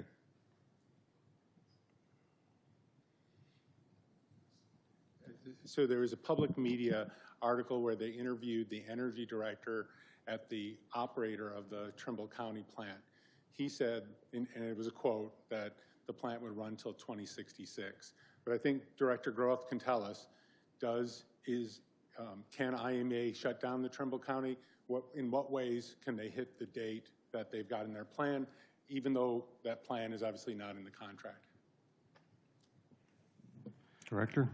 Certainly, I'll go out on a little bit of a limb here because I'm not 100% certain, but I have heard that there are conflicting timelines for Trimble County 2 with specifically the Kentucky Public Service Commission and Louisville Gas and Electric, who I believe has changed ownership.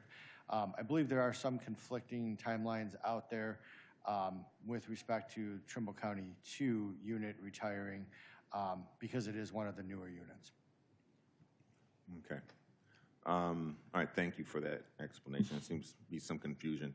One other question, though. You mentioned about the price of coal between 30 and 35. Can you kind of, I know there's transmission things, maybe debt payments. How does it bloom up to 85 by the time the individual here pays for it? Well, that's an interesting question. I'm sorry, are you finished? Yes, sir. Go ahead. That's an interesting question, and I would like to comment that Mr. Huss, when he showed his chart on Lazard's levelized cost of energy, kept discussing that we're paying $85, and therefore it matches what was on that chart. Well, if you look at this, $85 is roughly what we paid in 2024. But you can see the little red bar on the top is our transmission fees. That's the price of getting power from where it's generated to where it's used. And it doesn't matter where you buy the power from, whether you buy it in Southern Illinois or if there was a coal-fired power plant down the street, the grid operators take their pound flesh and the transmission fees. So that's that portion of that charge. If you look at that black line at the bottom, that sort of is I put that in here. That was not from IMEA. I put that in there. It sort of represents what the cost of the bonds are. Plus, there's a small fee that Naperville's still paying because we joined IMEA so late back in 2007. It's about $25 a megawatt hour. So if you subtract the transmission fees out and you subtract the bonds out and the fixed fees, I can't do the math here, but that's what's left over. That's the cost that we're paying for energy from the coal-fired power plants, plus the other 20% that they are buying from wind and solar. And then there's some A&G fees and things like that.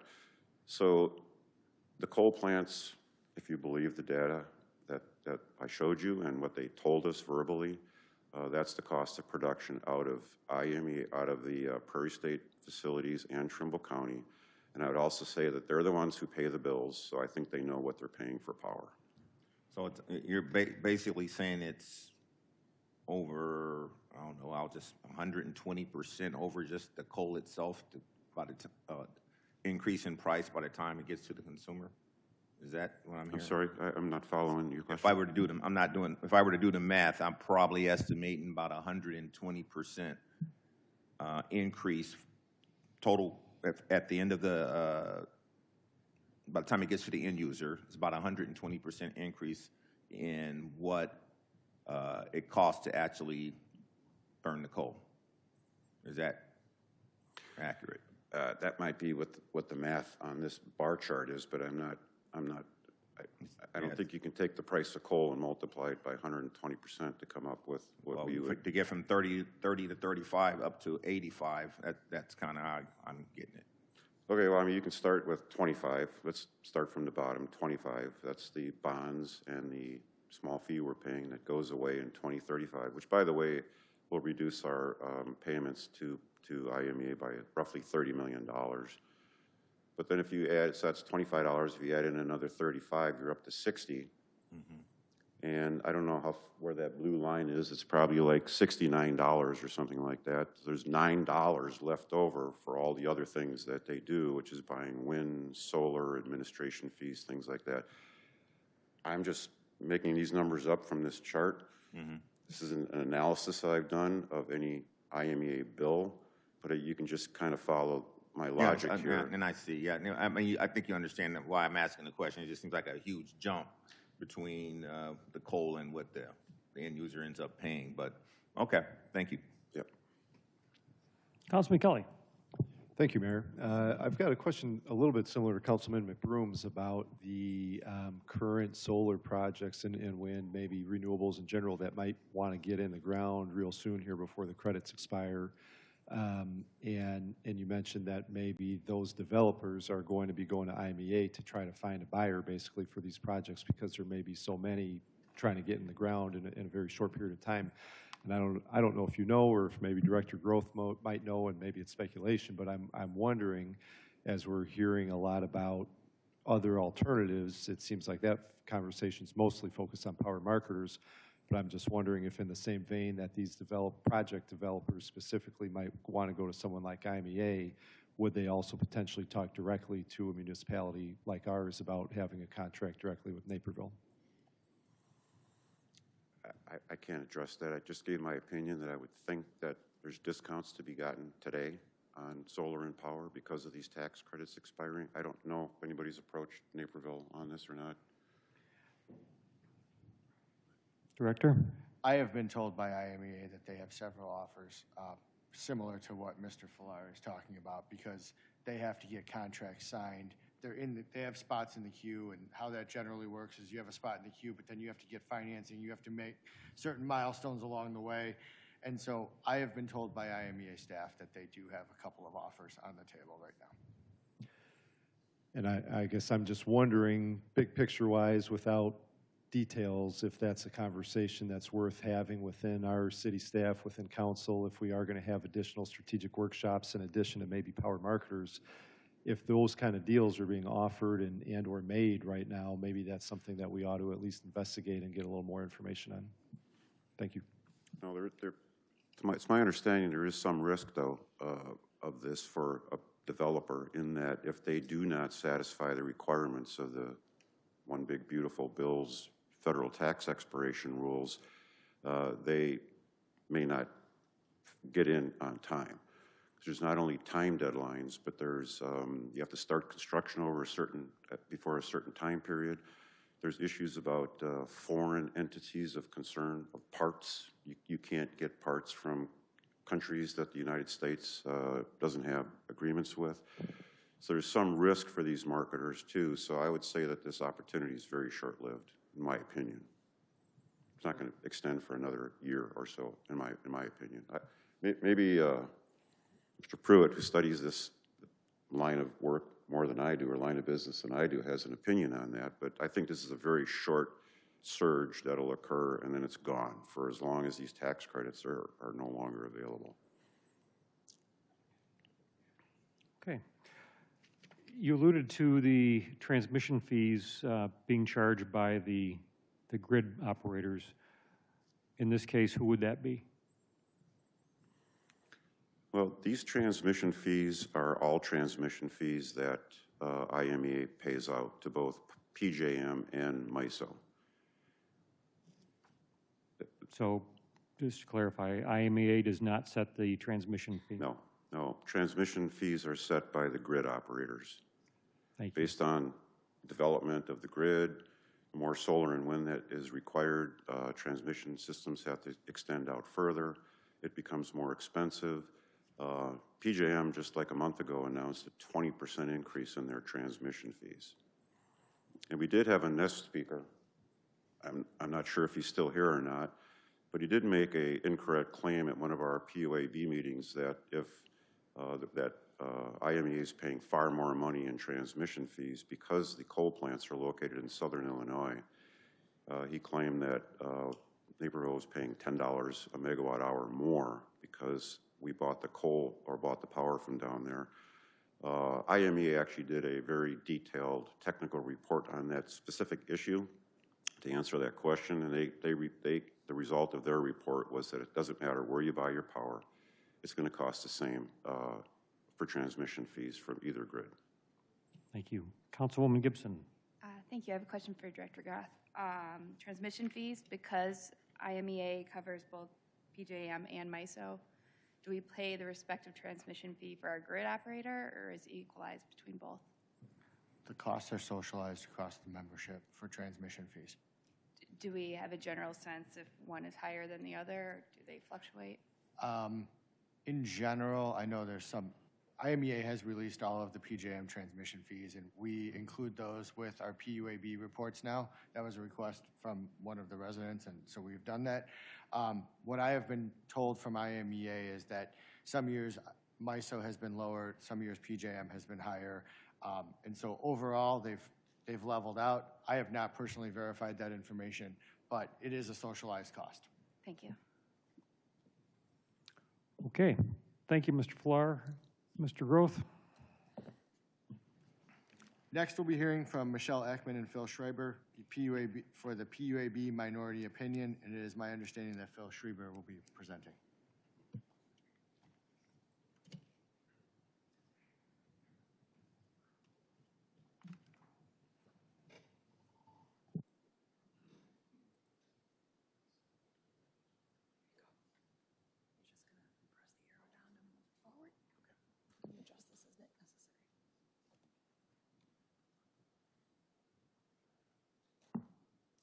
Hi, I'm Phil Schreiber, and I sit on the PUAB board. I want to thank the City Council, fellow PUAB members, and the City of Naperville stakeholders for the opportunity to share an unbiased and nonpartisan perspective on the energy future for Naperville. I will also acknowledge Director Groth for navigating a very complex initiative and carrying a very large burden that I think would be challenging for most managers or energy managers, probably for any entity in the United States. Michelle Ackman was part of our minority vote and collaborated on the content we were sharing, but she was not able to make the meeting due to family commitments, so I'll be leading our discussion. I am an army of one tonight.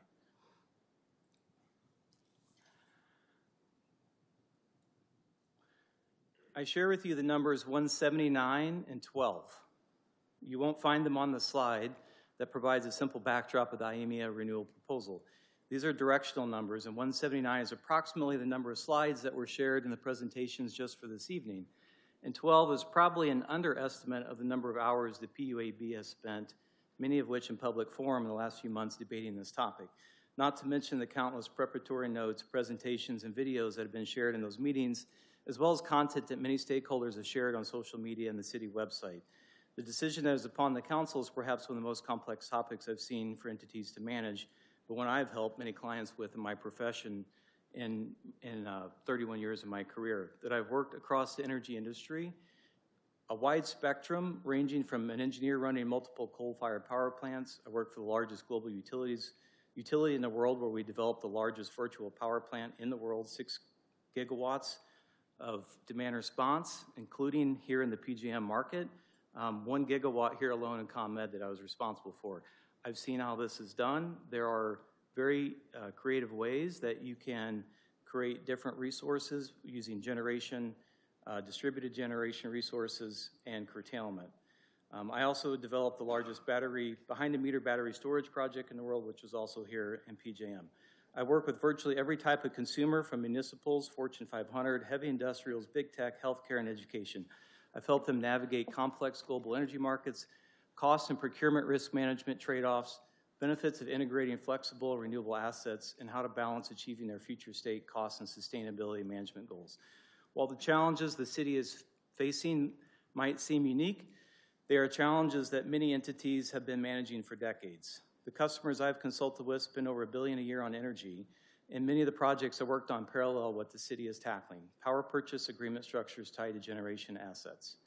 Locally, I helped the Metropolitan Water Reclamation District of Greater Chicago, which is the largest sewage treatment plant in the world, define its requirements from its procurement strategy and navigate into the wholesale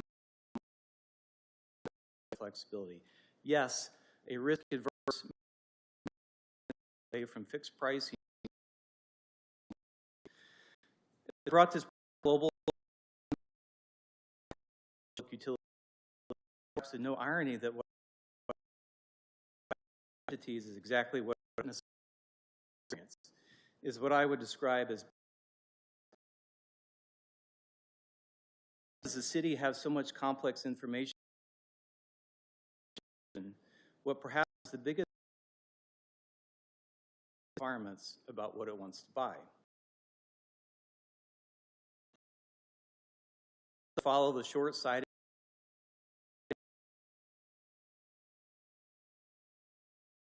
something that may not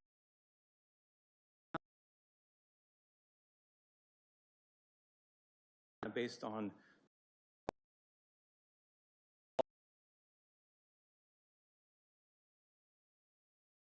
what you do.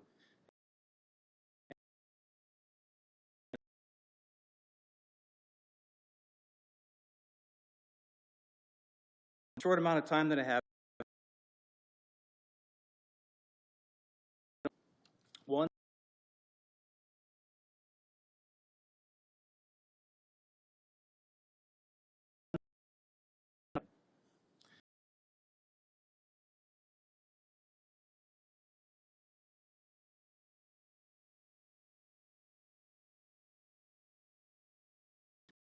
that the fact that IMEA is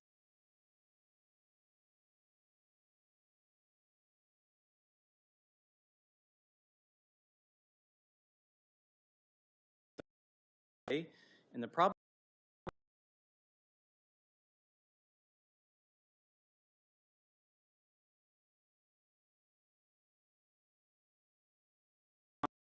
unilateral proposal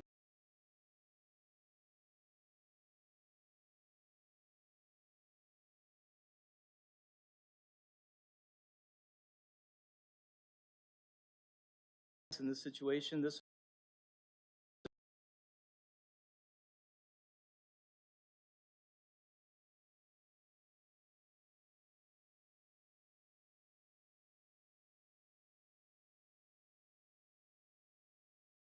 Naperville will have the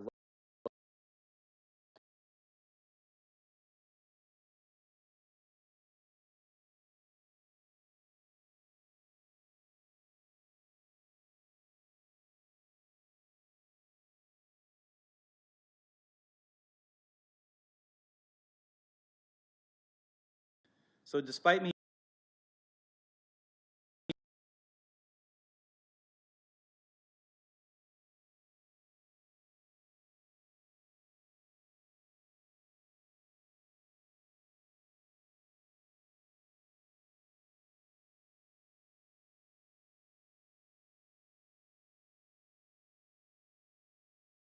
they do, they either didn't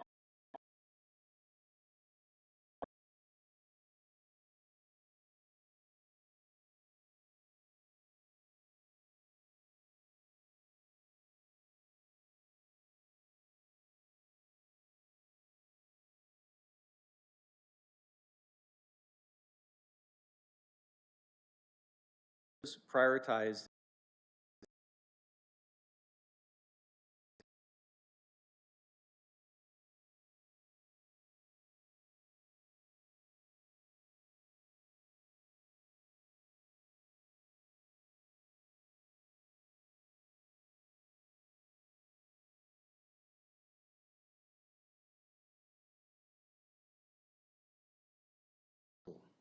all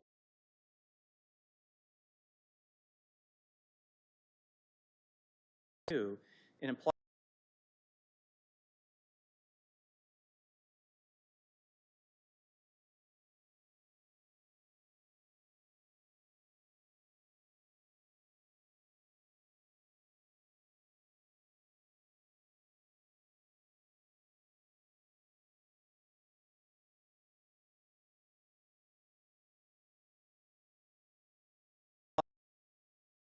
on the city of Naperville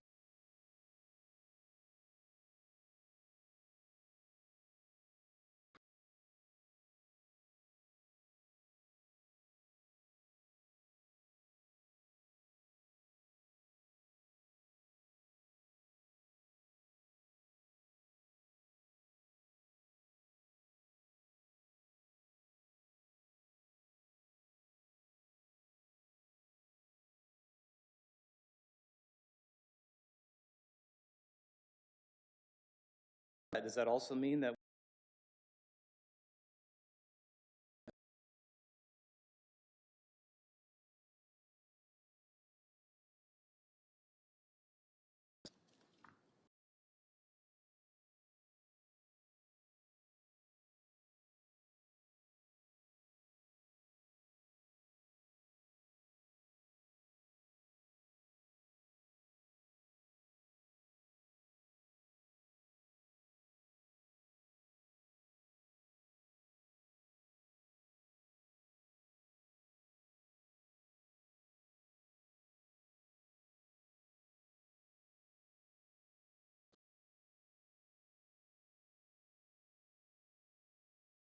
strategies learned from several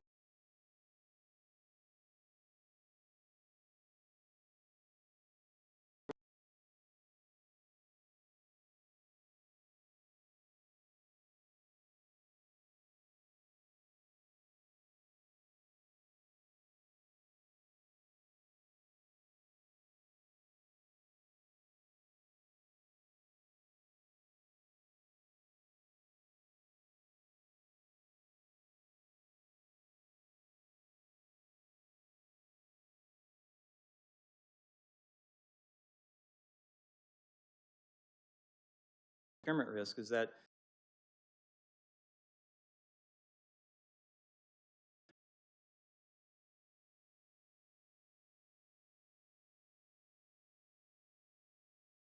it asks itself what other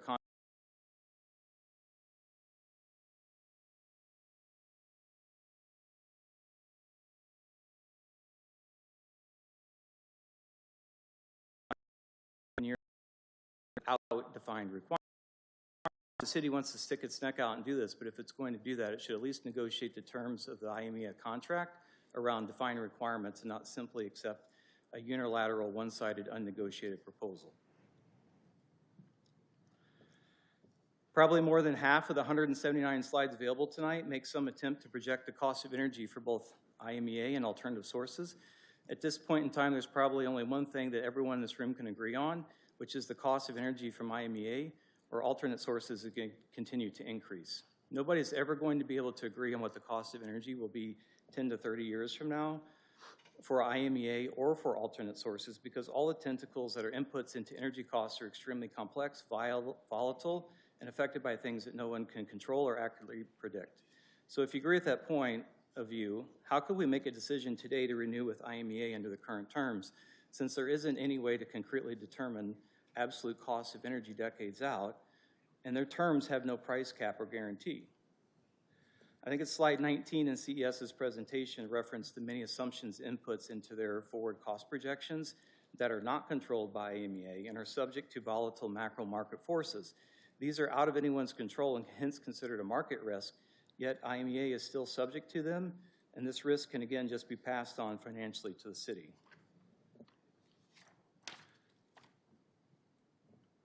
A cursory view of the renewal proposals compared to the market instrument that's closely proxy to their proposal as a power purchase agreement. This slide is perhaps an oversimplified view of the complexity of what is being considered, but I think it highlights that there are several risks in the renewal proposal that should be complicated. I shared before that there's no price certainty with IMEA, where you would get that in a standard power purchase agreement. There is no market liquidity to build reliable comparative pricing that far out in the future, make it impossible to prove that their costs are lower or higher. A PPA is a structured contract where most, if not all, the risks have been contemplated with clear conditions of what happens under various circumstances. However, the IMEA contract is a unilateral, one-sided, with the city being exposed to risks that it may not be aware of, and those risks might be out of control of IMEA, and the city and its ratepayers would ultimately be the backstop and absorb any of the unforeseen risk financially. A PPA can provide flexibility with buyout clauses or transfer clauses, but the current IMEA proposal has very limited optionality within it. And lastly, single sourcing this renewal might be able to be justified under some city clause, but I've never seen another entity procure a contract like this for so long and for such high value and in a single source way, unless it was under a PPA arrangement with very heavily mutually negotiated terms that managed and controlled pricing risk to the end buyer.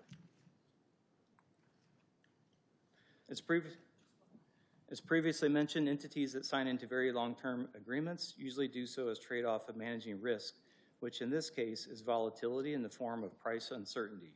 However, as I previously mentioned, the terms as proposed by IMEA give them a 20-year agreement, yet the city is not getting any price risk mitigation guaranteed in the contract in exchange. This is completely counter to modern risk management procurement strategies. Without binding safeguards or clear mitigation plans, the City of Naperville remains exposed to future cost burdens triggered by regulation, new generation development, and market shifts. As I mentioned before, we recommend the city align on its strategic goals, consider how both IMEA or alternate market pathways can meet these requirements, and also consider that over 70% of the U.S. buys their energy in the open markets, meaning that not all cities put themselves in this position. So what should the City of Naperville do? I know that I'm running out of time, so I'll just summarize by the fact that it needs to define its requirements for energy procurement, and once those priorities are defined, it can then decide whether it can renegotiate its terms with IMEA or if it should begin a transition market planning. The rest of the recommendations are summarized in the last two steps, and I will defer to my end of time. Okay, thank you. Councilman White, may I have a motion to extend the council meeting? Or, excuse me, the workshop. Mayor, make a motion to extend the workshop to 11:30. Second, Kelly. We have a motion and a second to extend the workshop till 11:30. All those in favor sign aye. Aye. Opposed? Motion carries. Okay, questions from the council for the PUA Bureau representative? Councilman White. Thank you for your service as well, and appreciate the opposing view. I think it was 4-3, if I'm not mistaken. Were there any other viewpoints why the three dissented with the rest of the board? I think the key themes were it's uncompeted, it's a very large contract. Choice for consumers has not been factored in, so go forward if we renew under the IMEA proposal. There's some, but very limited choice for consumers. And the last is just the uncertainty around price. Councilman Wilson. Thank you, Mayor. Thanks, Phil, for all the time we've spent on PUAB, going to long meetings as well. Really, we've both been there and going through the similar thing, so I appreciate it. Had a question about slide 6. It's the slide from Nest on IMEA's historical overpayment and risk exposure based on Nest analysis.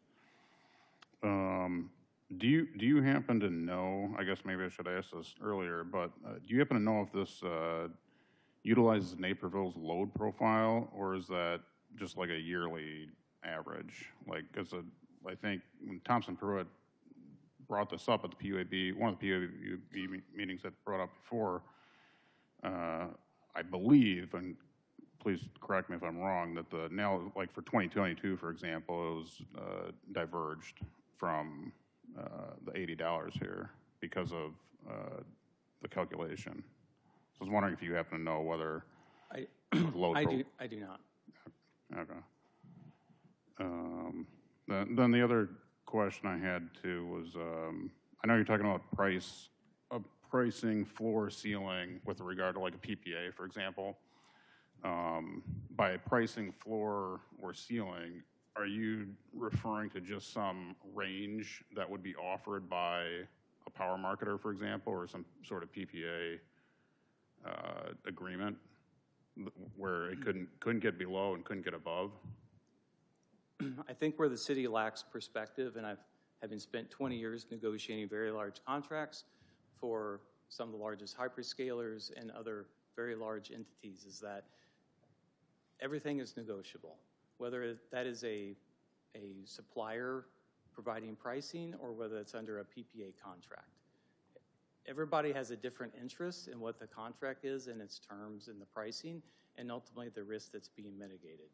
And so I think, yes, it could be either one of those, but my point is that nobody has gone back that I'm aware of and asked IMEA and talked to them about what their interests are in relation to the city's interests to understand what terms could potentially be negotiated that work for both parties, that provide the flexibility while also meeting the city's requirements. Okay. That makes sense. So yes, I've seen supply contracts from third-party providers. I've looked at one earlier this week that provide price caps and certainty around what prices can be. Again, everything's negotiable based on your level of understanding of energy markets and your ability to negotiate in terms like that. So it's not unstandard to do that. Sure. And I guess you referred to like a crystal ball of what the energy market will look like. I guess kind of my question then is, do you not think that the projected decreased supply and increased demand is from that we've seen from various presenters is accurate? I don't think it's a question of accuracy. Nobody knows. It's 20 years out. I look at all the things that's transpired and developed in the last 5 to 10 years. Like I said, I developed one of the largest behind-the-meter battery storage projects for a large hyperscaler here in PJM, and the whole justification for it was they were basically providing 24/7 renewable power for themselves, and they justified it by arbitraging energy markets. Who would have thought? It was the first time it was ever done, but when you get down and pencil the math out, you can make it work. So the point is that there are innovative technologies that are things that are going to come up. We have a nuclear expert in the room. Small nuclear reactors may be developed in the very near term. We sit in the largest nuclear bases in the United States, where at times, I'm sure Mark, others can test the pricing in ComEd, if you were exposed to real-time market pricing, actually went negative because there was an oversupply of power. Could the current administration right-size things and make markets such that there is an adequate supply of power to supply the increasing demand of AI, and such that market pricing gets driven down? I don't know. We're all left to speculate. Nobody knows. There's a lot of dramatic things that could happen in the next couple of years, let alone what happens 10, 20 years out. That's why I say I think it's crazy to think that we can have crystal balls and make decisions on pricing based on something that nobody can even predict. Markets don't predict. JP Morgan's not going to hedge a financial or a contract on one of these types of energy procurement buys 10, 15 years out, or you're going to pay so much for it, it would never be viable. That's because of the fluidity of energy markets. So I don't think that it's financially responsible to try to make a decision now based on what we don't know 20 years from now. Right. I mean, you know, obviously the further out a contract is, the harder it is to price because there's more volatility, right? But those are financial markets and can be determined. Energy markets cannot, because you can't control new markets and new technology, new innovations that come in, and ultimately can change the pricing in real time in the supply and demand market, which is what PJM is. Well, yeah, I mean, obviously, if something brand new comes up tomorrow, then it's going to obviously decrease the cost. That's able to create a ton of energy. But if it doesn't happen in the meantime, then, you know, further out, then the cost will go up because there's less predictability. Which, on that note, from the previous conversation, if I understand it correctly, the big beautiful bill did not repeal the incentives for gas generation and storage. So there could also, in addition to other renewables that might try to get in the next year, there could also continue to be more generation that gets developed for those resources based on those incentives that may not go away. Thanks. Councilman Holzhauer. Thank you, Mayor. To Councilman Wilson's point, if let's go back 20 years in time. So back in 2005, what were some of the projections about what power would look like in the United States in 20 years? And what were unexpected developments that have happened in the last 20 years? Exactly what you signed up for tonight. Do I get to phone a friend on that one? Well, let's start with the division between natural gas and coal. How's that changed in the last 20 years? I don't know. I was actually working for a utility at the time when energy first got deregulated in Illinois, and people actually had the power of choice. And I remember what a huge game changer that was, just for people to be able to decide who they wanted to buy their energy from, and that changed the cost of energy landscape quite significantly. Admittedly, I was just graduating college at the time, so I didn't really understand the complexity of that. But go from then, when there weren't things like large-scale battery storage, I think solar was around, but it wasn't prolific, certainly not in residential and commercial markets. Demand response didn't really even exist at that point in time. So if you look at the giant leaps that have been made in energy generation and energy flexibility, it's been quite expansive in that 20-year time frame. So now fast forward another 20 years and think about what could happen with all the advancements that have happened. Somebody was talking about earlier with AI and other tools like that. What could that do for energy, and how is that going to change the energy landscape?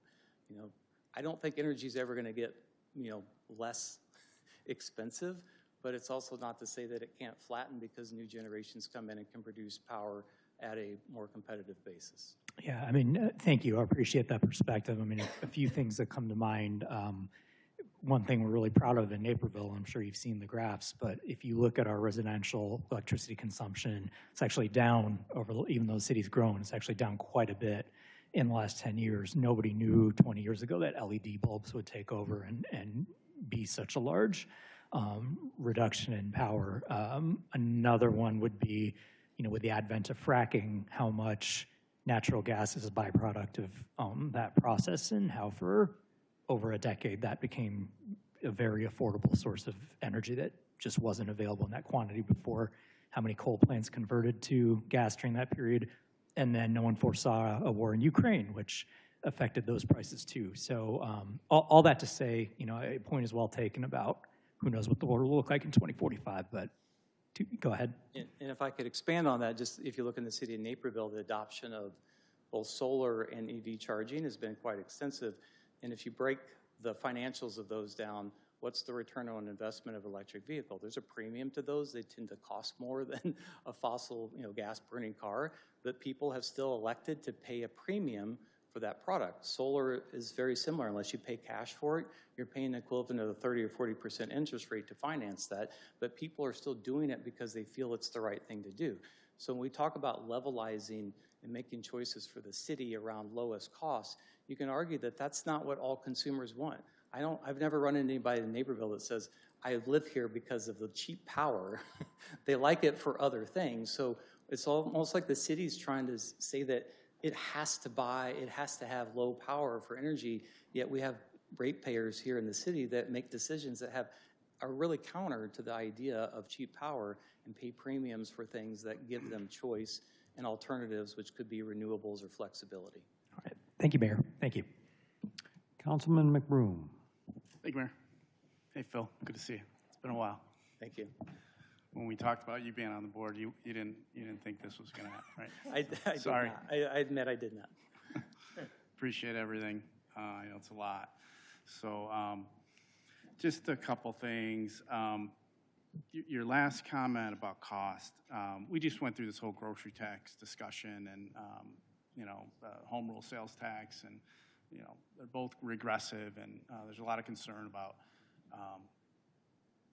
what people have to pay for groceries or their goods through a sales tax. And there was a chart showed the income levels in Naperville, and we have a lot of low-income individuals in Naperville. So just your last comment about cost, I think there's a good percentage of the population. I mean, if we are making a decision where we say cost is not the best priority, I think the number one priority, then we have to acknowledge that there's single moms out there, and there's people with limited means that we're not hearing from or we're not listening to, and so I do think cost is important. But I want to go back to this. I want to get your opinion on it, Phil. That I do think that this conversation just resonates in two different premises. And, this talk about, we need to negotiate better, that everything's up for negotiation. And I think that's entirely true if you're talking to a for-profit company. If you're going to a Constellation or something, I mean, those are the salespeople. And I'm sure it's going to sound great when you talk to them. They're going to give you everything they want. You should not trust those individuals. And I think that there's just a fundamental disagreement or a misunderstanding of what our relationship is with IMEA. So when we talk about new technologies and there's going to be, hopefully things that are cheaper and more innovative, all those things are going to happen. I'm sitting here thinking like, well, we hold the vice chair position on the IMEA board. Are we really going to procure higher cost energy when there's a better option out there? IMEA is not offering guarantees. I've never said that. They're offering partnership. They're offering to continue a partnership. And I do think that there's, we see the signs out there, there's people that just don't like that our money goes to coal. And, even though those coal plants are scheduled to be closed, even though we're not getting 80% in our house, when you plug in your microwave, you're not getting 80% coal coming into your house. They don't like that our money's going there. And so and in order to kind of discredit, you have to position IMEA as a vendor. And I heard you say it. I don't see it that way. I don't think that they are a vendor bidding on our business. They are a partner, and we have a seat at the table. You know, I have heard the argument we're one vote and we take 30% of the power, so we should be able to, you know, kind of call the shots over all the other members because we pay a third of the bill. I hear that, I'm like, third of the bill? Well, we're using a third of the energy. Isn't that just passing the cost? Is it really a bill? So you know, there is a narrative of a level of distrust we should have for what I think are just our employees. And so when it's positioned as a vendor, then it necessarily makes you skeptical and untrustworthy and have a need to, we need to bid this out, we need to look at other vendors. And so, you know, I guess I want your opinion, Phil. Like, should this be a business negotiation where we absolutely do not trust what they say? And I appreciate what you said before, because we have, in the beginning of your presentation, you weren't disparaging them. I can't remember exactly what you said, but there is this narrative that we shouldn't trust them, that they're just like a power marketer. They're just like anyone else, and we need to be skeptical, and we need guarantees. And I just don't see the relationship there that way. And I think it's really important that we have a seat at the table. And most of these other options we're looking at, we would not. So. Yeah, are you looking for a just comment on that? Yeah, just what do you think? Because I think you did a great presentation, but I think your entire analysis is premised on the fact that IMEA should be treated like any other power marketer or any other vendor who's trying to sell something to the city. And I'm just looking at it from an opposite standpoint. I think that we have 32 member communities that have been working together as partners for a very long time. We have influence on that board. And then we have this staff at IMEA, and there are employees. And this is a planning exercise. These are communities that need to really, especially in light of the law and the changing market and the supply and demand shift, really need to do decade-long planning. And I don't see it as any kind of adversarial. We're being given an unsolicited bid. I think it's a planning exercise, and you know, we can all choose if we don't want to be a part of that plan anymore. That option does go away, at least in its existing form. So, you want to answer? Is there do you see any distinction there? Do you see any that our relationship is unique, and it may not necessarily should be compared to other business negotiations in the energy market? Go ahead, sir. Yes, I do. I mean, I understand your perspective. I see it as unique, just in the arrangement of what it is and different from just buying energy in an open market. I can highly relate to that because a lot of the work I've done over the years is done in partnership with, you know, my customers. That said, is that when I've operated in partnership with my clients, we also sit down at the table and we talk about each other's requirements and interests and business interests. And those usually aren't understood until you force that conversation. So I don't think that the city has fully defined what its requirements are, which is really a pre-step to sitting down with your partner and having a discussion about what's in the best interest for both of you. And that's why we recommended that once those requirements can be determined, then you reach the point at which can IMEA meet the terms of the things that the city wants? And have a discussion about that. If it can't, then you agree to go into different directions, and that's the point at which the city would do something different. But we weren't recommending to move away from IMEA. We're recommending to define what the city wants and figure out if IMEA, the current partner, can meet those requirements, whatever they are, and prioritize however the city agrees that they should be, whether that's low cost, et cetera. And then build in the terms and the right contract provisions that give the city what the requirements are that try to meet everybody's interests. Okay. Councilwoman Gibson. Yeah, thank you, Phil. And actually what you outlined was what I believe the original intention of the strategic workshop is. So I agree. I would love to see that happen. I have a question for Director Groth. If you wouldn't mind elaborating on the governance structure of IMEA and how decisions are made. Director. Certainly. Briefly, I outlined it in the Q&A with respect to specific details about how the weighted voting and the straight voting works. But in general, each member has 1/32 of a vote. If a member wants to dissent, there's a weighted voting provision that if 5 members go against a motion, then it goes to a weighted vote with respect to contract terms, provisions, or financials. And so therefore, then it becomes a weighted vote, and you have 5 members that dissent. Over 50% of the vote of the weighted share could then kill a motion. Okay, thank you. So we're one of 32 votes. If we were the only municipality that had disagreement or wanted something, we would have to get 4 other municipalities to join with us, and then it would trigger a weighted vote. That's correct. Okay, thank you. Okay, thank you, sir. Thank you. Director? Thank you all for your input tonight. We'll now open it up for questions. Any questions from council? These could be questions for our professional staff or any of the presenters tonight. Seeing none. Oh, Councilman White. Yeah, no, and I know it's getting late. I guess I guess we're getting into next steps. What are we looking at? Another workshop? And if so, thoughts around what we would like to see in that workshop. I know there's been a lot of discussion as far as maybe hearing from one of the power marketers and have them present maybe something that they can do, or do we focus more on the strategic goals? We've got a potential vote coming up next month as well, so just some thoughts around that. Mr. City Manager, do you want to take that one?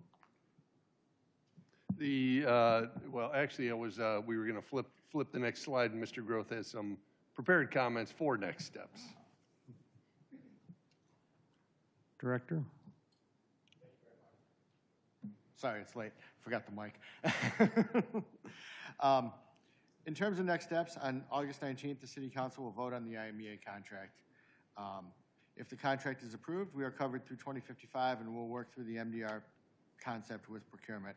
We'll bring back a contract to council. If it's not approved, staff will pause. We'll revisit closer to the contract expiration with the continued goal of preserving all options available to the city. Thank you. Okay, Councilwoman Longenbaugh. Thank you, Mayor.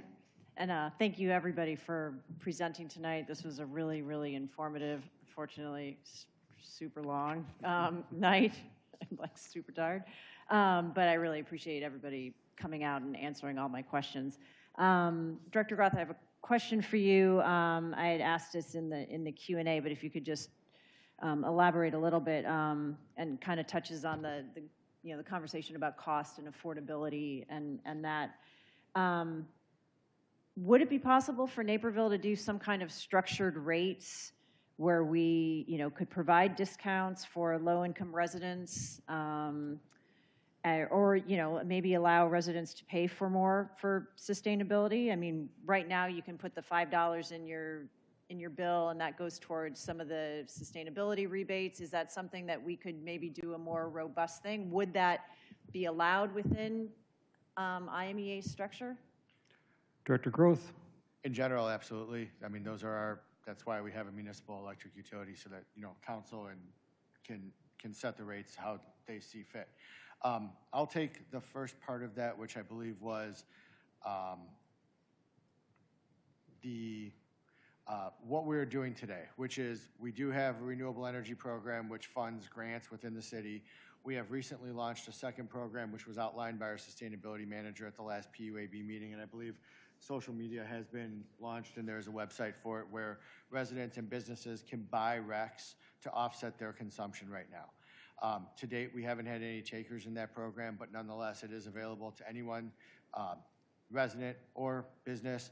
You just go online, you fill out a form, say what you want to offset. We take a look on our internal systems of how much has been consumed, and we provide a price to that end user. With respect to different financing options and different rate structures, I'll turn it over to Director Ray Munch. So different rate structures are absolutely possible. I'm just going to go to the example. The last municipality I worked in, we had senior discounts, low-income resident discounts. They're extremely burdensome from an administrative perspective.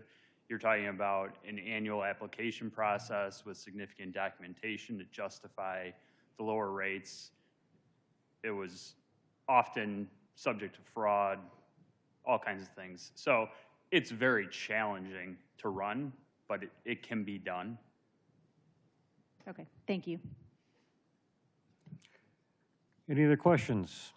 Seeing none, I want to thank our city council for all the work tonight, and I think this was an excellent example of our community working together to try to find answers on a very complicated issue.